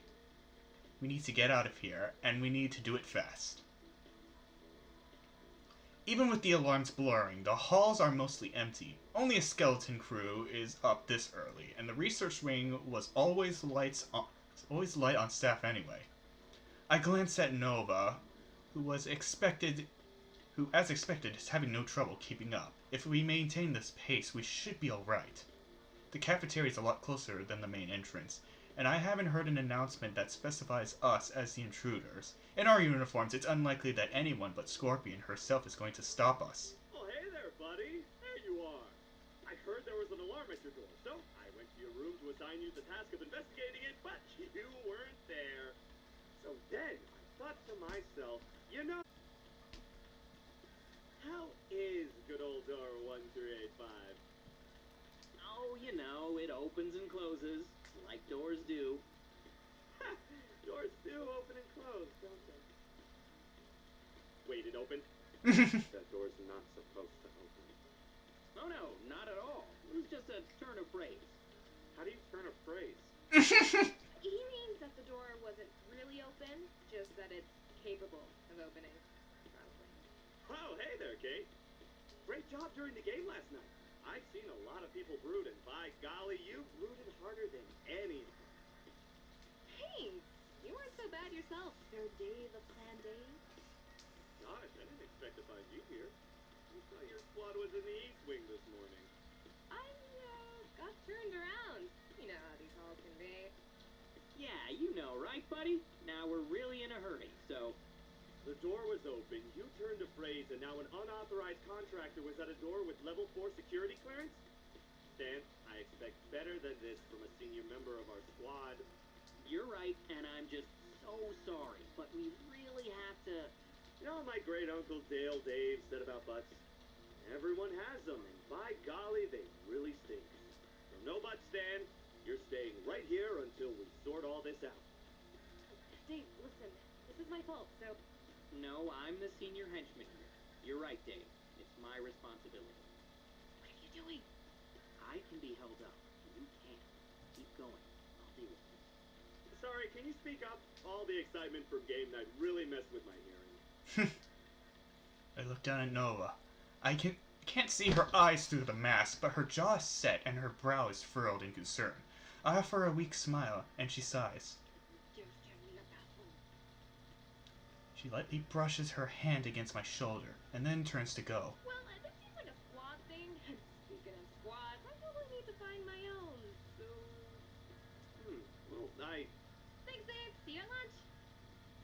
Before Dane's Brave can finish forming whatever thought he'd been working on, Nova is jogging down the hall, safely on her way to the cafeteria.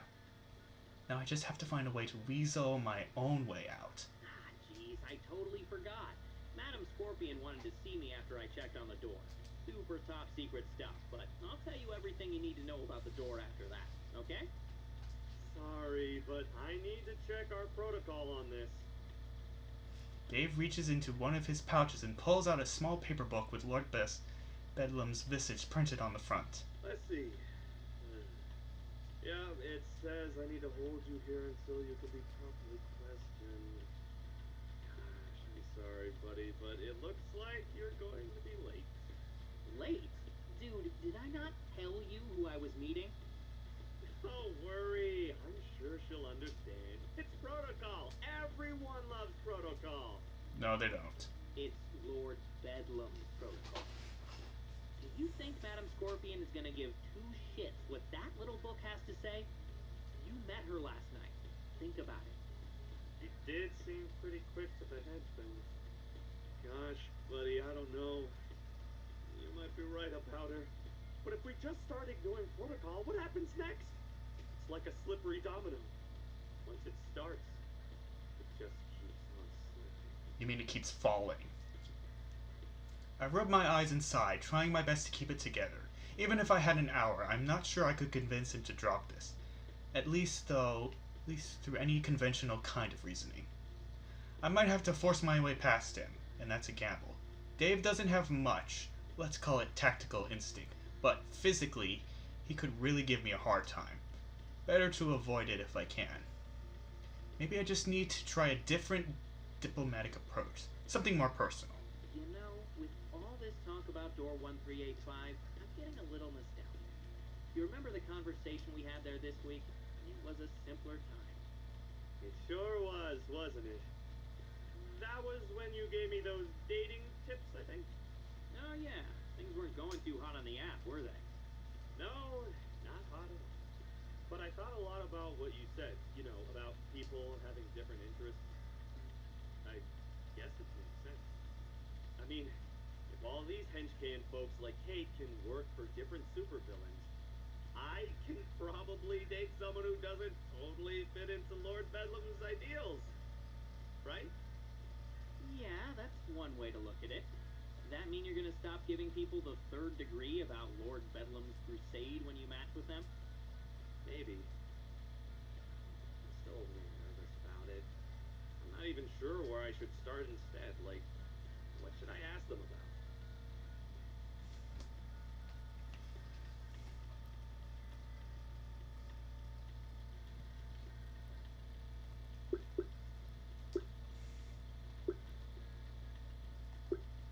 Themselves. Themselves, probably.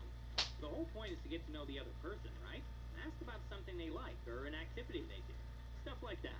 Just keep an open mind. They may like stuff that's totally different, but if you're enjoying talking to each other, so what? It's not as simple as, I like this thing, you like this thing, so let's go out, you know? You need chemistry. Well, I'm not much of a scientist, but the rest of that makes sense, I think. Thanks, buddy. I'll give it a try. Anyway, it's been nice reminiscing, but why don't we catch up more at lunch, okay? See you then. I start to walk forward, but Dave holds up at a hand to stop me. Damn it, I thought that might distract him enough to let me slip by, but his memory's better than I thought. Hold on there, buddy. Sorry, I'd love to let you go, but you have to wait here. It's protocol. Protocol is protocol. Let me pass. Right?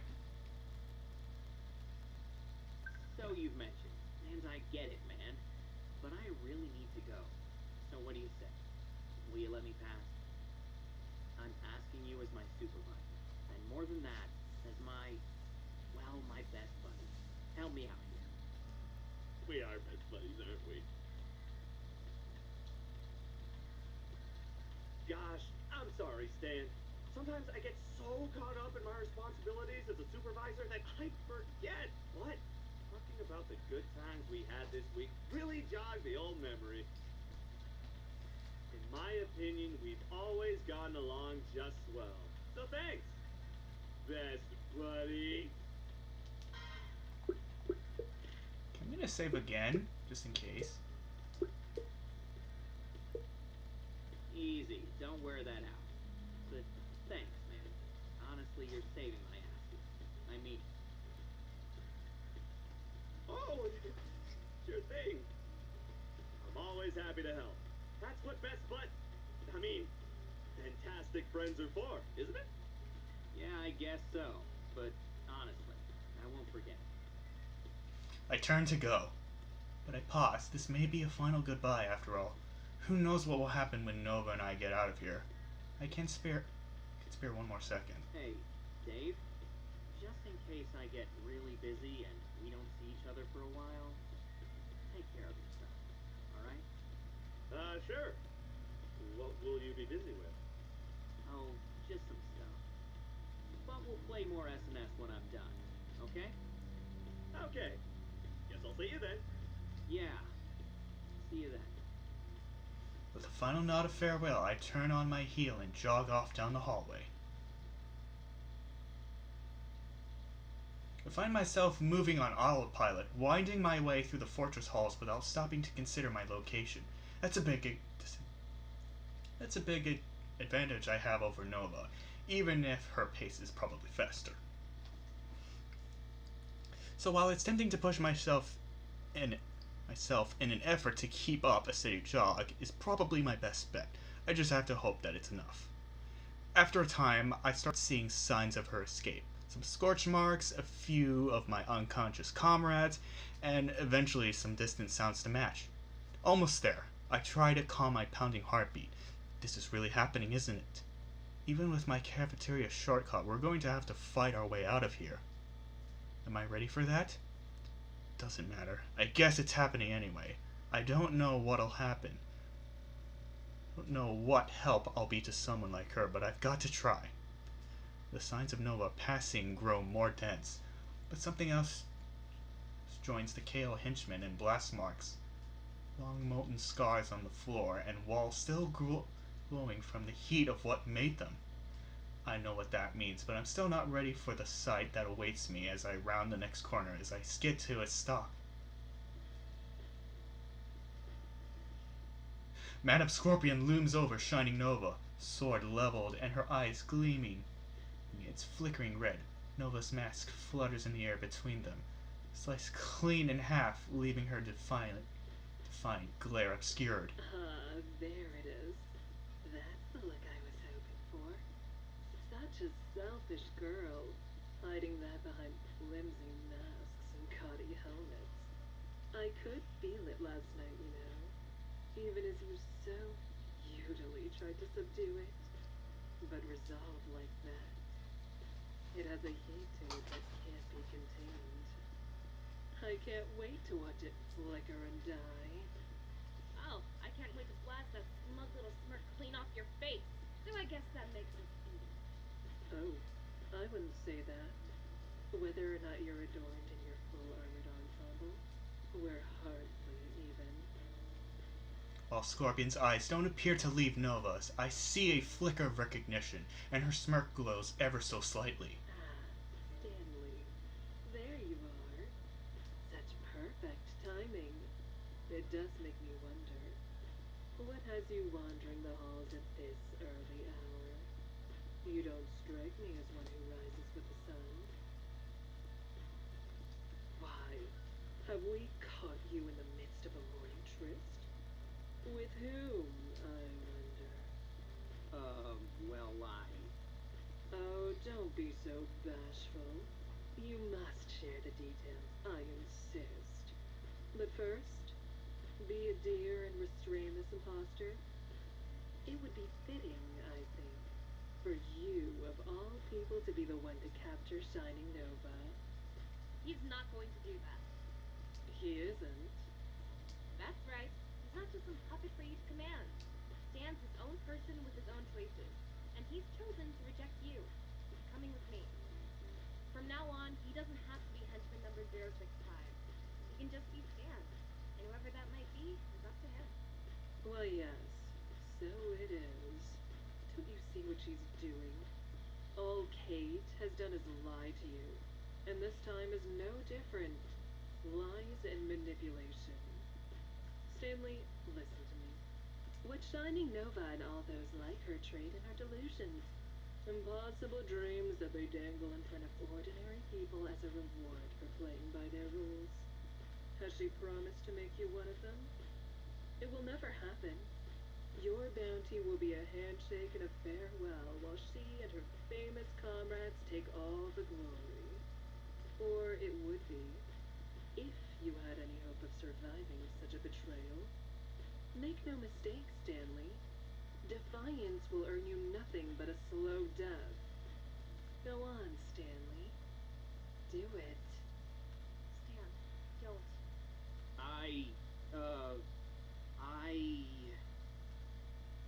This is it. Whatever I do next, I have a feeling there will be no going back.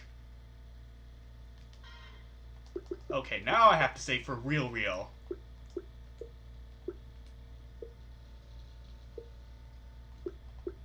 Okay, I'm helping Nova. I won't! Yeah, fuck you, bitch!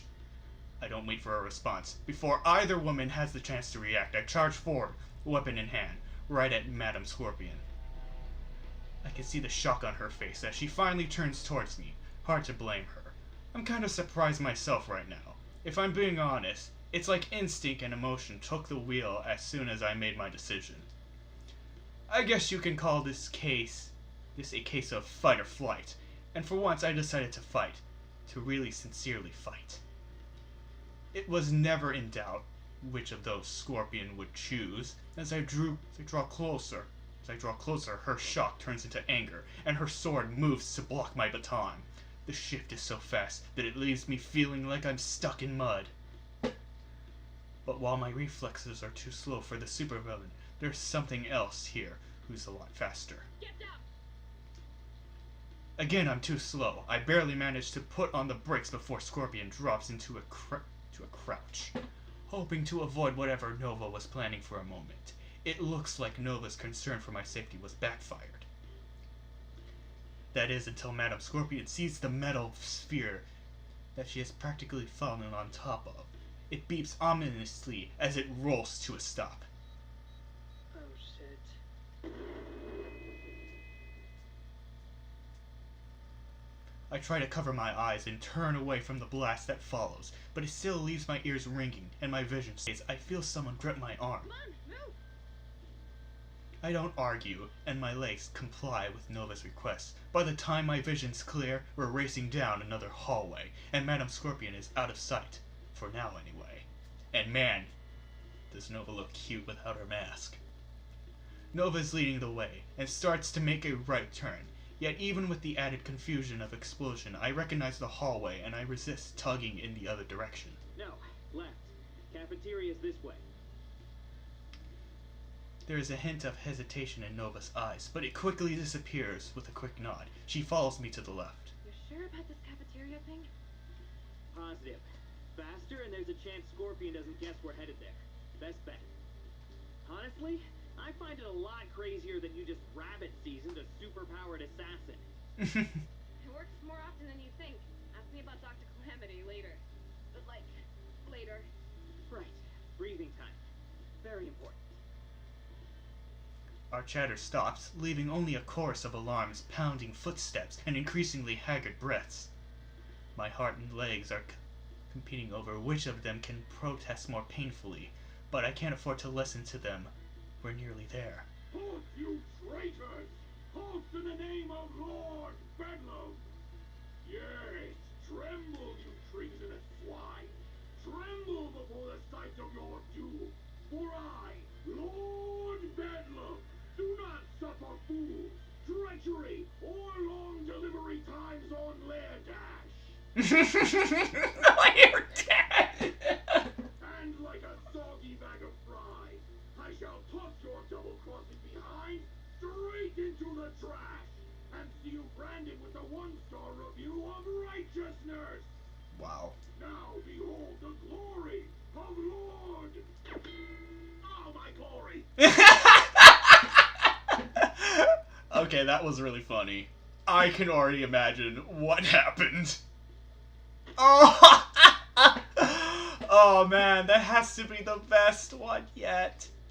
As I sidestep Lord Bedlam's twitching form, I can't help but wince. Did you have to blast him in the crotch? Oh! Wasn't sure it would get through the helmet. You seem kind of underhanded for a superhero. Greetings, Dan. Right. We burst through the cafeteria doors, and Nova hesitates again. I continue onwards, waving her towards the far side of the room. Kitchen. She nods and resumes her pace, vaulting the counter while I run around it. Only when through the kitchen doors do I slow down. Luckily, it seems like the alarms have emptied out the whole cafeteria. We're alone. Okay. There should be an exit to a loading dock. Whew. Oh god. Can you lung collapse from breathing too hard? Holy shit. Loading dock? Right, for food deliveries. I'm thinking. Gingerly, we weave our way past appliances and countertops until we're at the back of the kitchen. There are, in fact, several doors. One to a bathroom, one to a meat locker, and a third that looks promising. This it? I nod, and she opens the door, revealing what looks like an empty concrete box. But one with thin beams of sunlight poking through a crack in the large metal doors on the opposite wall. Gate'll be locked, but there's a one-way hatch next to it. No keypad or anything, so no one will even know we used it. So that's where the emergency exit is. There has to be at least one way out without an electronic lock. Just secret book for Architecture 101. Hey, how come this wasn't part of the tour? That seems like a serious safety oversight. You just took my boss out with a laser to the nuts, and this is where you question our competence. Alright, I'll save it for the debrief. Come on, let's get that thing open before someone wanders in here. Shining Nova and I enter the loading dock, letting the door close behind us. In the interest of covering our tracks, we leave the lights off, letting the blue glow of Nova's weapon illuminate our path forward. Once we reach the door, I wince at the sound it makes as I unlatch it, fully expecting to see the ominous red glow of Madame Scorpion's sword out of the corner of my eye with every creak and groan. But our lock holds, and the only light that enters the room is the blinding white sunshine that pours in once the door at last swings open. Nova exits first, and I stumble through afterwards, shielding my eyes from the sun. I'm still squinting as I swing the door close behind us, leaving only a moss-covered slab of metal with no latch or handle. Another minute or two passes by, my eyes fully adjust, until now, following Nova's feet as she picks her way through the woods, so I take a moment to finally raise my gaze and give our surroundings a proper look. I don't recognize anything. We must have gotten further than I thought. As if my body is just realizing this too, I stumble and come to a halt. Nova turns around. You okay? I realize that I haven't seen her face this clear before thanks to the mask and the dim lighting of the lair. Her eyes are russet brown with glint of autumn flickering beneath the surface, like whiskey and coffee. Yeah, just give me a second. I put my hands on my knees, starting to double over, but I feel Nova's hand on my shoulder. When I look up, I find her smiling down at me. Not yet, okay? Just a little further. Then you can rest all day. Right.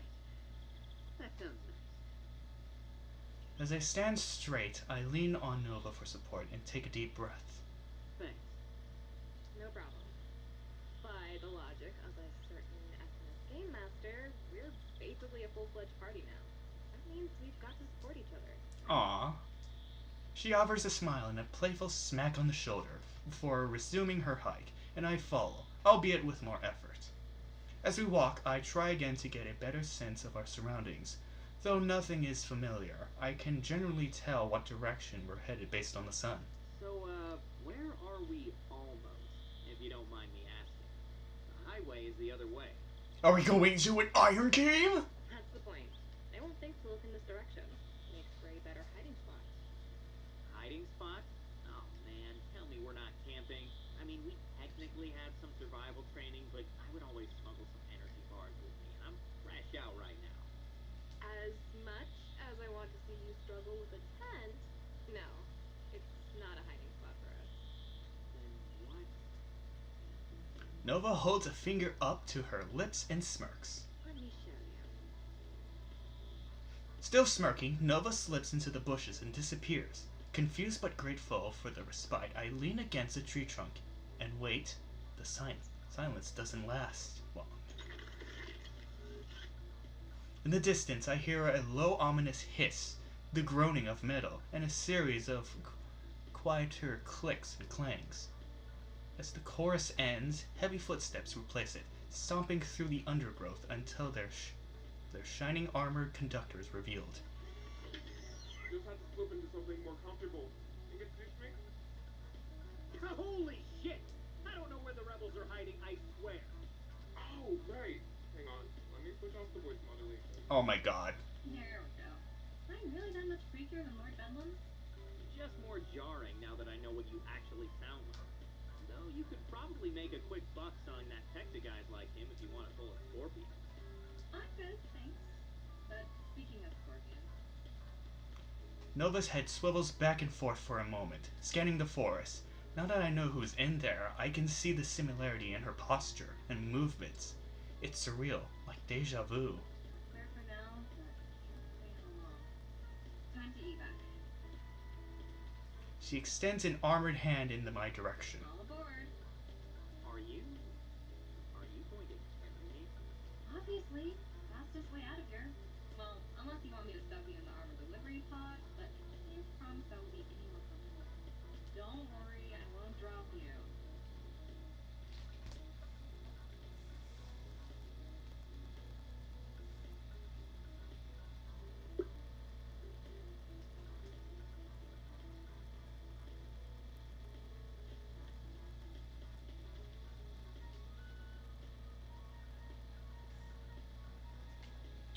Alright, I trust you. Alright, I trust you.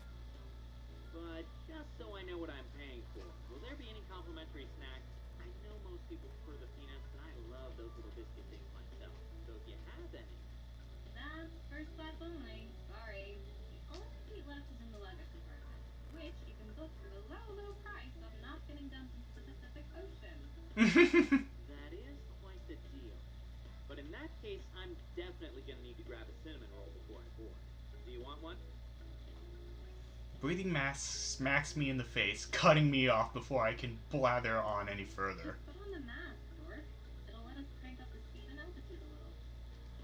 Fine. I put the mask on over my face and secure the strap onto the back of my head. When I'm done, Nova once again reaches out her hand, and this time I take it. Hang on. Don't forget. I got you. As Nova pulls me in tight, one steel-clad arm slips securely around my waist, while the other moves to stabilize my neck. I hear her suit thrusters roar to life, and suddenly we're soaring skyward at incredible speed. The cold metal embrace is hardly cozy, but it is certainly secure. I think her joints are literally locked me in place. I'm in no danger of falling down to whatever we're flying over. Yeah, definitely not much of a view either, but I guess that's what I expect from Nova. She's more interested in making sure I'm protected than showing off. This is the person who is struggling to even pretend to be evil in an SNS game, after all. How the hell did I end up caught in the orbit of someone like this? I feel like I've crossed some invisible boundary, like I was supposed to live my life in one neat little box, and now I've left it. I can't even begin to guess where my destination lies, and not just the physical one that I'll end up at when we landed. That hasn't been the case for a long time. That as much as the wind racing through my hair and the roar of the thrusters has my heart racing. An apartment on Olympus. Maybe it's because of the adrenaline, but the flight itself seems short. Before long, I hear the thrusters grow quieter, and I feel myself being pulled into a slow descent. This is it. Hang on.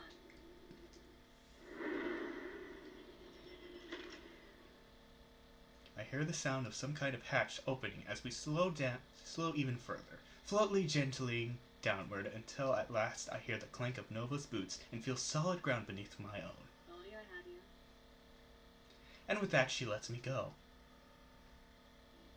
Ooh! I stumble forward on wobbly legs as they remember how to stand and squint to adjust my new surroundings. It's bright thanks to the large skylight, on which slides above us. Guess that's how we entered. And that light, and the large open, all that light and the large open floor plan sits in stark contrast to the cramped dark halls of Lord Bedlam's lair. I'd almost go so far as to call it luxury, if half of it weren't covered in equipment and coffee cups. Nice place. Very fancy for a backup workshop. Thanks! The location really sucks that you can't fly, so I got a pretty good deal on it. But it's actually more of a live-work type of situation. Oh, yeah. I see that. I sidestep a stray bit of circuitry that's fallen off of the nearby coffee table. Seems more like a work situation to me, but I can't really talk. And there's nothing backup about it. This is the workshop. Everything that Shining Nova is and will be runs through here. Ah. I guess I just figured you had a bunch of safe houses and villas all across the world. Seems on brand, you know? Not even one villa. That'd be news to me. I know I always make those "Which superhero is secretly a billionaire" vlogs, but this is it. Whole operation. Well, regardless, it's a lot nicer than what I'm used to. No question there. Sometimes I forget that normal homes have windows. No kidding. I was only in that lair for a few days, and I feel like I have a vitamin deficiency. Speaking of which... Hello. I hear unseen bits of Nova's armor twist and click into place. Moments later, the suit cracks open, and she steps out like she's emerging from a high-tech cocoon. There we go. Felt great to be in my second skin again, but I want to take in the sunlight while I can. Even engineers need it every once in a while. In fact, I think I'm gonna go change out of this too. No need to be Kate anymore. You good on your own for a while? Yeah, sure. I'll just entertain myself by pressing buttons and touching the most dangerous-looking equipment while you're gone. You don't mind, do you? I'll have to ask my roommate. Kepler 1604, activate Watchtower protocols. Target zone Alpha. Suddenly, Nova's armor snaps closed and it stands straight, eyes glowing with purpose. I raise my hands and take a step back. Joking. I'll be good. Yeah, I know. For your protection more than anything. I don't think we were followed, but better safe than sorry. Seriously, relax. I'll be back in a few, okay? She winks and turns lightly on her heel. Already, she's pulled off one of her gloves and promptly tosses it over her shoulders. Out of reflex, I catch it before it hits me in the chest. You did a good thing today, Stan. Try to enjoy it a little. I watch as Nova disappears through a nearby doorway. My gaze lingers just for a moment before turning to the glove I'm holding. I guess that's the last I'll see Kate, isn't it? I turn the glove over in my hand, contemplating what that means until moments catches my attention. It's Shining Nova's now empty suit staring back at me with hollow eyes. Hey, The suit does nothing. you don't talk, do you? Maybe with a funky accent? The suit says nothing. That's a shame. I'd have given you an accent. Something you wouldn't expect, though, like Yiddish or Canadian. British computers are played out. Know what I mean? Yiddish? The suit doesn't know what I mean. Whatever, dude. I've got a vision, okay? You'll see. With care, I set the discarded glove aside and take a look around the room. Might as well explore a little bit. Where to start?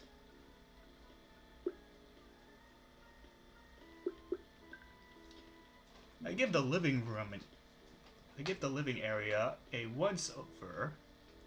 Compared to the workstation, it's a little more condensed. That is, if you even count it as a separate space, considering all the tools and parts that have invaded it. The coffee table is like another desk, and some armor components have even migrated to the bookshelves. There at least I find a hint of recreations, courtesy of the novels tucked between the dense scientific treatises. There's a lone plant too, remarkably healthy despite Nova's absence. I can see why. There's a homemade self-watering device tucked in the soil. So this is how a top 20 hero lives, huh?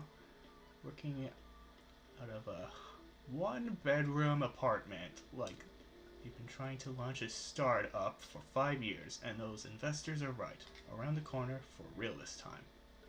Like I said, it's a big upgrade from my old hole in the ground, but I expect something more glamorous from someone who rubs shoulders with the global superhero pantheon. Maybe that's just how Nova is. As my attention wanders, I pick up one of the discarded coffee cups and examine the name that's written on side. Nobody. I snort. Okay, Ulysses 2. Ulysses. Too paranoid to give your name to the barista. I suppose an apartment like this tracks there, but even so. Suddenly, the Nova suit starts beeping as it turns towards one of the windows. A proximity alert. I set down the coffee cup and follow the suit's gaze just in time to an all too familiar sight. Hey, Galileo! What are you suited up for? Did you make a pit stop on the way back or something? Thought for sure you'd beat me here. When the suit doesn't respond, Dynamo taps on its helmet and peers into the visor. With her attention occupied, I try to scoot behind one of the pillars. Not in there, huh?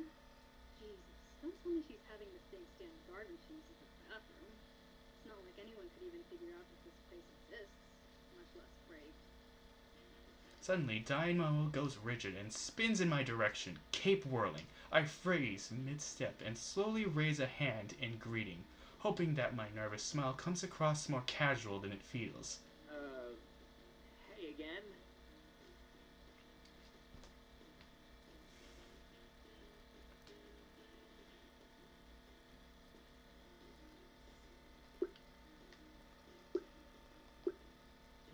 Want to see a magic trick? You, still want to see that magic trick? I'm sure there's some change lying around here somewhere, so... Absolutely not. What the hell are you doing here, Sunshine? And where's Nova? Why do you think? I was invited. Funny story, actually. Before I can finish, Dynamo bursts forward. One moment we're talking, and the next my legs are dangling in the air. And Dynamo has pinned me against a pillar with one arm. No jokes, no bullshit. This isn't a bag of kibble. This is my friend. Where is she? She presses me harder into the pillar, and I wave my arms above my head, trying to signal my surrender. Holy shit, lady! I'm trying to tell you, she's fine! She's the one who brought me here! I told you no more bullshit. She raises me further off the ground. Crap, she's not going to buy a word I say. Crap, crap, crap! One last time. Where is she? Right here, Dynamo. Put the dork down. Dynamo lets me slip to the floor unceremoniously as she rolls around. I catch a face full of cape as I stumble to find my footing. Luckily, Nova is there to steady me before I fall on my ass. Christ, I can't leave either of you alone, can I? And you! She turns to the empty Nova suit and throws her hands out in dismay. You were supposed to be keeping an eye out. Are you really gonna make me review the Watchtower Protocol Code again? Come on, man. The suit says nothing. You should really give that thing a voice. I had a few accents in mind. Later, Stan. Okay. I'll just write them down or something. Sorry, Nova. I was just acting on instinct. You never bring anyone up here. I brought you, didn't I? Well, yeah, we're a team. We had our own hashtag for a minute. And this guy's just some dude. I I know you've been working undercover, and sure, Sunshine's fun to mess with, but he works for a supervillain, Nova. Madam freaking Scorpion was personally protecting him. Worked for a supervillain, past tense. And he was willing to fight Scorpion to help me. Dynamo hesitates and gives me a hard look before looking back to Nova. How do you know it's not an act? Another one of her traps. I don't, but I trust him. And I'm just supposed to go on that? Look, you're the smartest person I know, but... In lieu of reply, Nova turns to me and holds out her hand and palm up. There's something in it, a name tag that reads Kate. After a moment of hesitation, I take it. It isn't even torn. She must have removed it with care. When I was wearing this, I was Kate. When I'm in the suit, I'm Shiny Nova. Nova, don't. But here, you can call me Victoria. Victoria Vasquez. Aww. Nice to meet you.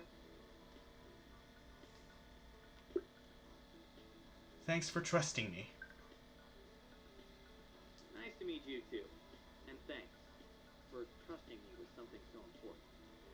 I'm still just Stan, no matter where I am or what I'm wearing.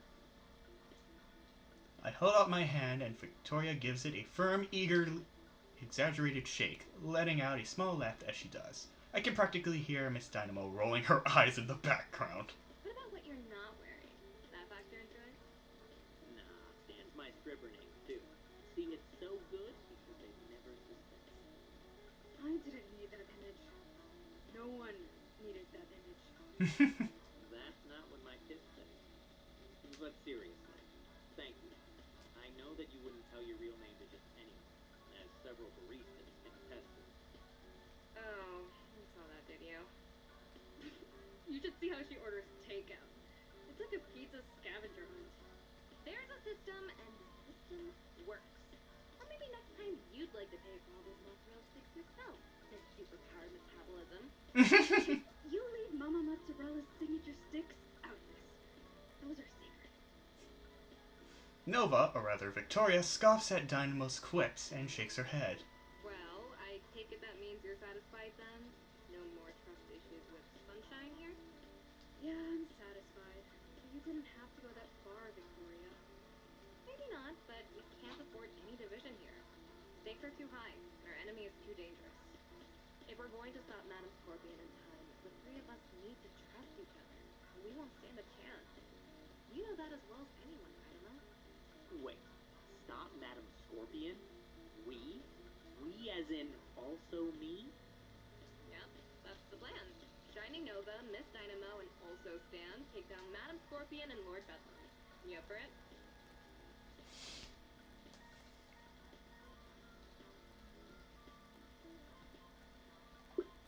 Yeah, let's do it! Fuck that bitch! Yeah, let's do it. Just don't expect me to be much help against Madam Scorpion. If you hadn't pulled that little stunt back there, they'd be mopping my intestines off the floor right now. I think you'd be surprised. You don't give yourself enough credit. Oh no, I think he gives himself exactly enough credit. Unless you discovered that her weakness is people bleeding on her. First of all, her sword would probably cauterize his wounds, so we'd need burned flesh to be her weakness. Really boosting my confidence here.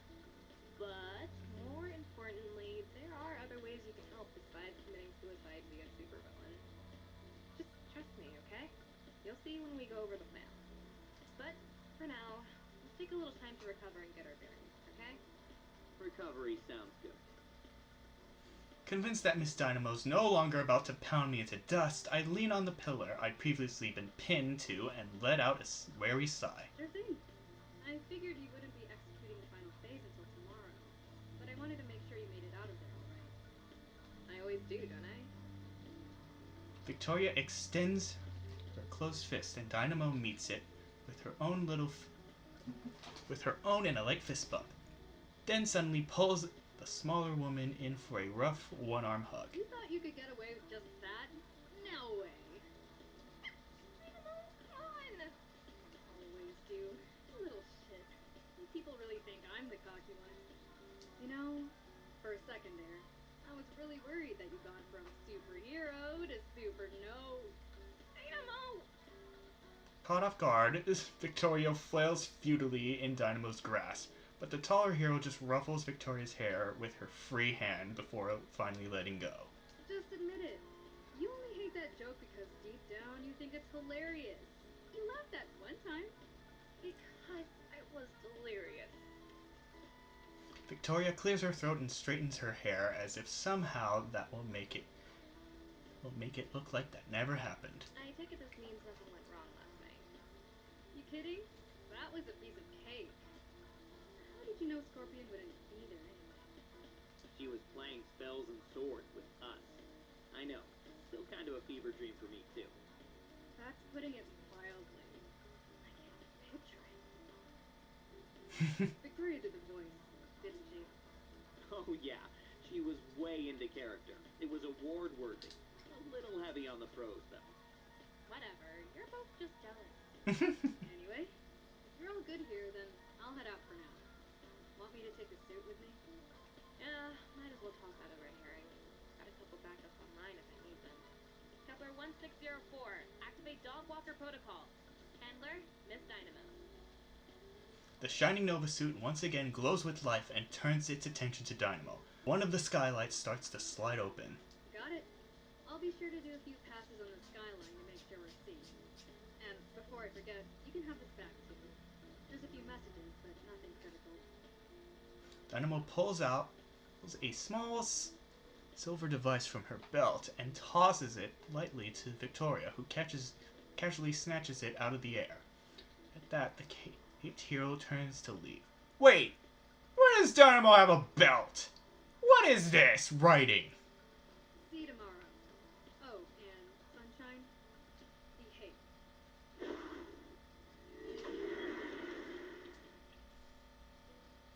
I gulp and nod affirmatively as Dynamo turns her eyes upwards and launches herself into the air, shooting through the skylight and into the open air. The empty Nova suit follows shortly, and the skylight closes. You know, I'm not sure who came closer to killing me today. Her or Scorpion? Scorpion, hands down. Don't let Dynamo scare you. She's just looking out for me. Honestly, I think she likes you. Yeah, sure. Come on, let's eat something. I'm starving. Victoria walks towards a small kitchenette tucked away on the wall adjacent to the living area, and I fall. There isn't really a dining table or bar, so I drag a nearby stool over and take a seat. Let's see. Pasta should still be good. Oh, pasta. She pokes her head in the fridge and returns with a half-empty Tupperware container. Cautiously, she cracks the lid open and takes a whiff. No, that's a big, big nope. She hastily seals the lid and stuffs it back into the fridge. What the? You're leaving it in there? Well, if I toss it out, it'll stink up the garbage. And that's just a disaster that I don't have time for right now. Silently, I wonder if I just witnessed a supervillain origin story for evil sentient leftover as Victoria pulls out a milk container.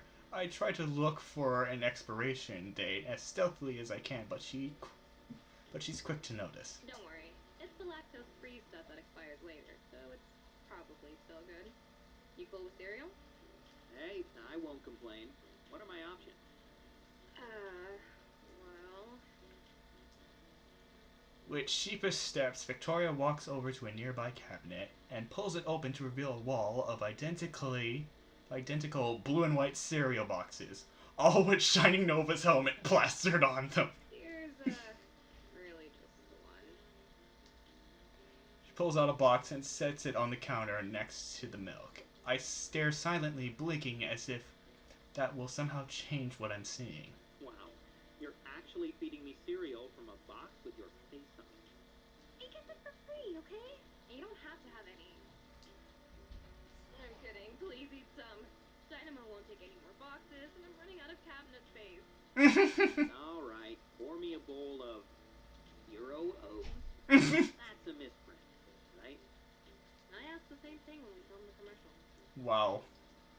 After a minute of searching, Victoria manages to find a pair of bowls that aren't sitting in the sink and pours us both a bowl. I take mine with a mock reverence. It's an honor to eat your sugary grain mixture, Shining Nova, ma'am. Really regretting that I didn't let Dynamo get some shots of Despite her complaining, I can see her fighting to hold back a grin as she boosts herself up on the counter in place of a proper seat. Her legs dangle off the ground as she grabs her own bowl and digs in. You know, it's not bad. There's way worse ways to make a buck. Oh, they don't pay me. I mean, they pay, but money goes to the association.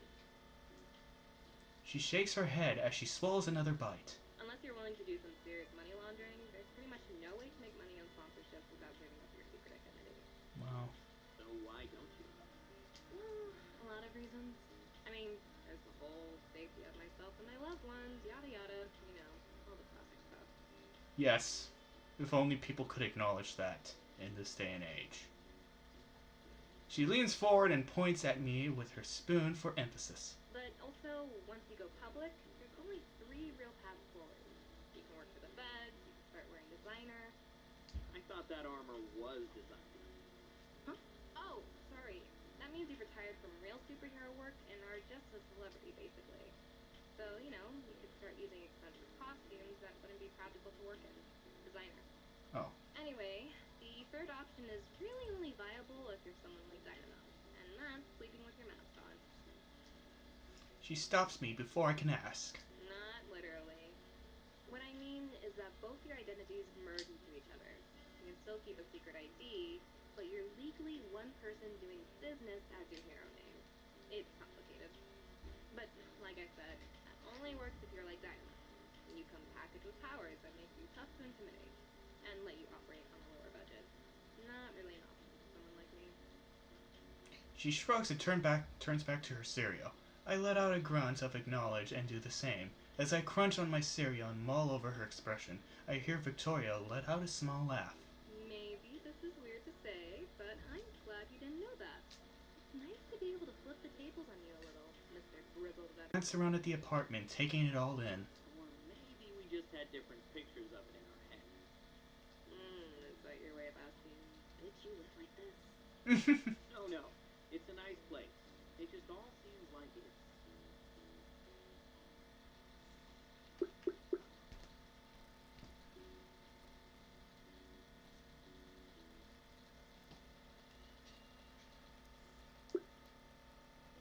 Mm.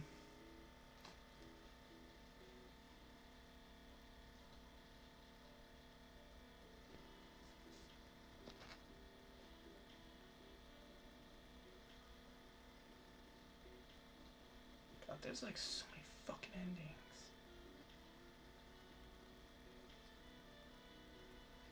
A lot of work. a lot of work. That's putting it mildly, but yeah. And the work never really stops. Victoria shrugs. Not for everyone. There were nights when I was trying to debug my armor's OS or repair a joint with scrap metal, and I just wonder, damn, why are you going through all this trouble? I don't ask you to. But then I realized that's sort of the point. I take a moment to mull over her words, but all I manage to offer in reply is a small before turning back to the task of devouring my cereal. It's weird since I found out that she was Shiny Nova. She managed to seem both more and less like the armored demigod that confronted me on Wednesday. I don't know what to make of it. It doesn't take us long to finish our makeshift meal, and soon our empty bowls have joined the other discarded dishes in the sink. You know, I just realized that's the first meal I've had that didn't come out of a vending machine or the twisted mind of Chef Antonio in at least a year. Really? Now I feel kind of bad. Don't. It's a vast improvement. But if you're feeling guilty, you could make it up by giving me the official tour. I scoped it out a little earlier, but it only seems fair, doesn't it? Fine.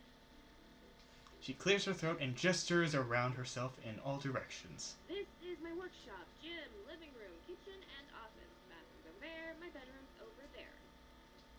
She points from one door to the other. Thank you for signing up for our tour. Please remember to tip your guide. For that? No way. You didn't give me a tip and I was tons better. Hands down. Debatable. They say brevity is the soul of the tour, you know. Plus, I give out party favors. As Victoria backs towards her workbench, she pulls out the silver device that Miss Dynamo tossed her earlier, and returns the gesture in my direction. Unlike her, I bobble it at lit a bit before securing it. What is it? It's my NWAJ communicator. I had Dynamo carry it around to make it seem like I wasn't off the grid. Can you play the messages on it for me? I have to start running some parsers on the files I got from this Colombian supercomputer. Look for the ones that have a star by them. Those are high priority. I thought we were resting and recovering. We are? Relative to what we could be doing, this is very restful. I shake my head, but activate the device nonetheless, as Victoria hooks up a data drive to one of her computers. It's like a cross between a miniature smartphone and an old pager, and it doesn't take long to navigate to the message menu. Even though it looks like there are numerous missed calls, there are only 3 messages, all with different senders. Nightingale, Mr. Fluke, and MM Android, and none of them have the star Nova mentioned. Nightingale? I'm pretty sure that already is a superhero name. Is it supervillain? I navigate the message labeled Nightingale and press play. Hey, Nova. Oh no, that's too informal, isn't it? Sorry, I mean Shiny Nova. That's better. Anyway, hi, it's Nightingale. You know, from the NWHA. The new girl. I spilled that coffee on you the first time we met. So, funny story. You remember how we talked about my fear of heights and how you said that even if I have to fly really high, I should always land close to the ground? Well, it may have slipped my mind while I was on patrol, and now I'm kind of stuck at the top of a skyscraper and my wings won't manifest, so, call me back? Or send a helicopter? Thanks. Did I hear that right? She has wings and a fear of heights? Wow.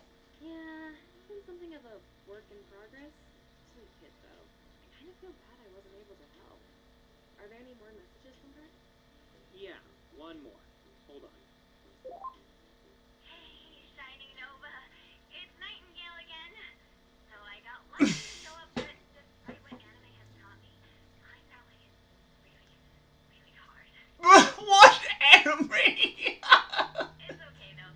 I only grew up a little bit, and I landed on a roof that has a fire escape. So as long as you delete these messages and never, ever tell Dynamo about them, we can totally forget this ever happened. So just please do that. Thanks. See you at the next meeting. Guess it turned out okay. Ish. That's good. Sounded like that kid really looks up to you. That happen a lot with the younger heroes? Yeah, I suppose. It's hard to do what we do if you're not a little passionate about it. You need to lose a starry-eyed naivete if you want to make a real impact. When you're facing down a supervillain, you can't have a fan watching your back, you know? It won't work. That's true. Yeah, I can see how that would be a problem. I turn back to the communicator to look for more messages. Mr. Fluke. Hey, Nova, it's Fluke. I know you're used to me calling you with bad news. Okay, this is still pretty bad. Just try to have it slow. So look, point is, whenever you're back, you may get some questions from the press about an exploding candy factory. And I know I'm obligated to call all the senior members to make them aware when something like this happens. But I also just personally want to say, this was not my fault. I mean, did you know sugar dust is explosive? I didn't. Hell, the candy crew sure didn't seem to. And they're candy-themed villains, for Pete's sake. I just figured, hey, the factory's abandoned. A little old snap won't hurt nobody. And it didn't. Everyone's okay. Just the factory is all. So, yeah, to let you know, see you when I see you. I'll come back tomorrow. Sugar dust is explosive? Seriously? And how did this guy make it explode? Ooh, yeah. Let's have to fit in some Candyman did it. As for how our friend there caused it, well, he didn't. Mr. Fluke doesn't really cause anything himself, at least not directly. He just snaps his fingers, and things start going wrong. The hypothesis is that it's a type of causality manipulation. Think of it as uncontrolled extreme bad luck. Wow. That sounds less than helpful. You just keep him around to keep a leash on him, or what? And as a last resort. When nothing's working for us, sometimes all you can do is make sure nothing works for the other side too. Honestly, you can't stop Scorpion here. He's part of Plan B. I just hope it doesn't come to that. Yeah, me too.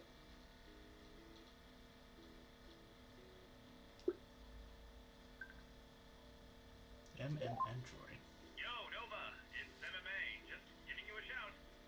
Missed you in the Hexagon this week. We were supposed to give an exhibition for the rookies, remember? It's no big deal, Dynamo covered for you. But just give me a heads up next time, alright? I know you've always got a lot going on, but we're all here to help when you need it. Speaking of help, my leg was acting up and I was hoping you could take a look at it. I know the association can hook me up with the tech, but you're better at this stuff than anyone. Anyway, no rush. I'll catch you at the next sparring session. If you show up this time anyway. Later! Oh, and I had to resort to flattery to bring Dynamo in, so don't tell her you were my first choice, okay? Funny, that didn't sound like a robot. Because it's not. He's a human with cybernetic limbs. Good hand-to-hand guy, though. Oh, so he's a cyborg. So he's really cyborg? Yeah, it doesn't have the same ring to it, I guess, but man, sparring lessons, repairing other superheroes' gadgets? You really do all that? How do you manage it? Well, like he said, sometimes I don't. Or I just don't sleep. Still, that's the gig. If you really want to make an impact in the world, then you have to push yourself to your limits. I'll have to thank Dynamo for covering for me. Again. I'm sure she knew the whole time what happened. Probably milked that flattery for all it was worth. Well, looks like that message was the last one.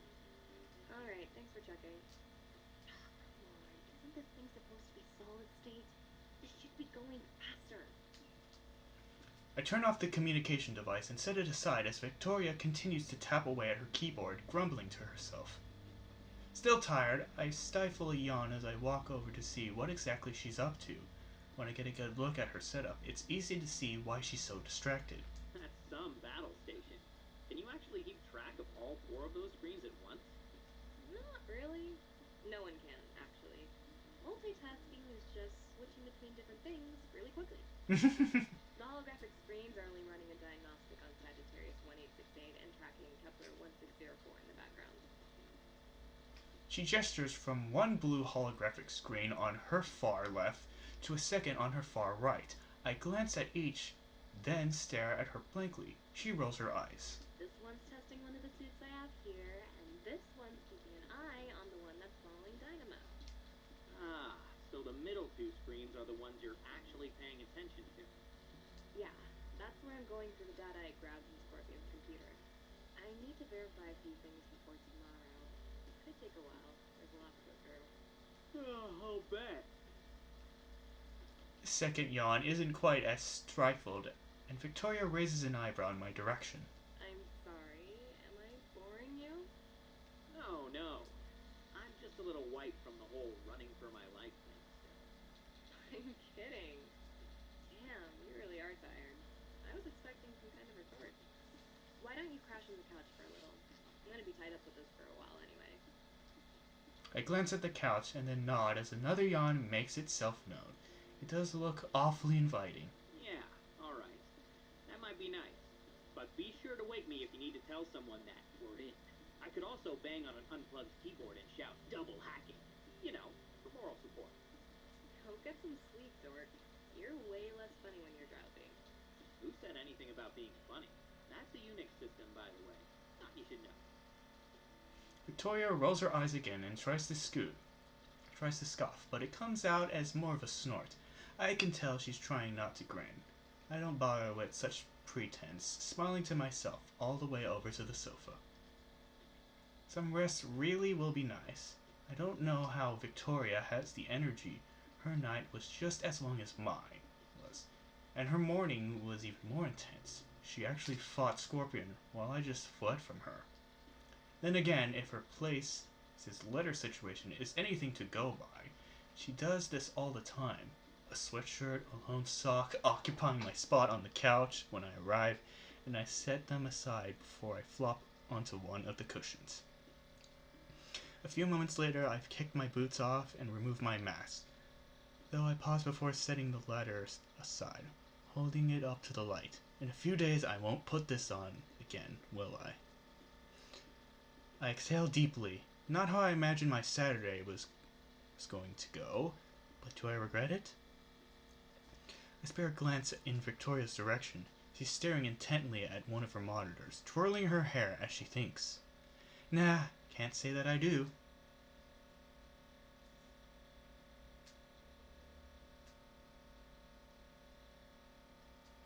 My eyes open to the sight of stars, peering down through the apartment's skylight. At first I rub my eyes, wondering if my vision is just spotty, but even after that, they remain. Damn, I really was wiped. How long was I out? With a groan, I ease myself upright and glance around. Though rationally, I remember where I am. I still feel out of place waking up here. It's like part of a dream. There he is. Now, are you waking up, or is a zombie Stan rising from the grave? Seriously, you sleep like a corpse, dude. Not a twitch. Just been a long 24 hours. You know that. Not to mention, someone made it worse by waking me at the ass crack of dawn this morning. Well, how could I know that you're such an incoherent grump when you wake up? Besides, if I hadn't done that, you wouldn't even have that nice couch to nap on. So quit grumbling. Yeah, I guess that's true. I shift into a sitting position and glance over at Victoria. She's sitting cross-legged on the floor nearby, an array of parts and tools scattered around her. She seems to be building or repairing something. Before I can see what it is, she casually moves it behind her back. I think about asking, but find myself more following a different train of thought. I think you're the weird one with all this energy after the day we had. Where's it coming from? Don't tell me you gave yourself an atomic heart or something. Oh, yeah. No way. Miss me with that cyborg stuff. That'd be hard enough even with a well-funded team. Not just operating on myself like some kind of back-alley cyberpunk surgeon. Also, technically, a cybernetic heart wouldn't have anything to do with this, so... Yes, well, technically, actually, indubitably, you're too intellectually superior for sleep. Oh, shut up. I'm just used to it. A good 4-ish hours of rest and a jug of caffeine is all I need to keep my engines purring. That's gotta catch up to you sooner or later, though, right? Maybe, but I've got all my chips on later. As for now... Victoria pops from the floor, still concealing the item she was working on. Briefly, she tries to sweep the remaining tools. Making me nervous with all this enthusiasm. Is this some kind of prank? Oh, come on! Would I ever deceive you? Actually, don't answer that. Just get your butt over here. You'll like it. I promise. She beckons me over with one hand while the other continues to keep her surprise out of sight. With a sigh of resignation, I start to follow her across the room. When we take down Madame Scorpion, Dynamo and I will do most of the heavy lifting. But there's still a good chance that you'll have to enter a combat situation. Or, at the very least, need to defend yourself.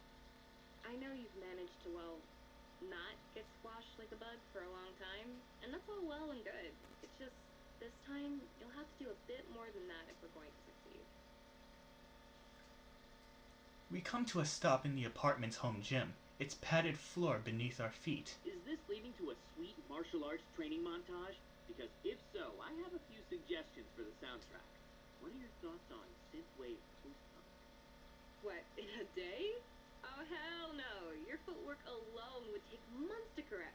You do this weird tippy-tap thing like an excited dog, and, well, it's a mess down there.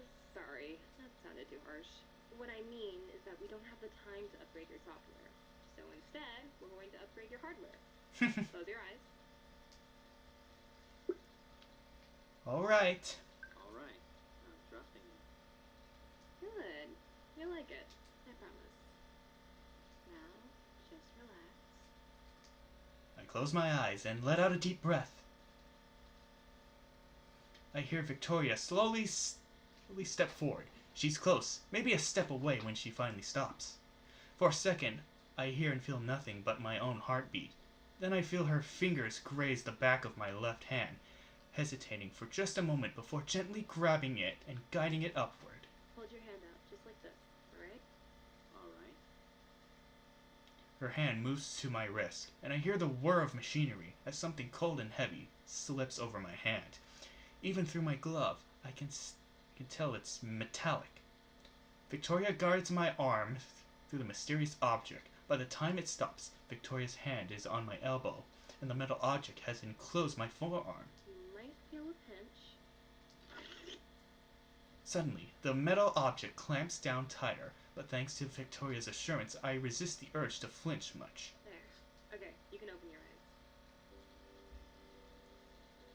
eyes. I open my eyes to find Victoria smiling up at me, with one hand steadily my left arm. It's now adorned in a futuristic half-gauntlet painted white, blue, and gold, shining Nova's colors. Her colors. Well, how does it feel? Snug, but not too tight. Honestly, it's, well, Perfect, right? I rotate my arm to inspect the other side, but the gauntlet doesn't shift or rattle. It's like a tailored suit. yeah, perfect. How'd you do it? I got your measurements while you were asleep, obviously. Right, obviously. I turn my attention away from the gauntlet and look her in the eye. Thank you, Victoria. I mean, You're welcome, Stan. The silence hangs. Victoria opens her mouth to speak, but only a sharp breath comes out. 3 heartbeats pass before she finally tears her gaze away from mine, abruptly fussing over the gauntlet. Anyway, this isn't just a piece of jewelry. Not only does it bring out your eyes, but it's got a lot of practical functionality. Here, let me show you. She grasps the gauntlet in one hand and my bicep in the other, raising my arm so that it's aimed outwards. The adjustment brings us closer. It's like we're practicing a dance instead. First, always aim with your entire arm, not just your wrist or forearm, and try to bring it to eye level when you can. Like this. Now, when you're ready, quickly touch your thumb to your middle finger, then your ring finger. got it. Middle, ring. As soon as I complete the motion, a small cannon emerges from the gauntlet, and I feel a device slide into my palms. I twitch a little in surprise, but Victoria steadies my hand. Holy shit. Is this like one of yours? It's closer to the one I had this morning than one on my suit, but it still packs a punch, so be careful. That mechanism in your palm is the trigger. When you don't need it, you can retract it with the same finger pattern. Same pattern. That's middle finger, then ring finger, right? I repeat the motion, and the cannon retracts. There you go, just like that. You're a natural. She looks back at me.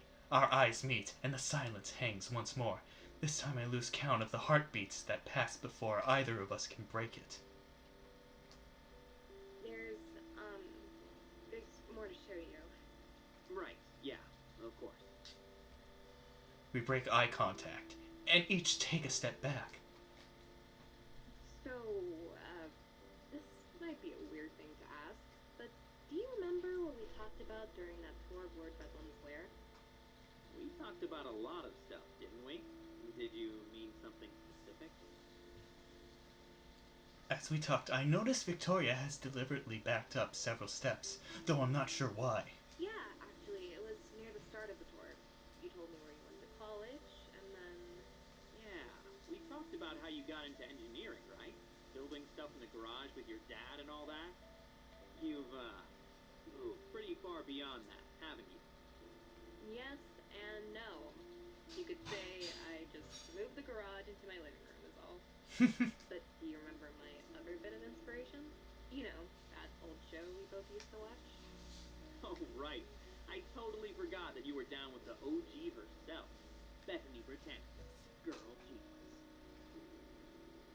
As soon as the words leave my mouth, the gauntlet hums with energy, and then, in a flash of light, a glowing blue shield bursts to life around it. flail my arms out of instinct, as if to shake the shield right off of it, but it's futile. It's attached to the gauntlet, much like Madame Scorpion's energy sword is attached to its hilt. In fact, it might be made of the same stuff. I move my arm up and down, examining the shield as it moves. It's semi-transparent and weightless, like a hologram. Cautiously, I reach out and give it a tap. It feels solid. It'll take a lot more than that to get through. Trust me. You couldn't crack this thing with a 50 cal. I mean, it would knock you right in your ass, but it wouldn't get penetration. Should block Scorpion's sword, too. Just say those magic words, and presto! Instant protection. And if you say them again... Bethany Britannica, girl genius.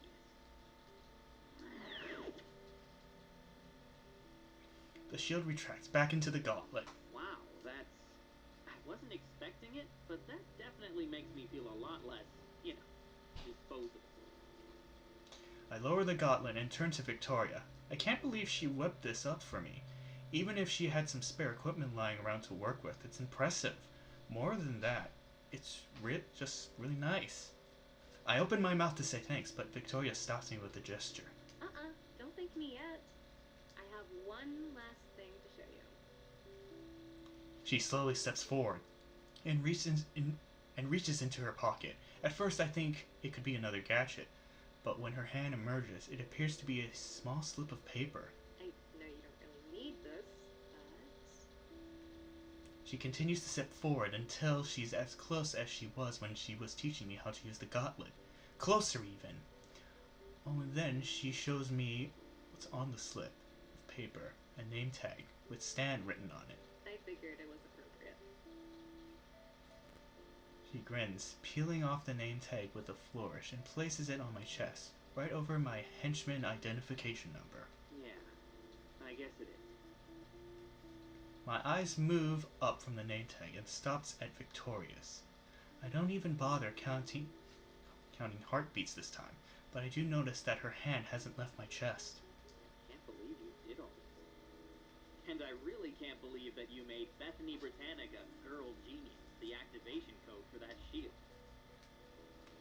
She laughs, a mixture of mirth and mischief. Come on, I had to make something mildly embarrassing about it after all that let me tell you something rookie crap. Besides, that was really the first time we met. I mean, sure, we'd seen each other on the job, but that was when I felt like we met each other. The lack of tranquilizing powder. Well, sure, but I haven't talked about that stuff with my dad in a long time. Not because it hurts or anything. I mean, I just saw him a couple weeks ago. It's just personal. Something that's mine as much as a secret identity. It helped turn me into who I am. Aww. But for some reason, I felt like I could talk about it with you, and you'd understand. Like we... Have something special? Like we have something special. Yeah, that's exactly it. Oh. Thank me for the gifts now. Kiss her! I smile, but say nothing. Instead, I slip a hand around her waist and gently urge her closer. Her lips part, her breath catches, and something sparks behind those rustlet eyes. What little distance remains, we close together, and our lips met in the middle. Aww! But they didn't animate it! What? Okay. My eyes shut as I revel in the feeling. It's magnetic. Like there's a jolt of electricity running through us that's pulling our bodies together. We couldn't fight it if we wanted to. Even as my eyes open and we pull apart, I can feel its aftershock, still pulsing through me. How's that for a thing? Start. Once more, the magnetic energy begins to pull us together. Wait. What? Suddenly, Victoria stops, pressing her hand against my chest and shaking her head. Ooh, okay. Alright. Just, give me a second. Actually, a little more than a second. I'm sorry. Yeah. Victoria gently pushes herself back, and I let her go, my hand falling to my side. Oh, sure, of course. Victoria steps away, and we both take a deep breath. Shit, did I screw this up? Alright.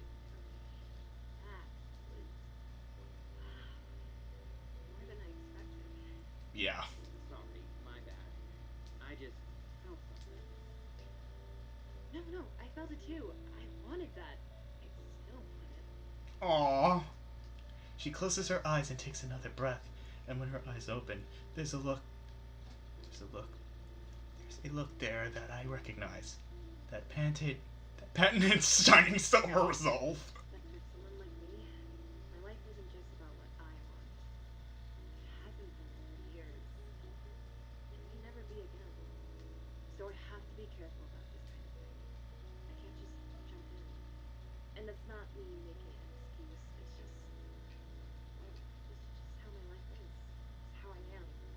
I'm paused and violent. Right. That does sound like you when you say it like that. Not that you'd ever know from your carefree, impulsive lifestyle. Seriously though, it's cool. I can pause for as long as you need. I'll even have a recap ready for when you get back. It won't be that long, I promise. This isn't me stopping anything. Like I said, it's a start. I want this. Aww. She grins mischievously and folds her hands behind her back, reluctantly sliding further away. For tonight, why don't you try getting the hang of that gauntlet while I go prep Victoria? Okay? Okay. I wave the gauntlet around a little and shrug. I guess some practice would be good. I'd rather not blast my face off with this thing. I'd rather you didn't either. That would definitely affect our evaluation. But now Victoria has backed up all the way to the door to her bedroom. She reaches for the handle. Victoria, I wanted to. She smirks. I know. With that, she steps into her room and closes the door. I take a deep breath and rub my temple. Damn, she is something. I shake my head to get rid of the butterflies. Ball's in her court now. I just need to give her some space, and maybe figure out how to use this gift of hers while I'm at it. Come on, Stan, pull it together! You'll have all night to dream. Right now, you have to get to work. And work I did, practicing my aim and wielding the gauntlet shield until late into the night.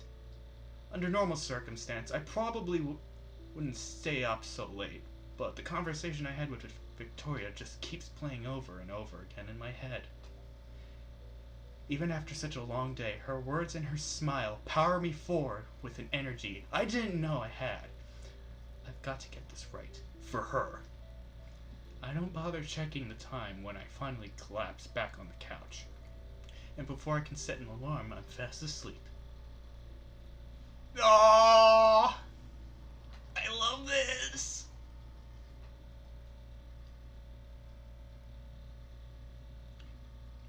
Morning comes, and the rosy fingers of dawn reach out and slap me right across the face. So despite my late night, I'm up early yet again. In hindsight, I really should have asked Victoria if her window had any blinds. Luckily, my nap seems to have made up the difference, and by the time I've devoured another bowl of Hero O's and have taken a shower, I find myself fully energized, not to mention a little less pungent. I pull the shirt Victoria left me over my head as I exit the bathroom. It's a lot more comfortable than my uniform, but I'm not sure why it says Postboy on it. Must be a brand. Hey, nice shirt. I jump in surprise, nearly tripping over myself as I turn to face Miss Dynamo, who is leaning against a nearby wall. Out of instinct, I take a cautious step backwards. Easy there, sunshine. No need to be so jumpy. Isn't there? Because yesterday, well... What about yesterday?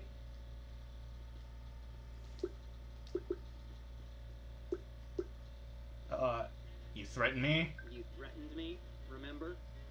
Oh yeah, I did. She's so casually. Yeah, that happens. So that's really it then? You're over it? I'm not gonna turn my back and get stuffed into a mailbox when I least expect it? Only for fun, not spite. I save my real blacklist for people who do the wrong thing on purpose. Like a certain arachnid. As long as you do the best you can and stay true to you, your ass will be postage free. Just don't go thinking it's because you're special or anything. I forgave Captain Commander, and he tried to impale me with a flagpole when he was being mind controlled. Nobody just really trusts you. I've run through brick walls for that little nerd, even when she didn't want me to. So if you let her down, it won't be a mailbox or dumpster you end up in. It'll be a volcano. Of someone with better keep things secret for now. So maybe you can settle this. Is his name... Oh, see, Captain Commander was what he called himself before being mind controlled. Now he's Captain Commodore. That's where all the confusion comes from. What the fuck? I think Commander should have been. Or, wait, was it the other way around? I guess no one will know. Oh, hey, you're here early. Victoria steps out of her room with a laptop and an overstuffed binder, which she places on a nearby table. Hey, I'm always punctual, ain't I? Only if we're going by Dynamo Standard Time. Seriously, did you just come here to intimidate Stan again? No, we just had a nice chat. In fact, we're getting along famously. Ain't we, sunshine? Before I can respond, I hear a whoosh and feel a finger poke the side of my head. Even a teasing tap like that sends me stumbling, and by the time I've recovered, Dynamo is propped up against a pillar, grinning impishly. Yeah, like a secret lair on fire. Good! I knew you two could learn to coexist. And how about our other friend? Did he behave himself? Yep, just crawling around in his usual creepy silence. Dynamo jerks a thumb over in the direction of Victoria's workbench, where the shiny Nova suit that left with her yesterday stands like a statue. Don't tell me you're gonna get on me about giving it a voice too. Gotta admit, it might be useful. And awesome. Just imagine, you're out in the field, and suddenly... Listen, you're looking right schmick out there, but me power's at 50 bloomin'%, so be a mite and give me a charge, yeah? Or how about a Russian one? No, Scottish. You know, I think you two might be worse when you're working together. And my suit won't be getting a voice no matter what the accent is. At least not until we've taken care of the matter at hand. I think I finally got a winning plan that's going to take down Scorpion, but it's going to take a lot of work from all of us. So focus up. Though first, I need some coffee. Stan, would you mind helping me with that? Sure. Victoria heads to the kitchenette and I follow. Dynamo raises a suspicious eyebrow, but doesn't object. As Victoria fills up her coffee maker with water, I grab a pair of mugs. So, about last night, I'm still, evaluating. I don't regret it.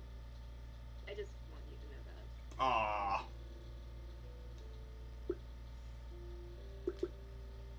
Admit it, you like teasing me. Admit it. You just like teasing. Well, obviously, I'm planning to milk this for, no, I don't know. Is a month too much of a stretch? You're a monster. And here I thought superheroes were merciful. Just some of us. But speaking of, let's try to keep this to ourselves for now, okay? I promise we'll talk more later. But for now, there's still a lot to do. Yeah. She casts a knowing glance in Dynamo's direction, and I nod in understanding. Yeah, I get it. Take your time. I'm not going anywhere. Soon enough, the coffee is ready, and we return from the kitchenette to find Dynamo picking up one of Victoria's workbench and setting it gently down in the middle of the apartment. Apparently, this is standard procedure because Victoria doesn't even acknowledge it. She just sets about getting her laptop hooked up to something and spreading the sheets of paper from her binder across the table. So with a shrug, I grab a stool and sit down across from Dynamo, though I use both hands, not long after Victoria has activated a holographic display of some kind, though it's looking a little cluttered. I swear, you've always got 1,000 tabs open. Because I always have a lot to do, okay? There's a system. There's always a system. Victoria clears her throat and hastily clears the display, leaving only images of Lord Bedlam, Madam Scorpion, and Lord Bedlam's lair. Anyway, let's recap the situation. Scorpion Group's latest product, the Henchman mobile app, was rolled out to 22 low-grade supervillains since it went into beta this summer.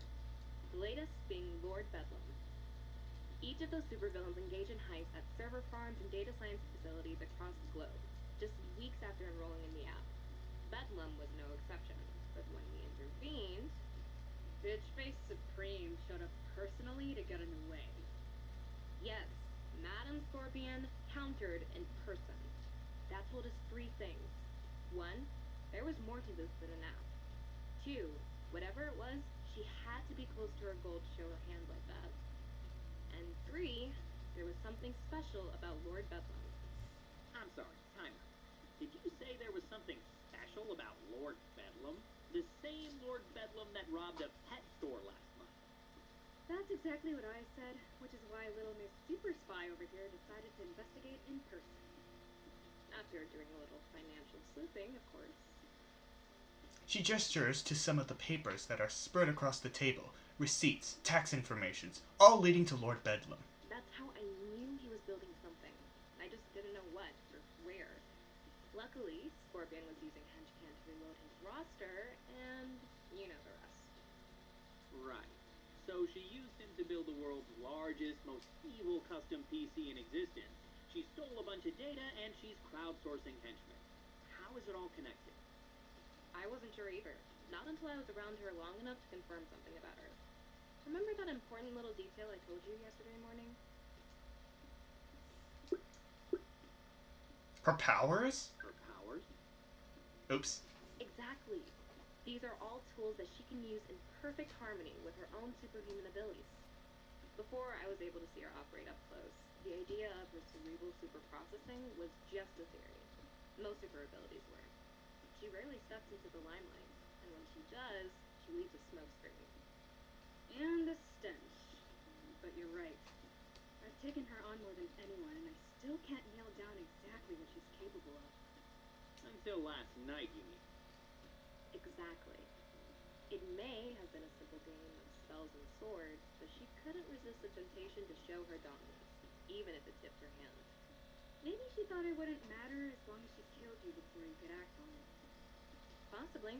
She does like her opponents to know when they're beaten. In any event, when you take her power into account, things begin to make sense. With a few taps on her keyboard, Victoria starts flipping through more images on the hologram of other villains and their lairs across the world. Soon, they all show up on a map. The data that Lord Bedlam and the other villains in the Henchman beta program stole is on these servers on a private network, which she can connect to through... The app? The Henchman. Bingo!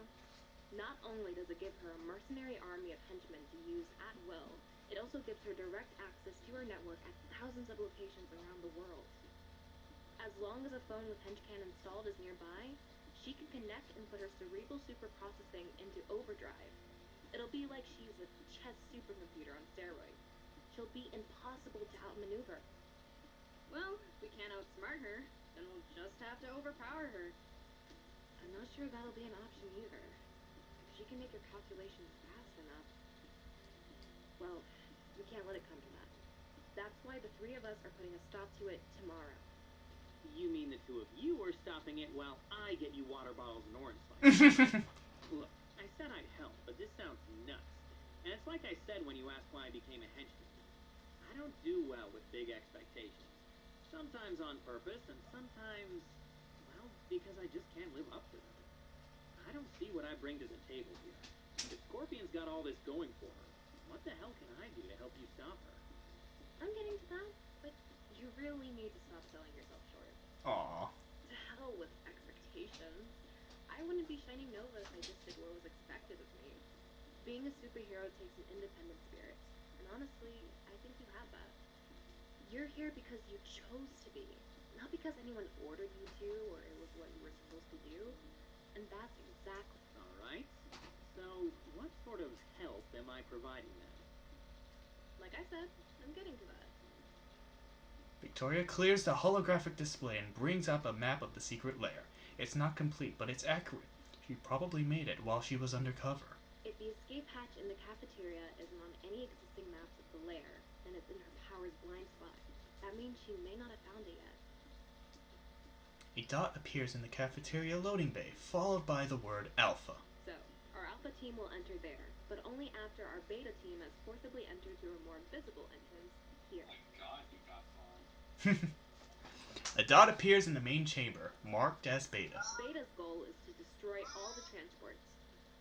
What are they called again, Stan? Bedlam copters. Seriously? Well, Wouldn't change it can't if be it that was the dangerous if we they're got- named after we that got sweet. the enemies to lovers ending. I love that. Oh, I'm romancing Victoria. We already did that. That's the best ending because she's epic. But I also got the ending where Well, I also kind of want to, like, do another stream where I romance Miss Dynamo. You can't. But they I know. fly, so we need to neutralize them to prevent any escapes. Luckily, their exit in the roof of the chamber is a perfect entryway for an airborne incursion.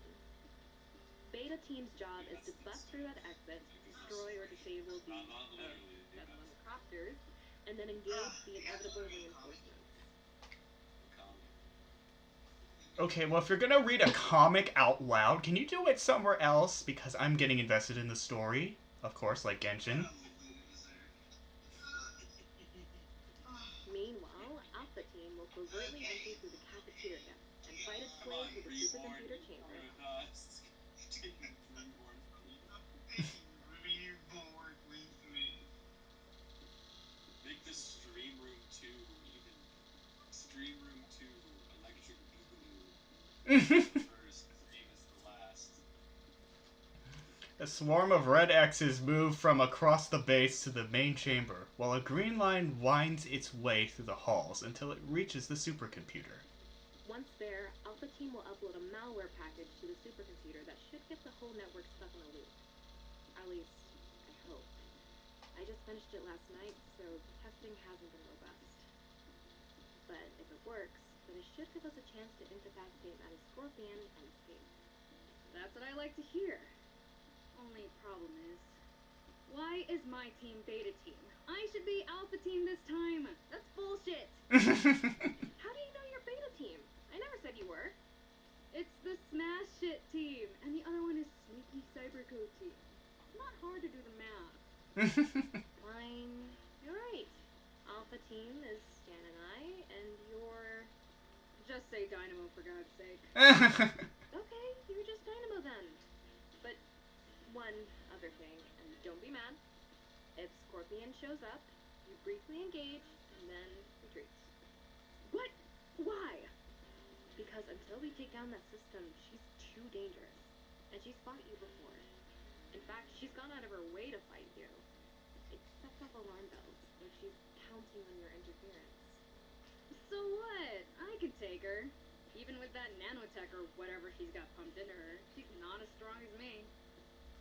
And I'm sure she knows that, but she avoided me and attacked you at the data science lab anyway.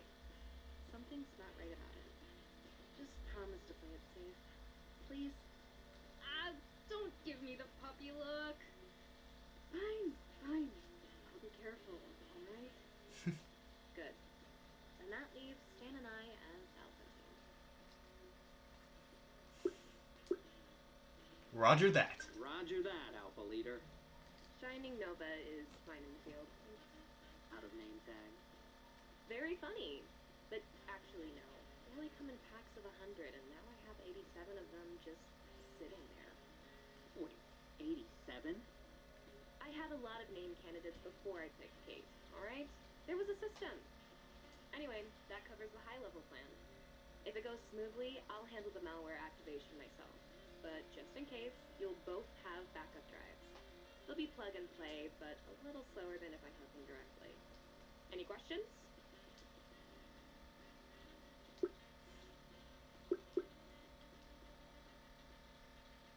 What are our odds? What are our odds? And be honest, I'm used to really bad. And 50-50 with her. This is the best we're going to get. Screw that. We're at least 98 to 2. And I'm only giving her one of the two because of the whole computer brain thing. And how do I figure into those odds? You're the other one. Victoria is about to interject, but Dynamo quickly raises her hands. I'm kidding, I'm kidding. You're a valued member of the team, Sunshine.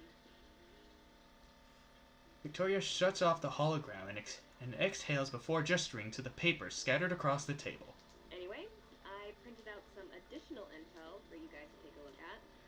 I need to tune up Kepler, but just holler if anything else comes up. Homework? On printed paper? You're killing me, Victoria. And if you're not prepared, Scorpion might actually kill you, so quit whining. We leave from here at 5:35 tomorrow morning, so we don't have much time. But if we work together and follow the plan, I know we'll succeed. It's not exactly the Gettysburg Address, but something about Victoria's word motivates me all the same, and while Dynamo continues to protest, I find myself gathering up a few sheets and getting to work. Maybe it's the very fact that it's not a grand call to arms that I find so effective. I'm not quite commanded into battle. I'm being talked to like an equal, even though I know I'm really not. The three of us split off to different corners of the apartment, and time flies as we set about preparing.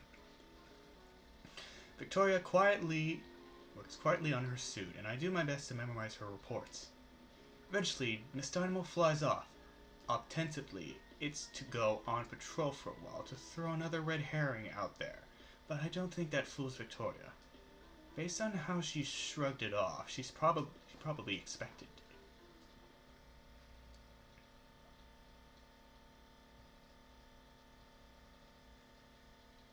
When my eyes start to hurt from reading, I wash my uniform, stuff some cereal down my gullet, and practice more with the gauntlet Victoria gave me while she puts her suit through its paces. At first, the weightlessness of the shield threw my brain for a loop, but I'm getting the hang of it now, as much as I can get the hang of anything with all these butterflies in my stomach. Some of them are from what awaits me tomorrow, but the rest are blue, white, and gold. Should I say anything? No, I said I'd give her time, and I meant it. Tomorrow's important. I shouldn't distract her with something like that. But tomorrow's uncertain too. What if I embarrass myself, or mess things up, and the electricity of the moment is gone? What if we already lost it, and I haven't realized it yet? What if... Ah! Jesus Christ! I jump and nearly smack myself in the head with my shield as I turn to face the intruder, who turns out to be Victoria in her full shining Nova regalia. I let out a sigh of relief and verbally deactivate my shield. What's wrong? Having a painful flashback to the day we met? Something like that. Sorry, I was spaced out. Is it dark outside? When did that happen? Victoria's suit cracks open and she steps out. She wipes a lock of her hair out of her eyes and stretches out her shoulders. Evening, mates. Hello. Light catches the glint of sweat on her skin, and that glint of whiskey in her eyes. I'm staring, I know, but this time I don't try to hide it. Still early, but you must really be in orbit if you missed the sun setting. Is something nice? I open my mouth to reply, but hesitate halfway there. No, that's too direct. Is it? I shake my head and hold up the gauntlet. Oh, you know, just this gift of yours. Still trying to get used to it and... Who am I kidding? I pull the gauntlet off and set it aside. Taking in a sharp breath, I turn to face Victoria. This time, I don't stop myself. Victoria, I... Need a break? Good, me too. In fact, that's why I came to check on you. Before I can respond, she grabs my hand and pulls me forward. Wait, is she stepping back into the suit? Hold on. Let's get a breath of fresh air. Holy shit! Suddenly, my feet leave the ground and we're rocketing upwards. My eyes are forced closed as the cold night air whips across my face, and my stomach drops so fast. So fast, it's as though it's been left behind entirely. Just then, when my heart feels like it can't beat any faster, the roar of the thrusters quiets, and our pace slows, until at last it feels like we've come to a stop. I still don't feel anything beneath my legs. For a moment, they flail in a reflexive panic, but then a voice soothes my nerves and opens my eyes. Just relax. Aww. You okay? Yeah, actually. Are you? You're looking, a little exposed. I am. I'm still in the driver's seat, and I just cracked the window a little. So you've done this before. Oh, hell no. This is a first. It does seem a little risky for you. Yeah, but I want to take risks with you. Aww. I didn't notice that we'd pull so close. Our lips meet, and all my senses are overwhelmed by the surge of electricity, even more potent than before. When at last we part, we don't need to speak. For a long moment, we just hold close to each other, floating silently among the stars. It's peaceful up here. With you. It's not as beautiful as you. It's beautiful, but it can't compare to you. You cornball. Cut it out. But I was just about to dust off my poetry skills. Oh, Victoria, I could compare thee to a twinkling star. I could drop you right now. Oh. Nah, you'd miss me too much. You get me. Yeah, I would. I promise. Just as long as you promise to hold on to it. I will. Promise. Oh, Victoria, how shall I cling to thee? Let me count the ways. God, shut up. Still laughing, she leans in, and I happily oblige. And so we drift through the starry sky, filling the clouds with lightning for who knows how long. I can't say I've been keeping track. I've lost all concern for time. But I know that from the moment she took my hand to the moment we at last drift asleep, we intertwine together in her bed.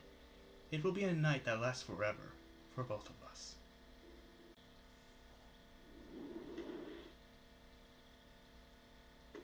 Ah, look at that! The ground didn't even crack. I told you I could do a self-dive from that height.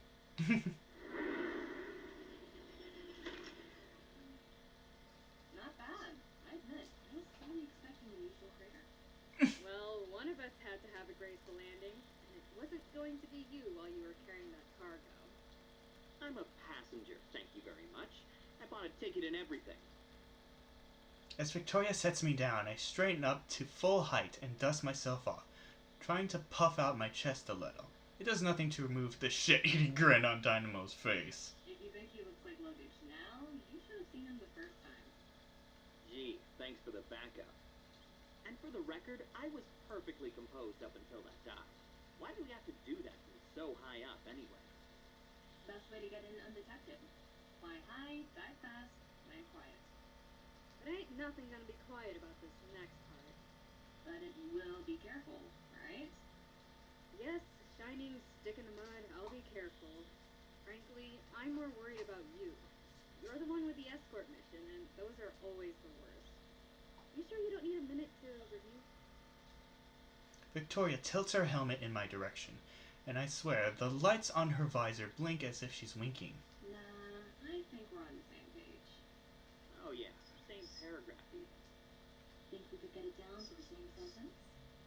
Depends on the wording, but I'm sure we could find one or two that we're in sync on.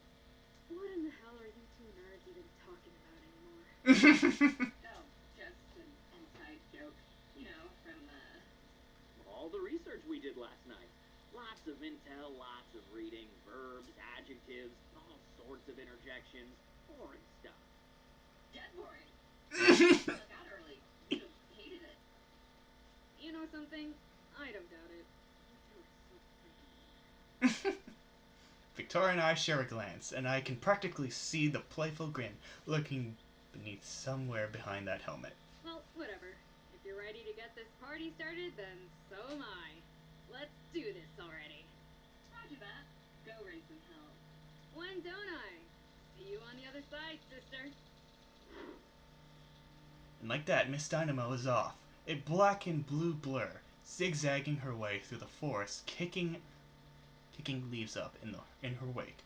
I have to bat a few away from my face. When we're both sure she's gone, Victoria and I share a look and immediately start laughing. This isn't gonna stay a secret for very long, is it? And whose fault is that? All sorts of interjections? God, you're the worst. Though, honestly, I don't care if it's a secret once this is over. At At least when my friends are concerned. Really? I thought there'd be a whole rule book. You know, a system. Well, kind of. But we'll figure that out later. For now, the only secret you need to worry about is my name. So, just to make sure, in the field, I'm always shining Nova. Got it?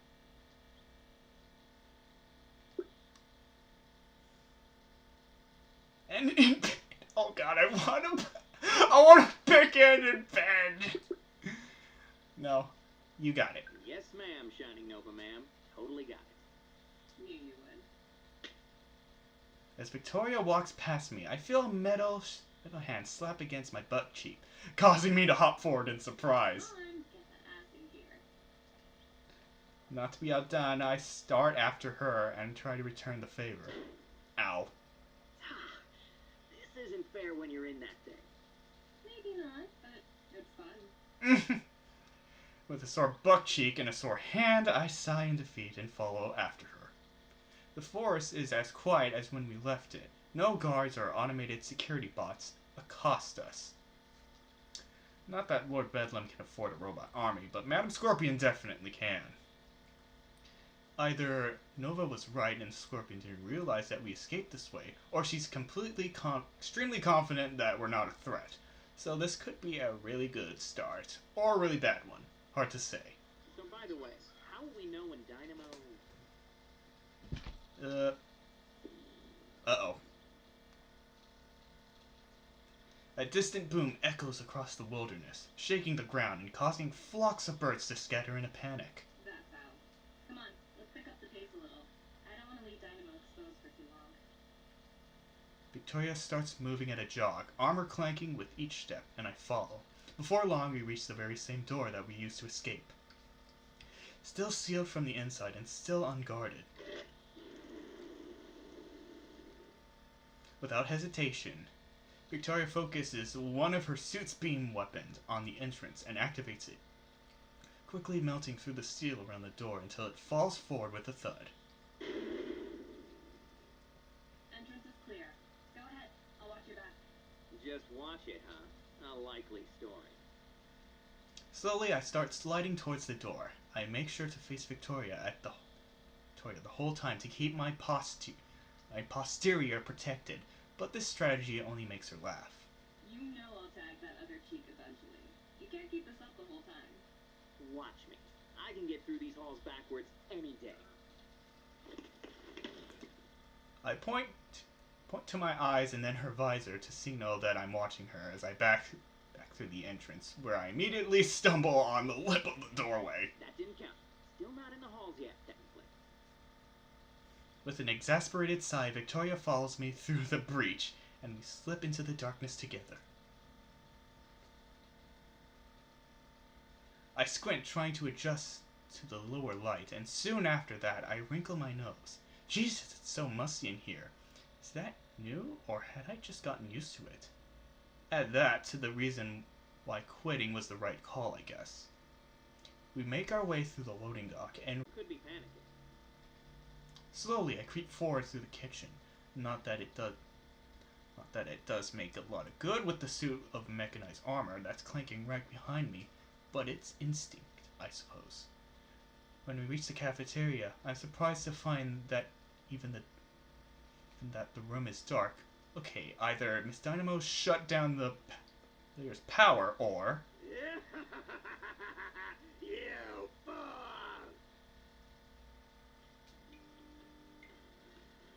I shield my eyes as the lights turn on, while Shining Nova snaps to attention, weapons ready. You've fallen right into my trap, you little shit.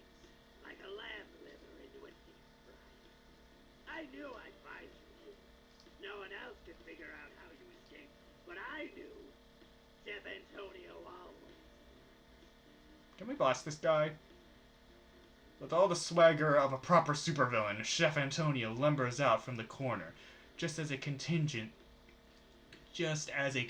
of henchmen in apron and hairnets rise up from the tables they've been hiding behind. I didn't realize that he'd been such a big kitchen staff. Yet even with their numbers, it's a little hard to make them serious when they're brandishing ladles and frying pans. Figured you might have escaped this way before. I could tell that someone had been through my kitchen. The question was, would you be stupid enough to trespass through my domain not once, but twice? Twice? No one could be that stupid, could they? And yet, here you are, twice as stupid. Oh no, you got us. Whatever will we do? If only we'd ran into Madam Scorpion instead. Then we might have stood a chance. You should be so freaking lucky. The boss lady wanted the traitor alive, but I'd rather serve your head to her on a silver platter. So I decided to keep this little secret to myself.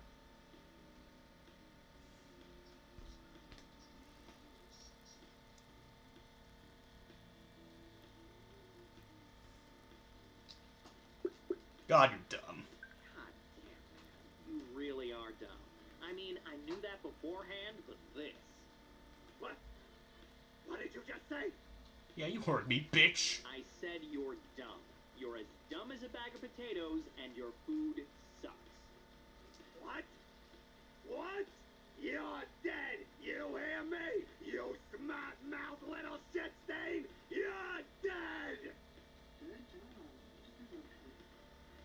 Don't be too impressed. It's not that hard. Plus, he hates me, remember?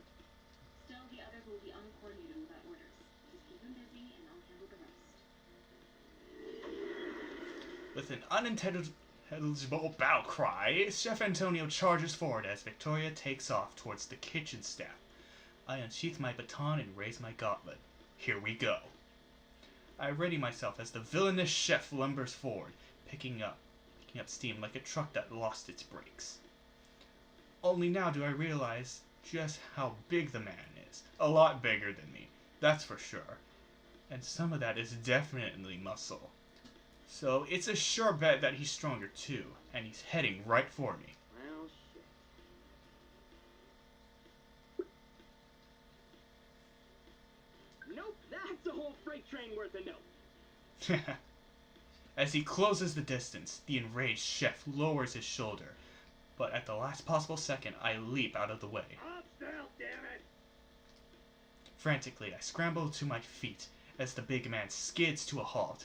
It takes a long time for him to stop completely. Christ! He had some real momentum there. If I'd held my ground, I'd been flattened. Definitely the right call to get out of the way, but just avoiding him is only delaying the inevitable. I need to find a way to take him down. I used to be a big deal, you know. The creme de la creme. King of the freaking castle. Then those good-for-nothing inspectors came along with their health code violation and risked the public health and safety. Well, you know what I have to say to that? Baloney? Bullshit, that's what! Bullshit upon bullshit, a whole mountain of bullshit. But I knew the truth. They were bought and paid for. They had to be. It was those sniveling little weasels and Mama Mozzarellas. They put 'em up to it. And the funny thing, one of those health inspectors, he looked an awful lot like you. I bet your family hates you. I bet you were in on it. Yeah, this guy's delusional. You know, I want to deny that, but if you came up with that whole theory in the first place, I don't think I've got much hope of convincing you otherwise. So hey, if it makes you feel better, it was me, Antonio. I'm the one behind it all. That health inspector, a clone from another dimension that I controlled with my mind. And Mama Mozzarella? Why, Mr. Giamatti, I am Mama Mozzarella. I knew it! I knew it was you this whole time! Well, at the very least, I can check convoluted identity reveal off the old bucket list before he reduces me into chunky meat sauce. Man, what's wrong with this guy? I can't help but antagonize this guy. Yeah, me too. I probably deserve this beating, but I can't afford it now. Can't afford it. Not now. I've got more important things to deal with. So somehow, I've got to find a way to beat him. To do that, I need to neutralize his strength, and then I need to hit him with everything I've got. I need to do the same thing he did. The same thing he did to me. I mean, not exactly the same. I don't have his mass, but the same in principle. And incoherent conspiracy theories, I start to step back and back and back. Further and further until finally. And if a little grease on your spoon is a freaking health code violation, then I swear Hey, what the hell are you doing? What's it look like?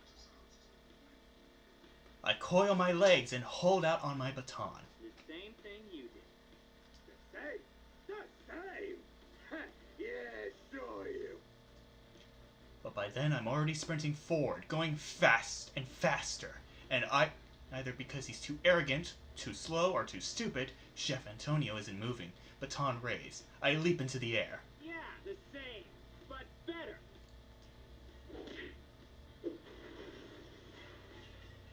As I swing as hard as I can with both my hands, slamming my weapon right into Antonio's nose. But my momentum is so great that I don't stop there, flying forward for several feet before my feet Sequilia? The fuck? What are these words? You little shit. This a bunch of baloney. Yeah, good For riddance. the record, all your food really was the same. It all tasted like shit. Now I'm kind of hungry, though. I'm not gonna lie.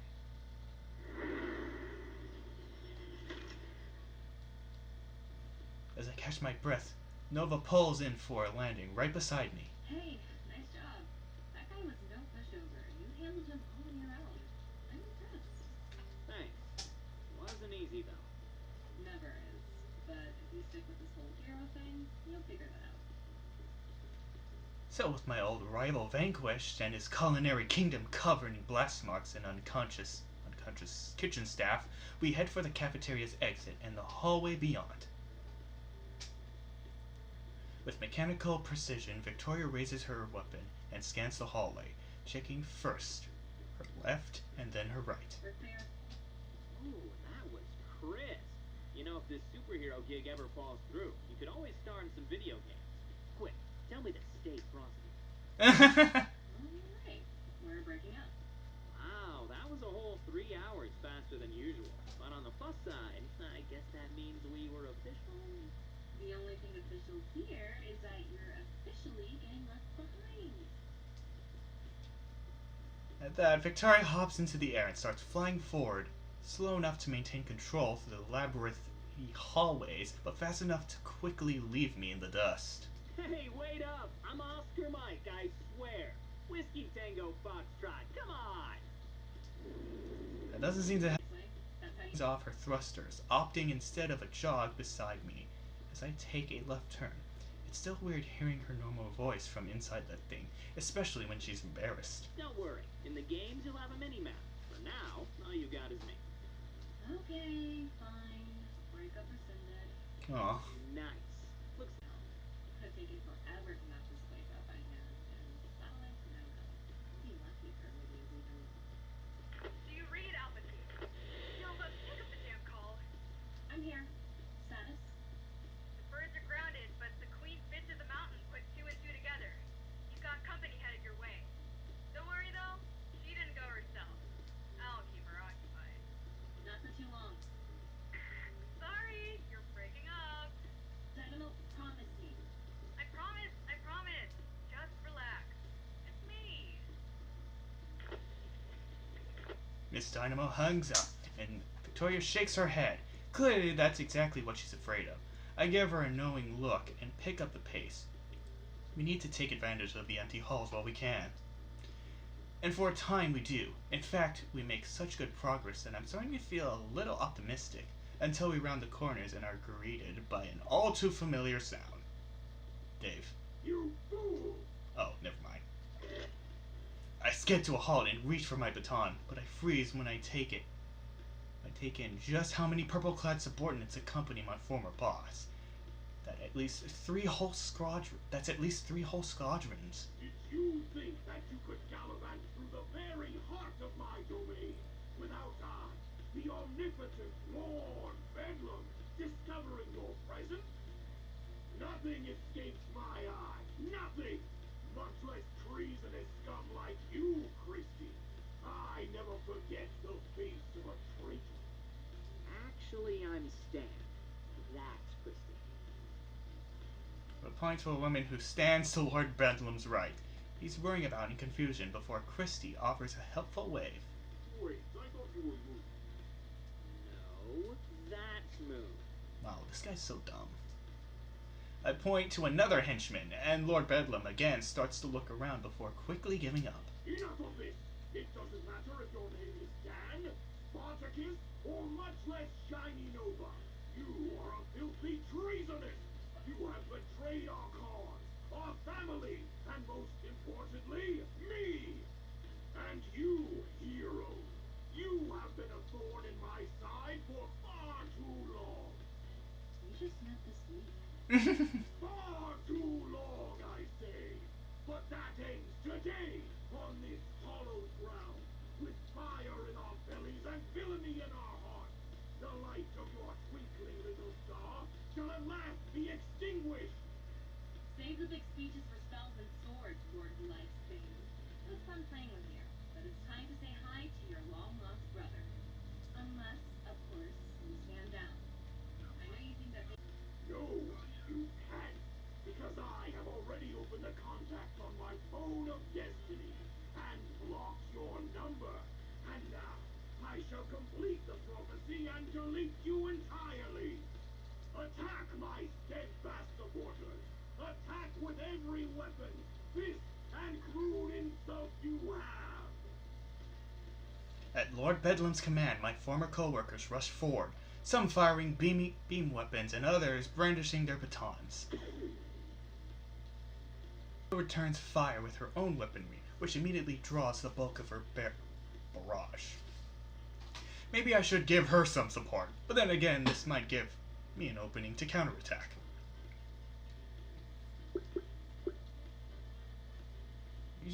Use the wish cannon. The best defense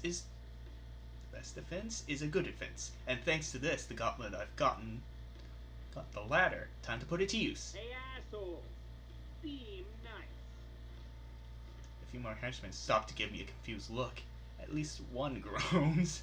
I take aim at him first. Ah, crap, I miss! That was terrible. My aim or the one-liner? Both! Just spray and pray, Stan. Spray and pray. Spurred on by Nova's suggestion, I start firing at a rapid pace. My aim is even worse than before. But there are so many of my ex-co-workers here that I managed to hit a number of them accidentally. It's not long before they start to return fire, but any attention they spend on me is attention they're not spending on the actual superhero in the room, and they pay for it immediately. Nova is packing a lot more firepower than they are, so the second their attention is split, she capitalizes things serious. Really wish I'd known you couldn't shoot when I gave you that. If you're suggesting that there's any way I would have turned down a wrist laser, I've got bad news for you. Fair enough. Just try to play to your strength. So, in other words, no more guns. Meanwhile, I notice that at least one person hasn't fled, Lord Bedlam himself. Where are you going, comrade? The battle has just begun! Get back here! Get back here and protect me! I mean, destroy this corrupt pawn of society! Oh, I don't think they're coming back, buddy. It's down to you. Yes. Yes, it is down to me. Just as it always has been. As it always shall be. I, Lord Bedlam, stand alone against this sickly, rotten society. Yes, that's longer affect me. In fact, with my newly fortified, locally sourced, and aggressively trademarked Chaos Armor, your inferior energy beam stands no hope of piercing my defenses. For I, Lord Bedlam, am... Without a word, Nova casually fires a blast at one of Lord Bedlam's horns, spinning his head around backwards. Ah, you coward! What have you done? Where are you? Coward! Heathen! Fiend! That was smart. Someone, get this thing turned around! Where's that new girl? Tara! Kylie! Katrina! Get this stupid thing turned around! He really doesn't know, does he? Not a clue. I'm gonna check Come on, the others. let's get out of here but before Yeah, you go do that. I'm a traitor and start yelling for me. I'll probably check still watching for Lord Bedlam. With our path cleared, Nova and I start forward. Down the hall, leaving Lord Bedlam wandering blindly in our wake. By the time he's out of our earshot, there's nothing but empty hallway ahead of us. Guess that was the bulk of the reinforcements. Maybe now that we're past them, we have a clear path to the supercomputer room. Alpha team? Nova! Nova! Come in. It's Dynamo. I read you. What's wrong? Tell me you're not still engaged. No, I'm not.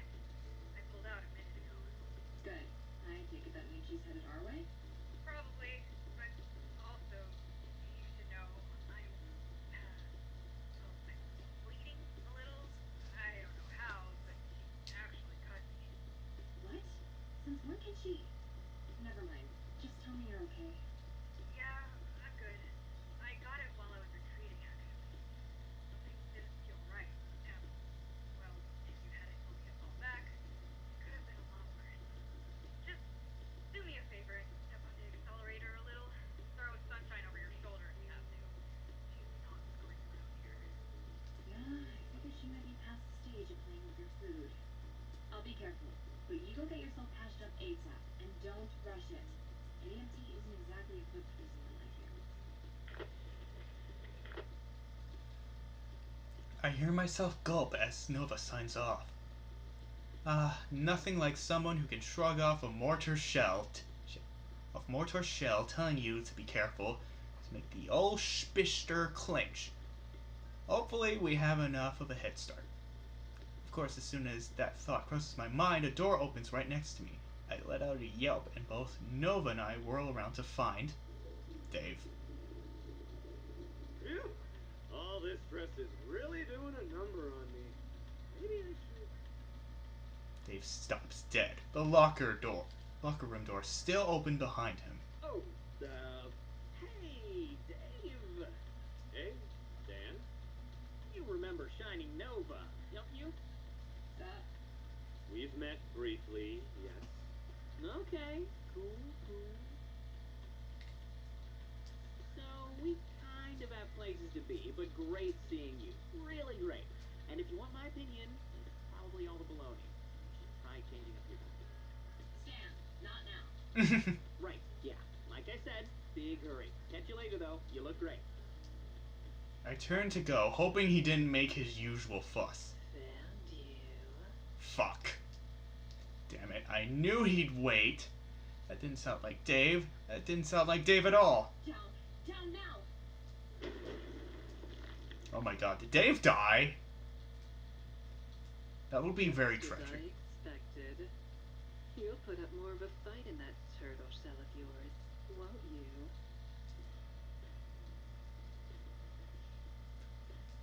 With a groan, I try to peel myself off the floor. My uniform is coated in dust, and I'm surrounded by debris. If Victoria hadn't been so quick to scoop me up and dive into a locker room, I might have been buried beneath rubble. My eyes land on a shock of blonde hair sticking out from the rubble. Guess Dave wasn't so lucky. Not his fault. Scorpion slashed an entire wall to pieces. The locker room is now permanently adjoined to the hallway. And stepping through the giant hole where the door used to be, he is none other than Madame Scorpion herself, cutting an imposing figure, standing across from her somehow. Even Shining Nova's armor seems small. I'm not here just to put up a fight, Scorpion. I'm here to put you down. find that hard to believe considering your tactics. Did you honestly think that petulant child had any chance of stalling me for more than a heartbeat? And you actually brought dear Stanley along with you as well? It reeks of desperation. No, you're wrong. Don't tell me you and he are. My, you are desperate in every sense. I knew you had a penchant for broken toys, but not like that. Oh, honey, this explains so much. You don't know anything about me or him. But go ahead. Keep calling me honey. See what smoking crater that lands you in. Really? Must we continue to trade barbs like common costumed barbarians? Come now, you're better than that. We both are. See? Look. I'm deactivating my weapon. Let's have a little chat, Like professionals? What exactly do you think there is to chat about? Besides how hopeless your little lost cause is to me. Well, there's the matter of what your cause actually is, for one. What about my pet project warrants such a swift and violent reprisal? I take it by pet project you're referring to the petabytes worth of private data you stole? Is that the problem? My method of acquisition? Surely you're joking. The corporations that owned that data stole it in the first place. Or do you think I'd have been more justified if I made them take a terms of service box first? Don't be so naive. You're smarter than that. But those companies aren't plugging that data directly into their goddamn brain just to serve their own twisted ends. There are rules, regulations. Oh, please. In principle, that's exactly what they're doing. The only differences are that I can do so by myself instead of hiring a whole division, and I'm not masking my intentions. I'm much more honest, really. So why go through all this trouble? Especially when your odds of victory are dwindling so quickly. Even if by some miracle you succeeded, someone else will try the exact same thing, just less elegantly. Why? You mean aside from the wanton violence and senseless murder? Well, there is that. But must we get hung up on technicalities? Yes. I'm afraid we must. Very well. In that case, I have a confession. Even if you decided to flee, I was going to kill you anyway. Whoa. Madam Scorpion burst forward with death in her eyes and bloodthirsty grin on her face. Her blade drags behind her, melting a red-hot line in the ground as she streaks toward her prey, like the trail of a missile. Nova's left arm snaps up, and she fires, forcing the supervillain to dodge by leaping to the side. Briefly, Scorpion runs across the lockers that line the wall, slicing them in two as she goes until Nova fires once more. This time, she doesn't bother dodging. Instead, she swings her sword to deflect the beam, sending it careening to the side as she pushes off the wall and leaps right at Nova. I shield my eyes as the blast goes off. Damn it, is this how I go? As collateral damage? No, I've got to do something. But when I try to stand, my right leg doesn't cooperate. Looks like I didn't avoid all of the rubble. Frantically, I work to free my leg, occasionally glaring back to the battle happening before me. Come on, nothing hurts. But I won't be any help at all if I can't move. They're locked in a dead, spiraling dance. Now, Nova firing and retreating with bursts from her jets, and Scorpion pursuing with wild, vicious slashes. It's a narrow margin, but Victoria's just maintaining her distance. Can you feel it yet? The inevitability. You can't keep this up. Speak for yourself. I've got enough fuel to cross the Pacific. This isn't even a string. Not on yourself, little turtle. But you'll split soon. And when you do, I'll crack it open and rip you apart from the inside. Scorpion brings her sword down diagonally, and this time it nicks a shoulder pad, sending sparks flying. That's better. I'm getting used to you already. I had to fight that oafish friend of yours 4 times before I could predict her exactly. But with this network... 2 more slashes and 2 more nicks, this time leaving scorch marks on Nova's chestplate and right thigh. I only need a few minutes. And that's only because there's not much usable footage of you. You're careful. I respect it. I don't want your respect. And I don't need footage or a supercomputer to predict you. As Scorpion again closes the distance, Nova suddenly changes course, leaping right towards the supervillain. Caught off guard, Scorpion's horizontal slash misses high as Nova ducks under it. Nova swings an armored fist right into the supervillain's gut. You like to predict the outcome of a battle before it's over. And once you do, you talk. Scorpion tries to bring her sword back around, but Nova stops the attack by swinging her forearm into the supervillain's wrist, then delivering a sharp elbow to Scorpion's temple. And talk.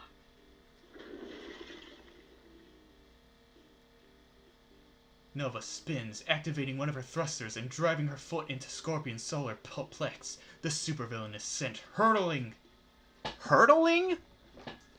across the room, crashing into the sinks. They crack on impact. It's sloppy. Arrogant. And I'm shining. You don't beat me, sloppy.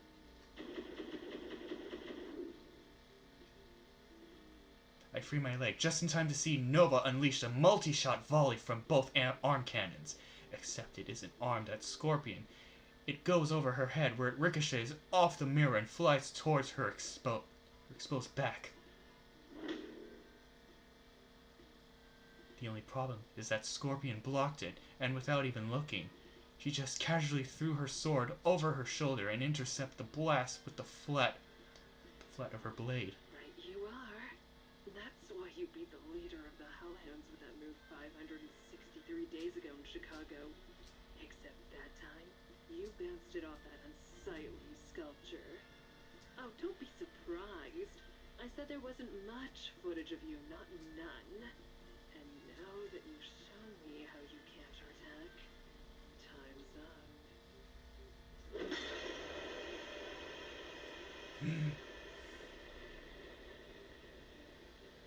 Suddenly, Scorpion spins and slashes through the sink, cutting the pipes and filling the room with a cloud of steam. The roar of Nova's thrusters quickly drowns out the pipes, filling the room with heat and blowing away the steam. It's a clever move, but it's hard to appreciate it as I cough and splutter. 187 days.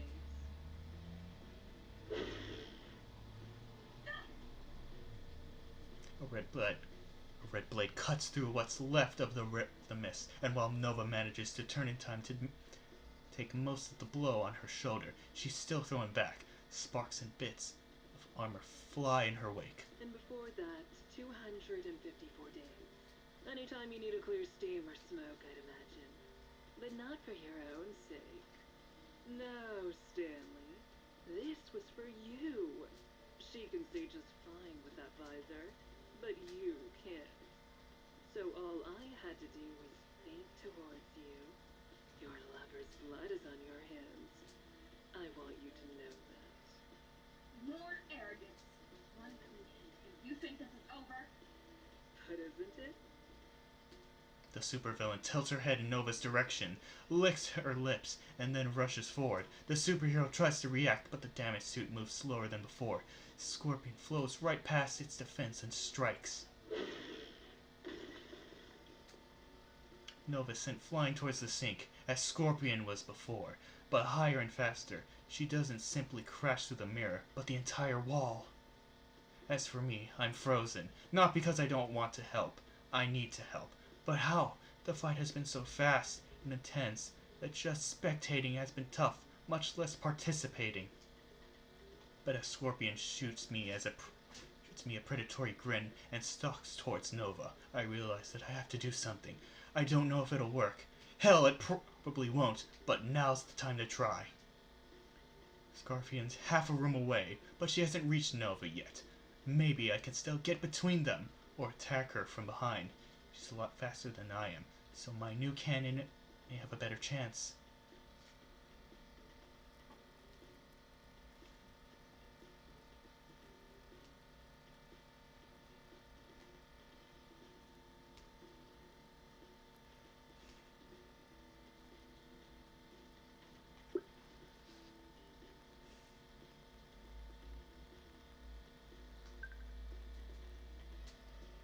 Yeah, better to stay at range. I don't have Victoria's mobility. I need to stay as far away as possible.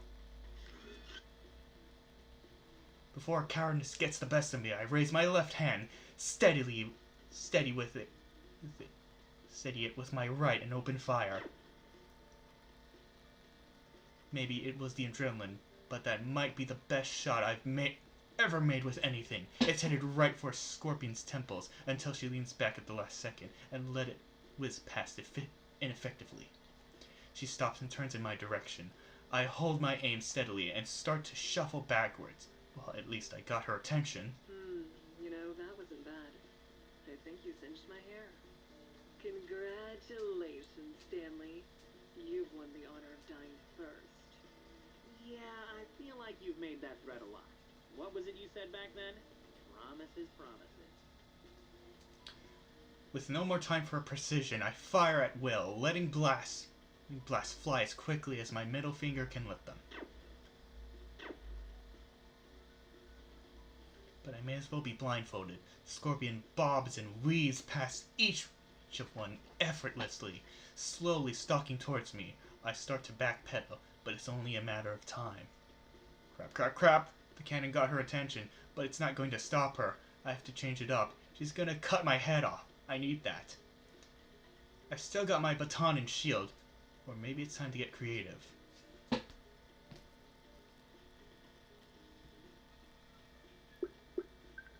Yeah, the shield. She hasn't seen that yet, has she? That's my best bet. Maybe it'll catch her off guard. As Madame Scorpion draws closer, I stop firing and move my gauntlet into a defensive position. I need to wait until the last possible moment. Giving up already? That's fast, even for you, Stanley. She stalks forward slowly. In her eyes, it's all over. She raises her sword to finish it. Nope, I just know something that you don't. The sword falls. Because I'm Bethany Britannica, girl genius. What? The glowing blue shield emerges from the gauntlet, just in time, stopping Scorpion's sword cold. What? Now's my chance. I won't get a better opening.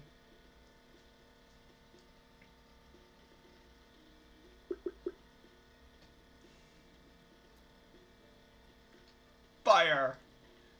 Dropping into a crotch, I slide underneath Scorpion's blade, deactivating my shield as I go and switch to my cannon as fast as I can. I aim it point blank at her chest and fire. Only for her to grab my wrist and redirect the blast into the ceiling. Before I can muster another follow-up, Scorpion tosses me aside effortlessly, throwing me through the air. I managed to twist just enough to land on my shoulder instead of my head or gut, but it still leaves me dazed, and that's something I can't afford. Hurriedly, I try to scramble to my feet. My, look at you. It's such a shame that you're struggling so hard for something that's just not worth it. You've come such a long way in such a short amount of time. Imagine what you could do if you'd chosen the right side. I pull myself up to my knees, raise my head to the sight of Scorpion stalking towards me once again. She's moving slower this time, step by step, savoring the moment before the kill. But I was holding out hope for the impossible. I gave you plenty of opportunities to reach out and seize your potential, but you never did you? I suppose that's all you were ever meant to amount to. Wasted potential. With each step, her sword draws nearer until, at last, its tip sits inches from my nose. I stare up the blade into Madame Scorpion's eye, hoping for some hint of survival, remorse, regret, anything, but there's none. No regard for my existence at all. Then that makes this farewell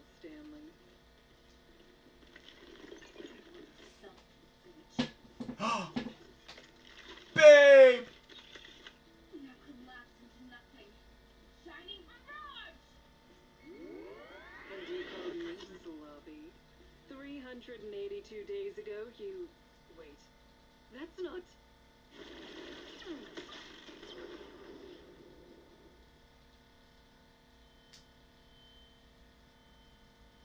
I wasn't able to count the number of weapons that emerged from Shining Nova's armor before she fired them, much less keep track of the projectiles as they lit up the room in a blinding burst. Oh, That's not...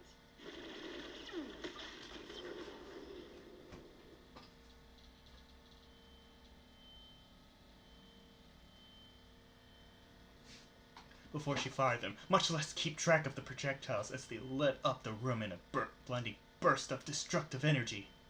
I try to get to cover, but I barely make it a foot before I'm scooped up by a pair of metal arms. Tuck your head and hang on.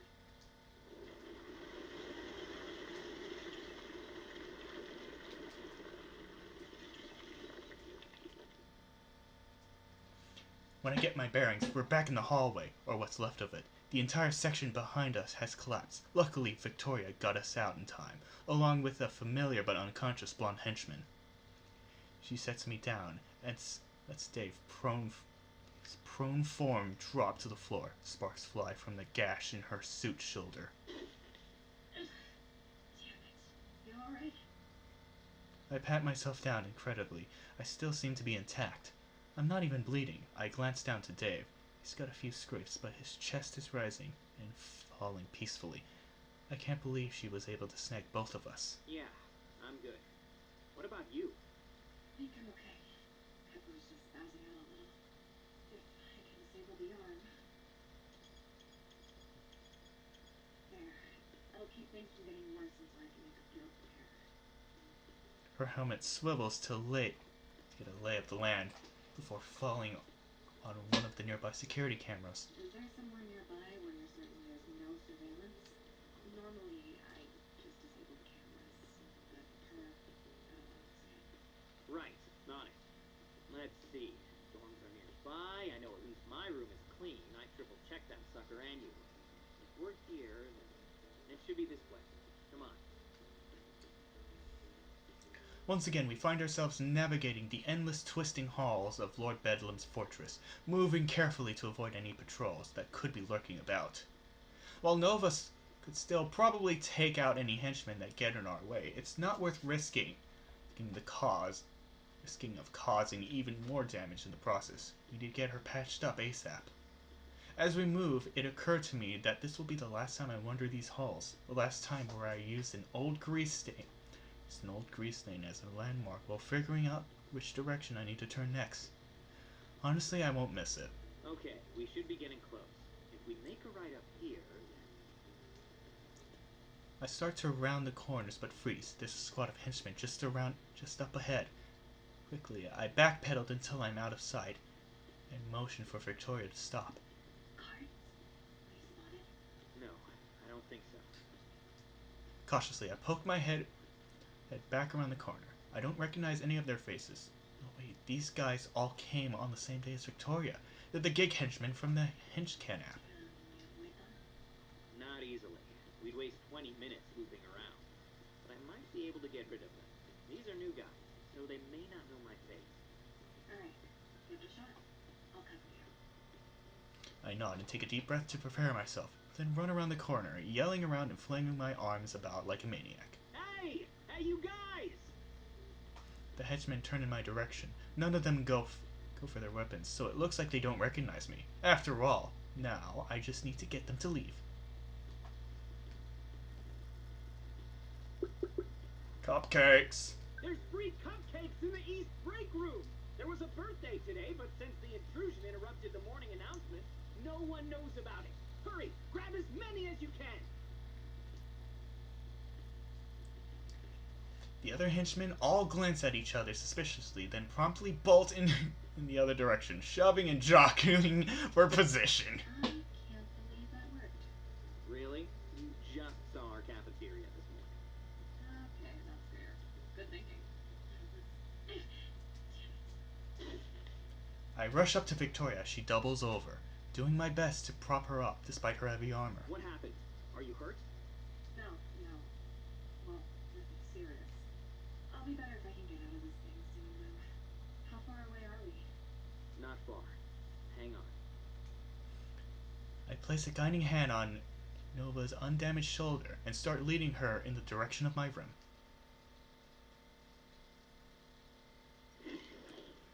The door to my room slides open. I let out a sigh of relief. My old code still works, thank goodness. Looks like someone forgot to report my betrayal to HR. Once Shining Nova and I are both inside, I close the door behind us and emerge and engage the locking mechanism, though mostly for my own peace of mind. Not like it would stop Madame Scorpion if she knew we were here. Okay. We should be good. I turn to Nova in time to see her finishing her own sweep of my room, which I honestly expected. No matter how thorough my own checks were, I don't have a high-tech visor with 18 different types of vision. Yeah, checks out. Good thinking. With our privacy assured, she turns her attention to her damaged suit, prodding at the mild shoulder plate with her working arm. Not as bad as I feared. Made it a little worse with that last move, but I can patch it up. That's good. I won't lie, I was a little worried you were going to take us all out with that stuff. What did you call it? The shining eat shit and die attack? As I speak, the Shining Nova suit opens up and Victoria steps out. After taking a moment to roll out her shoulder and wipe the sweat from her brow, she laughs and shakes her head. Oh, that? The shining barrage? Yeah, that one. I've got to admit, I didn't peg you for the type to call out your big attacks like that. Doesn't seem very tactical to tell your enemy what you're doing. You're right. It wouldn't be. If it were actually what I was doing at all. Sometimes, when I know there's someone filming, I'll just make up a special move on the spot and never use it again.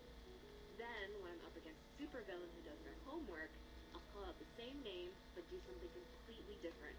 It's a perfect counter for someone like Scorpion. Shit, you really are underhanded for a superhero. But why didn't you bust it out earlier? The other implements aside. Just put them on the TV stand? You mean the cardboard box? Yes, I'm glad you noticed the reclaimed cardboard.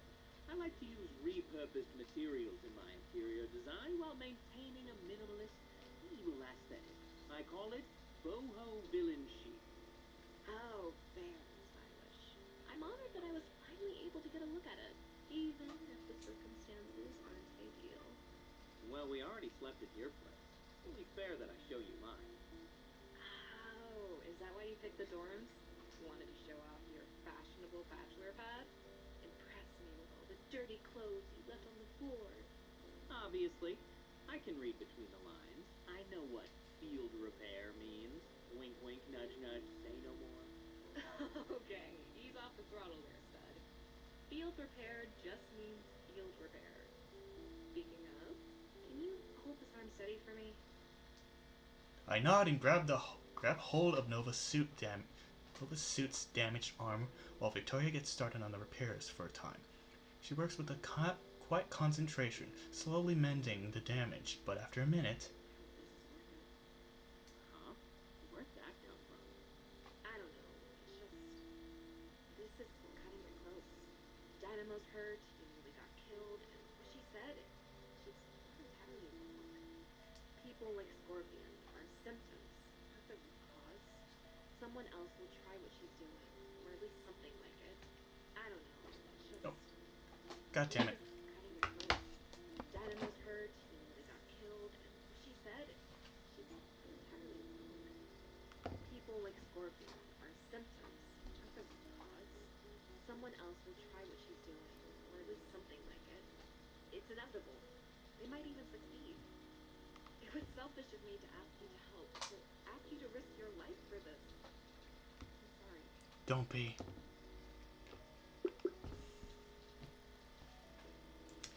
I made my choice. I made my choice. If I wanted to walk away, I'd have walked away. But Scorpion needs to be stopped. You know it, I know it, hell, everyone who's met her knows it. No. It's just... I almost lost you already. I can't promise it'll be the last time.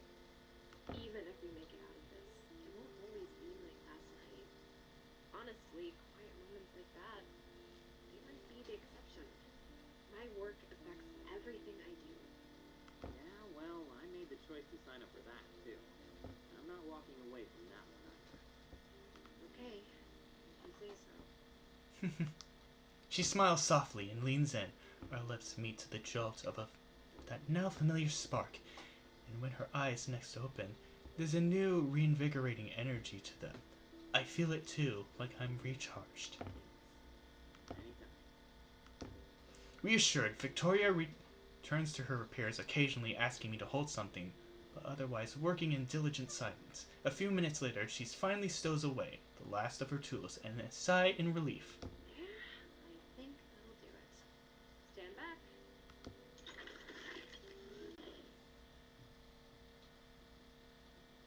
We're making good time as we enter the research wing. The repairs to Victoria's suit are holding up, and I benefited from the breather, though I still wouldn't say we're at 100%. There's a decent lack of banter from the both of us, and it only gets quieter the closer we get to our destination. We're both waiting for the same thing, or rather the same person. Neither of us believes that Madame Scorpion is down for the count, and the longer we go without running into her, the more I'm worried about what she has planned. An ambush, surely, but when? And yet, even after we reach that final hallway, my hallway, there's nothing. No ambush, and only a handful of guards that Victoria easily disposed of. As we at last get sight of door number 1385, we pause. Is it better or worse that she hasn't attacked us yet? No point in speculating, but when we open that door, I expect her to be there waiting for us. Victoria takes a deep breath and then starts marching forward with a heavy, determined step, visor locked on her destination. I followed suit, matching her pace. Remember, our target is the network. As soon as you see an opening, go for the mainframe and I'll keep her occupied. If the situation is still under control by then, just shut down the network when the prompt appears. But if she's giving us trouble, activate a feedback loop instead. That'll dump more data than she can process into her brain in one massive surge. That should give me the opening I need to subdue her. It'll be excruciating for her, at least in theory, so I'd rather avoid it if I can. But it won't cause any lasting damage, so if things are looking dicey, don't hesitate. Got it? Got it. Just plug, play, and press when prompted. No problem. A few steps later, and there we stand, staring at door number 1385, a door I've seen 1,000 times before. Somehow it looks different, sturdier. I know what you're thinking. Don't. You're walking back out through that door soon. She turns to face me, and for a moment I feel I can see her eyes behind the helmet. We both are. Together.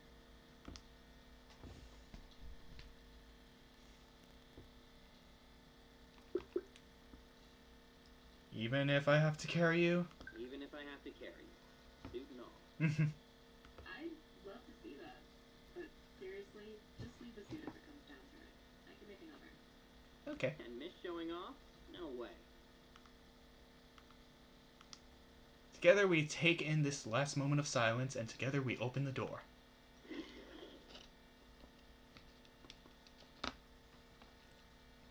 The room is just as we left it 2 days ago, if a little more lively. The supercomputer fills the room with a low hum, and a coolant tank bubbles with activity. But most importantly, a lone woman sits on the step in front of us, legs crossed as she examines her nails. There you are. First you make a mess of my 7th favorite portrait, and then you keep me waiting. You'll understand if I take offense. Madame Scorpion rises from her seat, brushing her hair aside. Not even one strand is out of place. I clench my teeth. If she got out of that without a scratch, what's it going to take to stop her? Offense intended, with enthusiasm. Unsurprising. For a time, I wasn't sure what you and that British brat had in common, but now I see it. You are both wholly lacking in manners, and neither of you knows when you are beaten. Haven't you learned your lesson about premature celebrations yet? Yeah, haven't you? You should have, because it'll be on the exam. The justice exam. Your reality. Do you know the best part about my ability? The closer my calculations get to being a mathematical certainty, the clearer the images become in my head. I can see your depths, blurry now, but growing sharper. They won't be quick, and they won't be clean. This power's made you delusional, Scorpion. The only certainty here is that I determine my own future. Our future. And when it comes to that future, you don't even make the credits. I switch my gauntlets into firing mode and raise it, mirroring Victoria's position. We share a glance and nod in unison, and then we open fire. Bitch! Like not even as an extra or in the special thanks section. Just a total snub. You'll have to add yourself to the IFTP page. See? I'm getting better. Oh my god, Stan. Great, real proud of you. Just please keep firing. Yeah, for all the good it's doing us, Scorpion's just calmly weaving through our onslaught like she's practicing for a dance recital, only occasionally raising her sword to lazily bat away a blast for fun. I told you before, your time is already up. I know what you're going to do before you do it. Even you don't believe that. Not yet, anyway.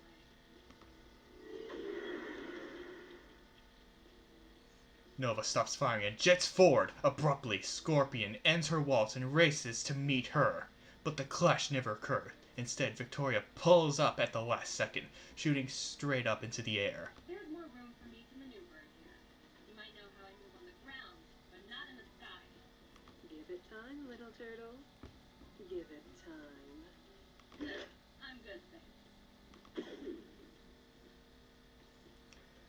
With that, we resume fire, this time from two different angles. Suddenly, Scorpion's movements are no longer listless, as she bobs and weaves about the room with much more urgency, but no less grace. We have yet to do any real damage. She's clearly on defensive. This is my chance to reach the supercomputer.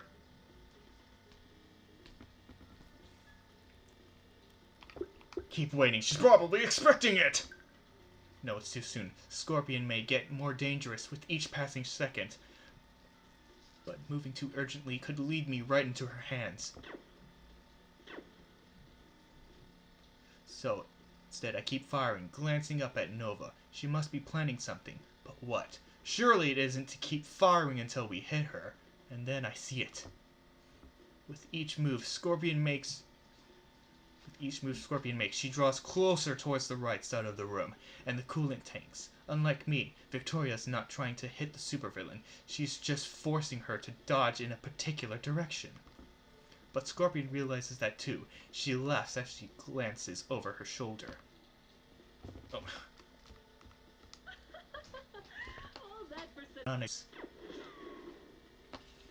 As she nears the superhero, she leaps upward, sword raised, and I realize that this is my chance. That Victoria's real plan to draw Scorpion away from the supercomputer and towards her. superheroes. Always throwing themselves in front of the damn train.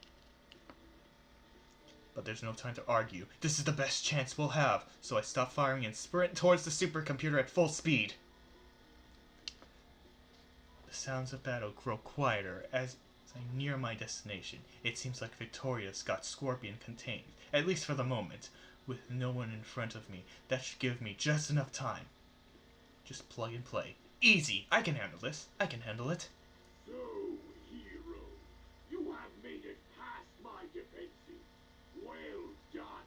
But it is not enough. You are not enough. Not for I. Oh my god.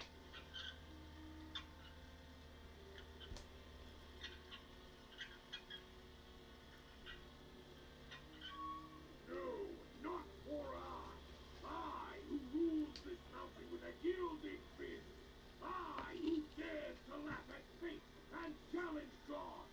I who can avoid IP and user bans with absolute impunity. I who... God, this is literally just internet talk. Wait, hold on. Let me just... Confound it. What are you doing here,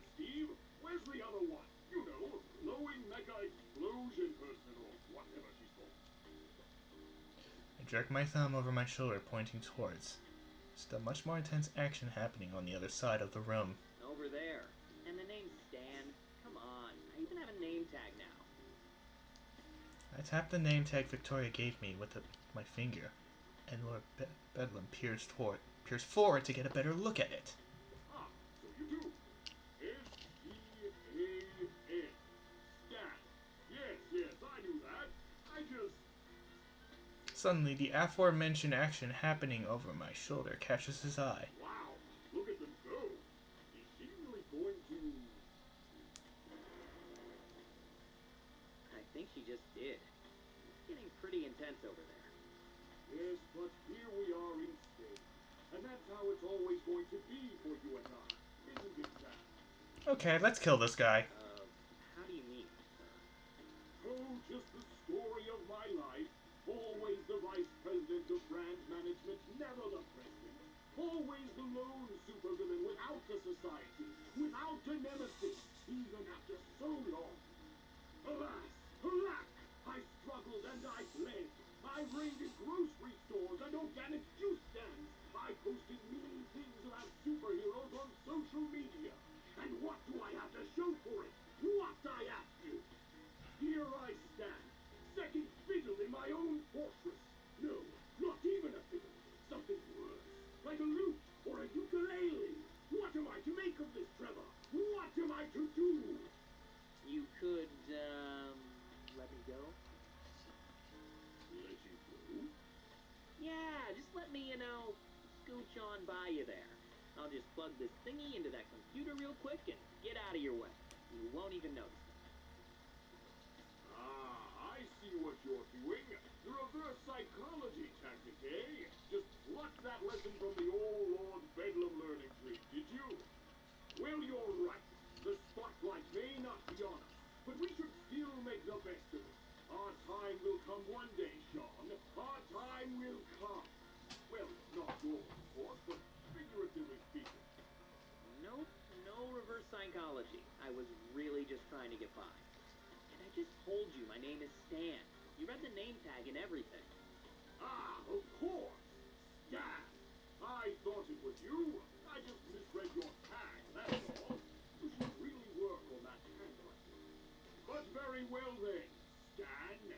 Let's take it from the top, shall we? This is the part where you take down Lord Bedlam? I think it is. Ah, at long last, you have arrived, my greatest nemesis, Stan. And now it is down to you, and it is down to I. Just as it always has been. Just as it always will be. Until today. Because today, you shall finally taste defeat. And then it will just be down to I. Not you. Not you at all. Now come forth, you traitorous scum. You cowardly turncoat. You jumping Judas. Come forth and face your destiny. Come forth and experience chaos. Embrace pandemonium. Behold true, unadulterated bedlam. Fine. Excellent. Then let us begin. For the first time and the last. No. Let us end it, fiend. No, let us end it, fiend. For now and for all time. Yes, that's the spirit. Embrace the drama of the moment, Stan. But first, feast your eyes on my deadly bedlam bolts. With a completely unnecessary flourish of his cape, Bedlam pulls a small taser from his hips, points it at me, and fires only for a few wires to fall a yard short, where they spark pitifully. Well, take that as a warning, foolish hero. A shot across the bow, a boop on the nose. It would be a waste to astound you with my full power right away. You see, for years I trained to control my strength. Alright, I can see this is never going to end if I just let him monologue like this. Time to go on the offensive. Maybe I could try Nova's tactic from when we escaped. I raise my gauntlet, switch it to firing mode, and prepare to take care of this problem. The way the good Lord intended, by blasting the absolute shit out of it with a laser cannon. How's this for a shot across the bow? Before Lord Bedlam can launch into another monologue, I open fire with a pair of blasts aimed right at his chest. Bitch. But before they find their mark, the supervillain crosses his gauntlets in front of him, defensively. Both beams bounce right off of them. Oh, good, that worked. I mean, aha! Of course that worked. I told you those weapons were no match for my main tool, patent pending chaos armor. I told you. I sigh and lower the gauntlet. Yeah, I guess he did tell me. I just kinda thought he was full of shit. Yes, and this armor is but a fraction of my true power, and not a nice even fraction like a 4 or an 8, but an annoying odd one like a 7 or 13. Now behold my true, absolute power. The supervillain spreads his arms wide, cape flapping behind him. I screw my stance, preparing for whatever trick he's ready to pull. Another weapon? Or does he actually have a hidden superpower? Nope, he's just planning to throw himself at me. And because it's the last thing I expect, it sort of works. Get off of me, you nutcase! Oh my god. Never! I shall never surrender! For several moments, we roll around on the ground, engaged in the lamest, purplest wrestling match ever conceived, and hitting each other with whatever lens is available. Ah, damn it, one of his stupid horns smacked me in the side of the head. That's it. I'm freaking biting him. I don't care how unheroic it is. But before I can follow through, someone roughly pulls us apart, tossing me aside in the process. Who dares to interrupt our duel? Who dares, I say? I do, Lord Bedlam. Dave! Oh, it's you, Daniel. Thank goodness you're here. I'm Dave, actually. Stan's supervisor. You reprimanded me earlier today. Remember? It was when you found out the traitor was in my squad. Ah, yes, of course. I remember now. Lots of things were said, but all is forgiven if you help me bring this backstabbing brute to his knees. What say you, Dave? Senior squad supervisor. As I scramble between... Fuck yeah, Dave! Yes, excellent. Now, wait, what was that? Stan is my friend. He's been nice to me, even when he didn't have to be. Even though I wasn't always fair to him. And his superhero buddy saved me, even though it put them both in danger. But you, I've been loyal, I've worked hard, I've given you the prime of my life because I believed in you, even though sometimes I'm not entirely sure what you're trying to accomplish. But you barely acknowledge me. You can't even remember my name. That's the spirit, Dave! Now hold on, that was an honest mistake. I'm just not good with names, that's all. It's not about the name, it's about me! I've always been so proud to have this job. But if keeping it means that I have to hurt someone who actually treats me with respect, then forget it! And forget you! You gosh darn, two-faced, lily-livered, super jackass! Yeah, Dave! I've seen a lot of wild shit today, but out of everything, it's calling Lord Bedlam a jackass. That gets my jaw to drop to the floor. People actually say Lily-livered. That's the first I've ever heard. Ah, wait! Lily-livered is a fine thing to say, and you're a fine henchman. What if I gave you a bigger promotion? Let's say vice president of something or other. Yeah! Okay. Executive vice president. And I'll throw in one of our spare, extra-large hoodies. Yeah! Alright, points taken. Message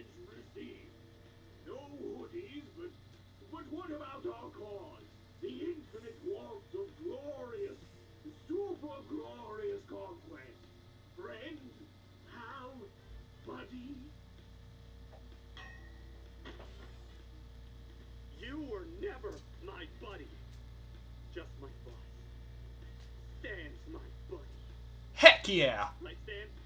You're gosh darned right, buddy. You're gosh darned right. We both turn as an explosion echoes from across the room. Looks like the other showdown's over there. It is nearing its climax. Better hurry! I turn to Dave as he offers a solemn nod. Well, like my papa always said, do what you gotta do, buddy. We'll get him out of here. Oh, that's good. Thanks, Dave. I owe you one. Nah, I'm the one paying you back the favor.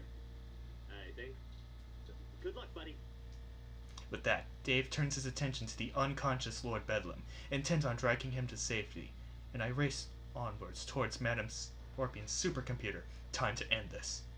As I near the supercomputer, I fumble around in my belt for the data drive that Victoria gave me. Come on, which pouch did I put it in there? Ah, shit, we gotta hurry! Briefly, I bobble the drive as another explosion rocks the room, but I quickly regain control. Phew, too close. Imagine if that had fallen into a vent or something. Nervously, I glance over my shoulder, and the sight does little to ease my worries. Victoria is picking herself up from a small crater of shattered concrete, her armor sparking as she moves. Looks like those field repairs gave out. Damn it, Your future. I can hear your last scream. I can... Madame Scorpion whirls around towards the supercomputer, and her eyes land on me, standing stock still, with my hands still on the blue and white data drive, and then I just insert into the towering machine. Meanwhile, the data drive goes right to work, just like Victoria said it would, uploading the first to the supercomputer itself, and then the entire network. When it finishes, Scorpion's powers will be crippled. Oh, don't let me interrupt. That sounded like a good speech. Go on. You were at the third I can. The third one's usually the punchline for these things. Stanley. I don't know. Maybe you should talk it over with him. Just conduct a quick,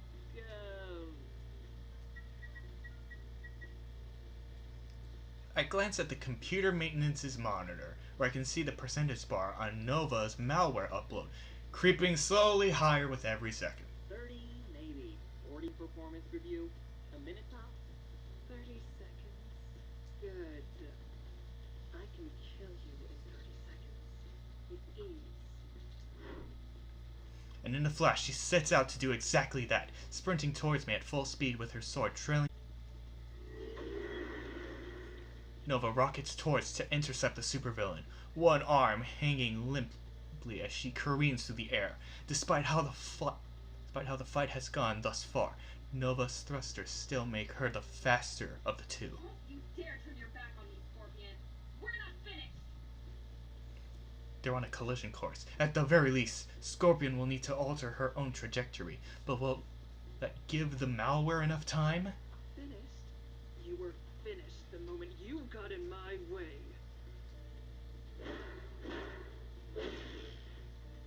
But Madame Scorpion doesn't alter her trajectory. Instead, she barrels right towards the wounded superhero.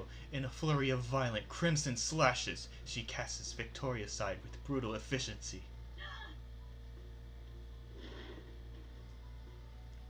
There's a crackle of electricity, and shards of Nova's armor clutter to the ground. As it finally gives way, my blood runs cold. Nova! She can't help you, Stanley. No one can. It's over. Suddenly, a small chime sounds from the supercomputer's console. Nova's malware upload is complete, and in place of the progress bar, the touchscreen is taken up by two large buttons. Hey, you were right. It is over. One button says network shutdown. The other says initiate feedback loop. Though Scorpion desperately reaches out to stop me, my fingers is already headed towards network shutdown. The network shutdown button, and before she can reach me, it finds its mark.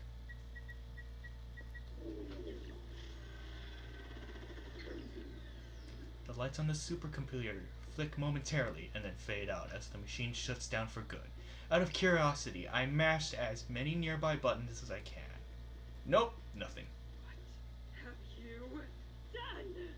Oops, I think I just bricked your shiny new computer here.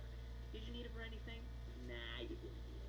Not like you spent years and millions of dollars setting all this up, right? Because if you did, oh boy, that'd be a shame. Hundreds of millions, actually. More money than you could have amassed in a dozen miserable lifetimes. But I'm not you. I can make that money back. Once I do, I'll rebuild my network, and then my plans will be right back on track. It will take time, but I will get there. The real shame, Stanley, is you, and what you've just done with your future. Until now, I was simply going to kill you, but you've changed my mind. Now, I'm going to keep you alive. Sword in hand, the supervillain stalks forward. Shit! She's turned super precognitive murder machine Madam Scorpion by shutting down the network, but it did nothing to slow down the plain old Madam Scorpion 1.0. And that Scorpion could already tangle with the likes of Miss Dynamo. Suddenly realizing the gravity of my situation, I start to backpedal, but before I get far. We're gonna try to get one of the Lady Scorpion romance routes. Maybe if enough people want me to. But I'm already thinking about romancing Miss Dynamo after this.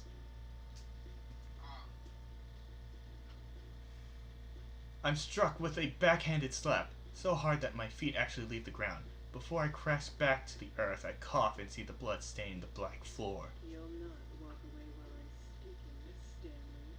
No, I don't think you'll leave my side again. I'm going to make a living example of you, of what happens when someone betrays me. By the time I'm through with you, you'll be a mute, limbless stub of a man that I drag around on a chain, broken in every way. I try to stand, but a black boot stops me, the heel grinding into my chest. I think I'll leave one of your eyes, though. I want you to see what I do despite your ill-conceived sacrifice. I want you to see it and know that all your pain and you will endure a lifetime of torment because of it. And all for nothing. Your mother is dying in a heap of scrap, and it was all for nothing. Suddenly, a beam of light strikes Madam Scorpion's hand, sending her sword flying. The supervillain turns to face her silent, but... You just never learn. Yeah! Damn arrogant! From out of nowhere, Victoria soars into view, engines roaring as she crashes into Madam Scorpion. I'm the furthest thing from dead! With the force of a train, the pair slam into the wall of the chamber, but it's Scorpion who takes the brunt of it, letting out a grasp of pain, even as she claws at Victoria's damaged armor. For now, but not much longer. That shell is giving out. This is suicide! Scorpion has a point. Shining Nova's armor is being torn apart at the seams. Sparks and bits of metal trail in Victoria's wake as she brightly as the burns from her thrusters. The damage it took from Madam Scorpion, combined with Anything you care about!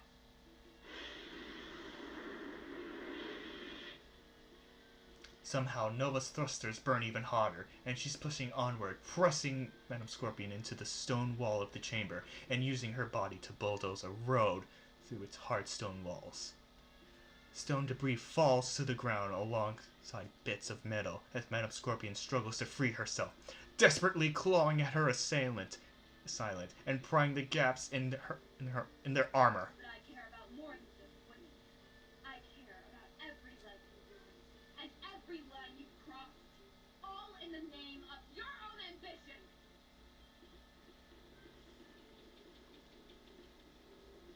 And yeah, I care about my weird henchman boyfriend! Aww.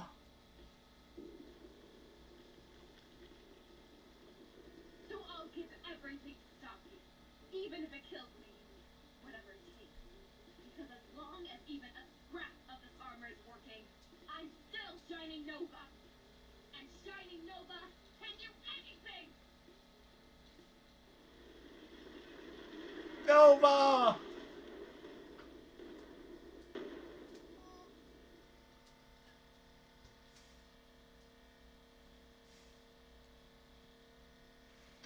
With deadly velocity, both superhero and supervillain slam into to the dormant supercomputer, and the ensuing explosion sends me flying backwards.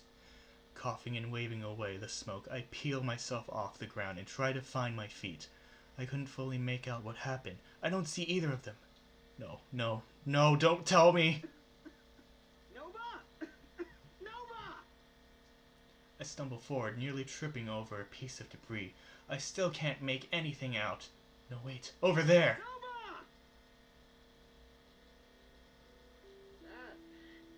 Nova! With ginger steps, Victoria emerges from the wreckage of the supercomputer.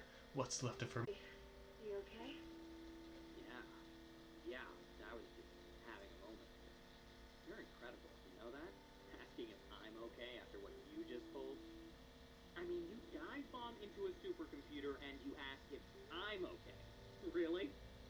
Yeah, really. And not what I said, you know. Mm. I really do care about my weird henchman boyfriend. Aww. And I care about my crazy superhero girlfriend.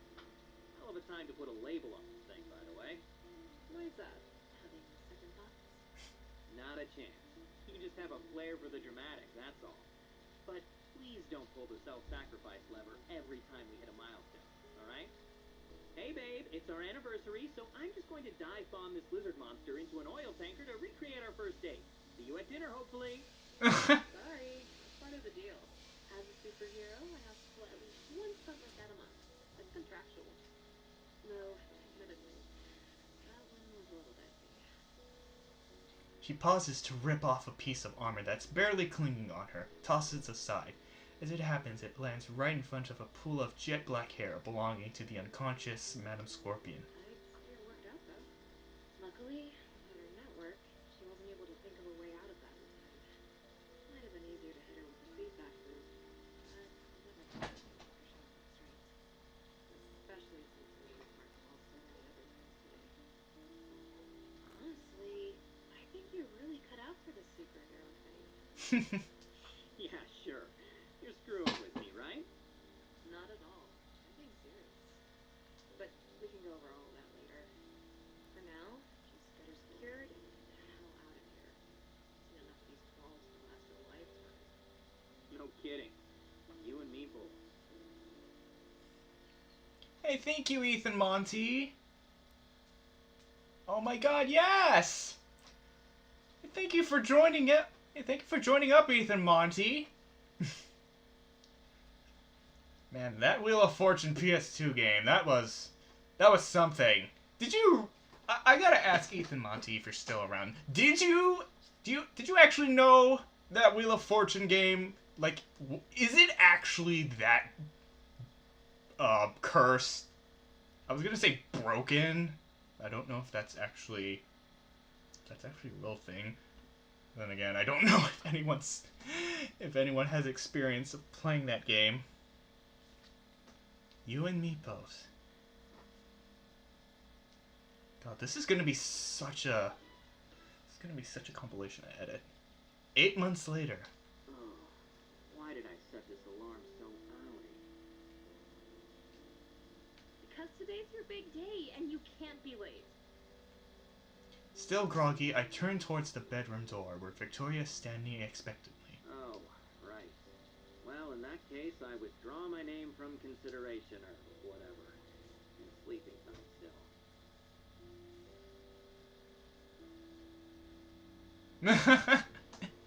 Oh man, Ethan Monty. That is something. Nuh-uh, no way. Not after how you worked so hard to get here. Plus, you'd make me look bad. You know how many recommendations I've even given? 3 total since the founding. You'll tank my batting average. Fine. But only if we stop for breakfast. Much as I love seeing your face in 2 places at once, I can't eat another bowl of that cereal today. Way ahead of you. There's bagels in the kitchen.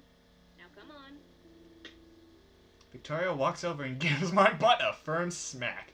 But after 8 months of training, I don't even flinch. I just pull myself out of bed and shoot Shoot her a slyly grin. Wow, Victoria Vasquez out and about picking up takeout. Did you use a drone this time or just an alias? Ooh, which name did you use? Tatiana? Remember, if you use that one, you have to do the accent.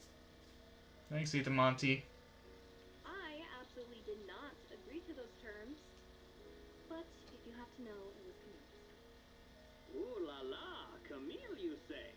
I hope you wore your big sunglasses at Poupico. So maybe we should be eating croissant. You're the worst. I should never tell you when I do that. She laughs. Victoria leans in, and we share a brief but affectionate kiss. And yet, whenever you call me the worst, that's how you follow up. Sending me some real mixed messages here. Just get up, doofus. Come on, we really can't be late. And I know how you are about your routine. I click my tongue in disapproval, even as I move to comply. The term, ma'am, is ritual. It centers my spirit. And freshens your breath. Thank God. I snort and shake my head as I trudge towards the bathroom. As I grab the handle, I shoot one more glance at Victoria, who's watching me go with an impish grin. See you on the roof in 20, rookie.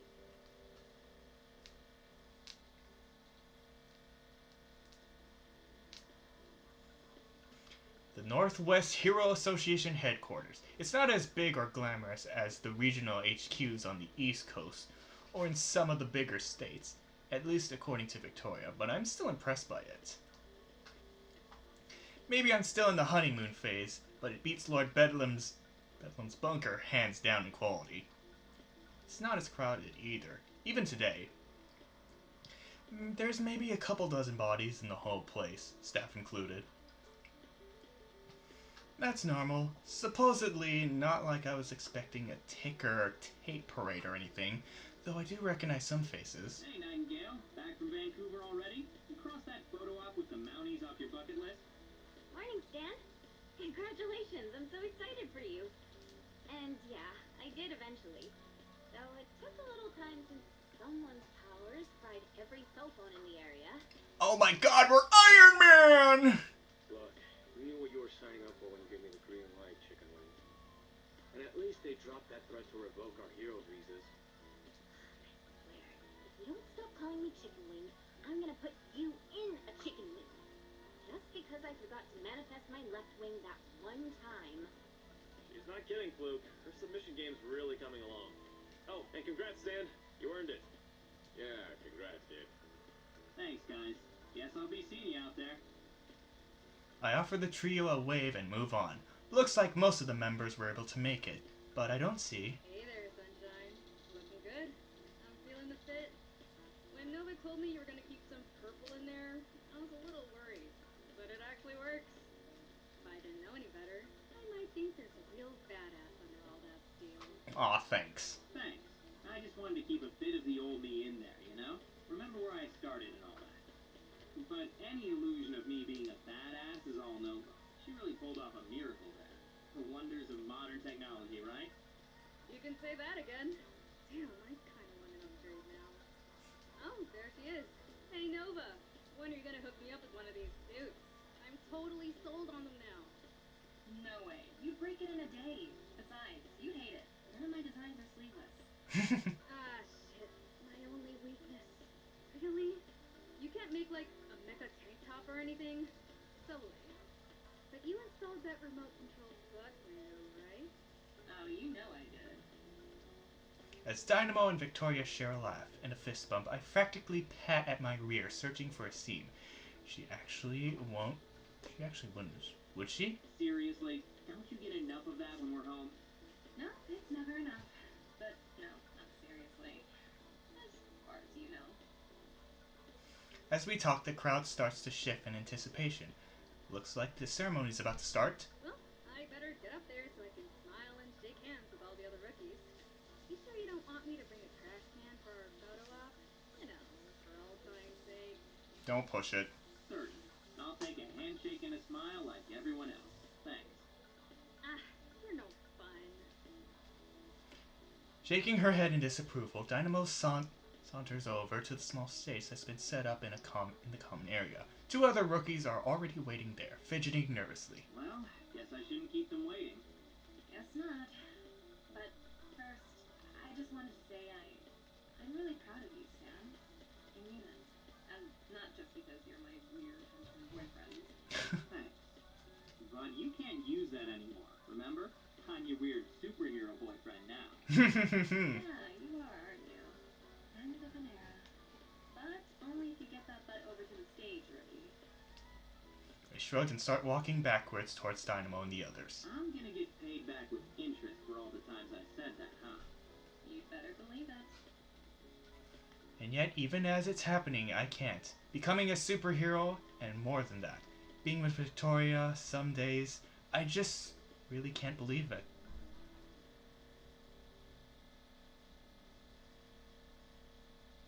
Fun Stop Games! Oh my god! Yes, yes! Kneel before the might and glory of the all-powerful and all-inclusive Lord Bedlam! Do you see what happens when you defy me, you sniveling peons? Do you see what happens when you dare try to upsell me with a lifetime warranty? Quickly, my acolytes, grab as many of those USB sticks as you can from the displays by the counter, as penance for this retail's repulsive service.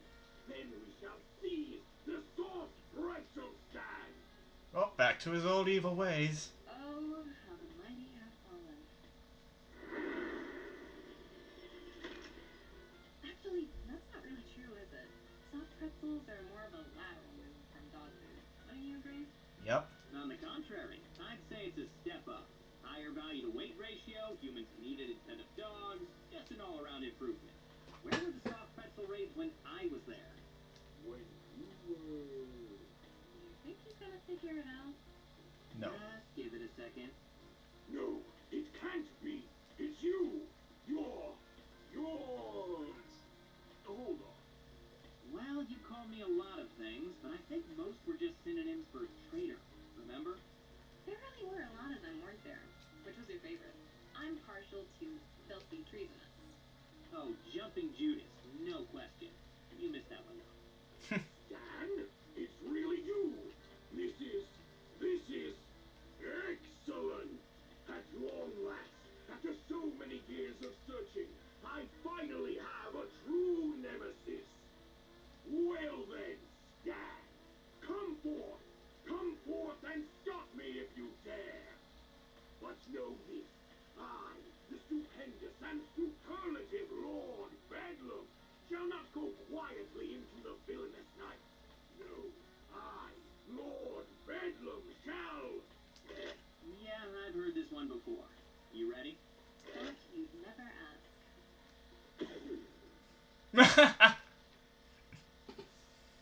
So, how was it? Your first day as an officially licensed superhero? Aww.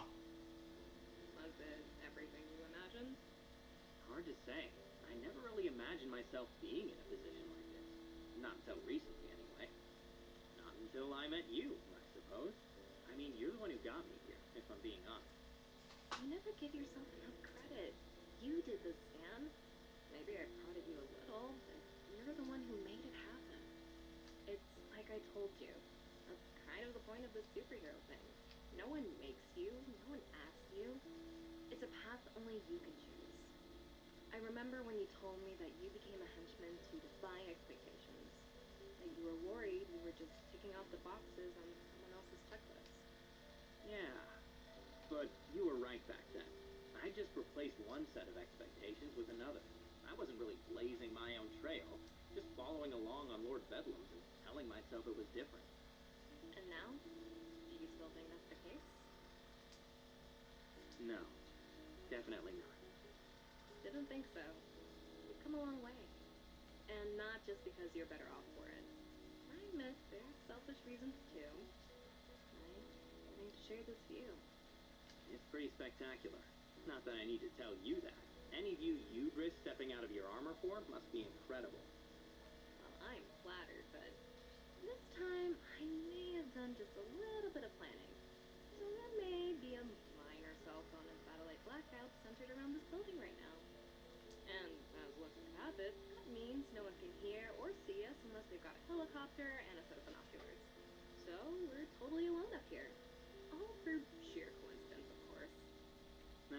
like you. Still a lot of trouble to go through, isn't it? Maybe, but I always wanted to share this spot with someone one day. I just never found the right person. Not until now. I want to share everything with you. There'll be times where it isn't easy, even times where it's downright crazy, but we can get through it. The two of us. Together. yeah, together. We spend the night on that rooftop until the whiskey's long gone, and the last of our adrenaline fades wrapped in each other's arms. Sometimes I feel like we never came down, like we're still up there, just living in that moment for as long as we possibly can. And there's nowhere else I'd rather be. Aw, man! I love this!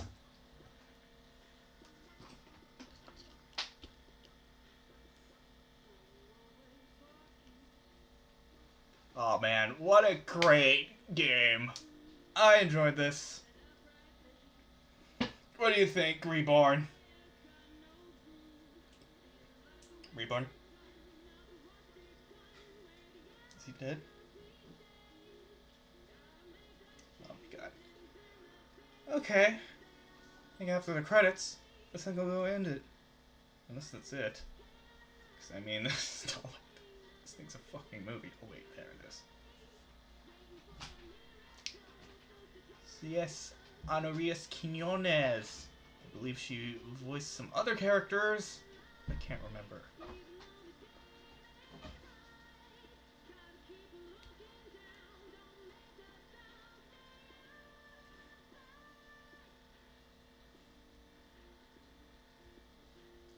Susie Young?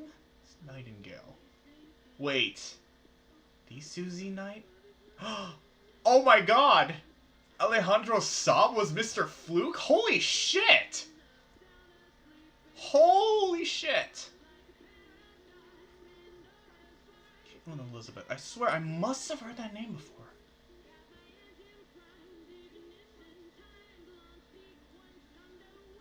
Holy shit, I had no idea Alejandro was in this game.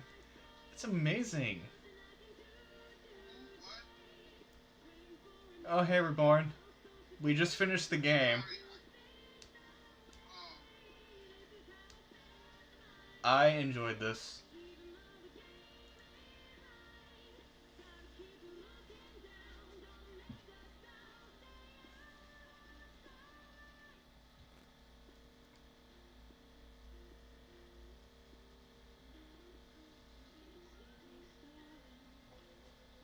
What do you think of this game, Reborn?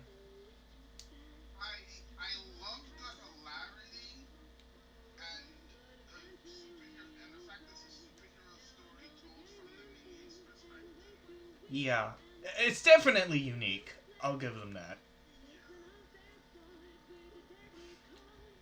I don't think you'll see a lot of that in the visual novel market for sure. But yeah, I enjoyed this a lot.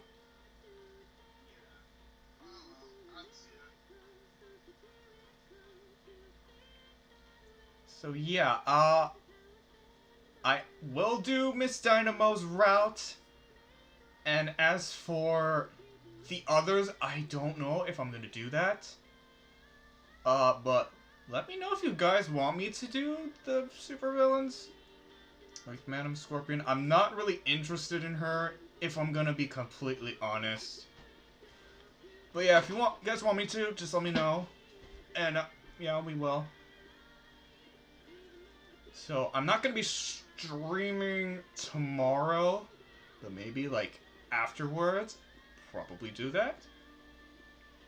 Like, Wednesday.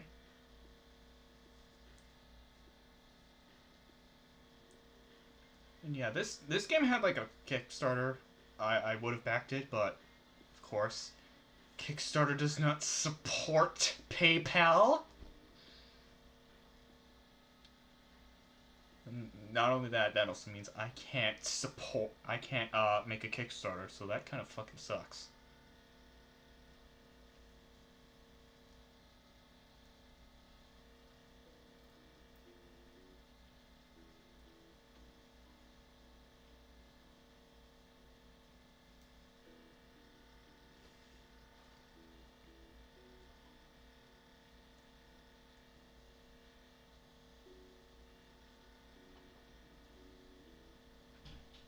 there's like a lot of people who support this.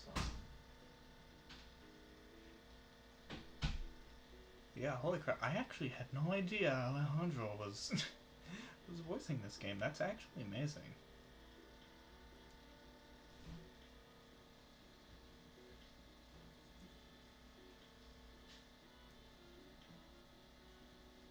But I really wish I could meet Alejandro Saab. I mean, I love his performances. It was work. And I made like compilations of his work. A Paper Mario compilation, and the Genshin Impact compilation I just made recently.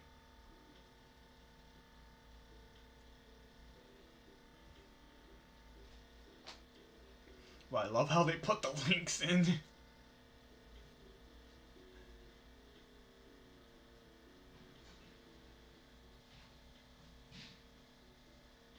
Yeah, this game was pretty great. I love how they've added voice acting. I mean, it's a little bit annoying that I have to... that there's no voice acting...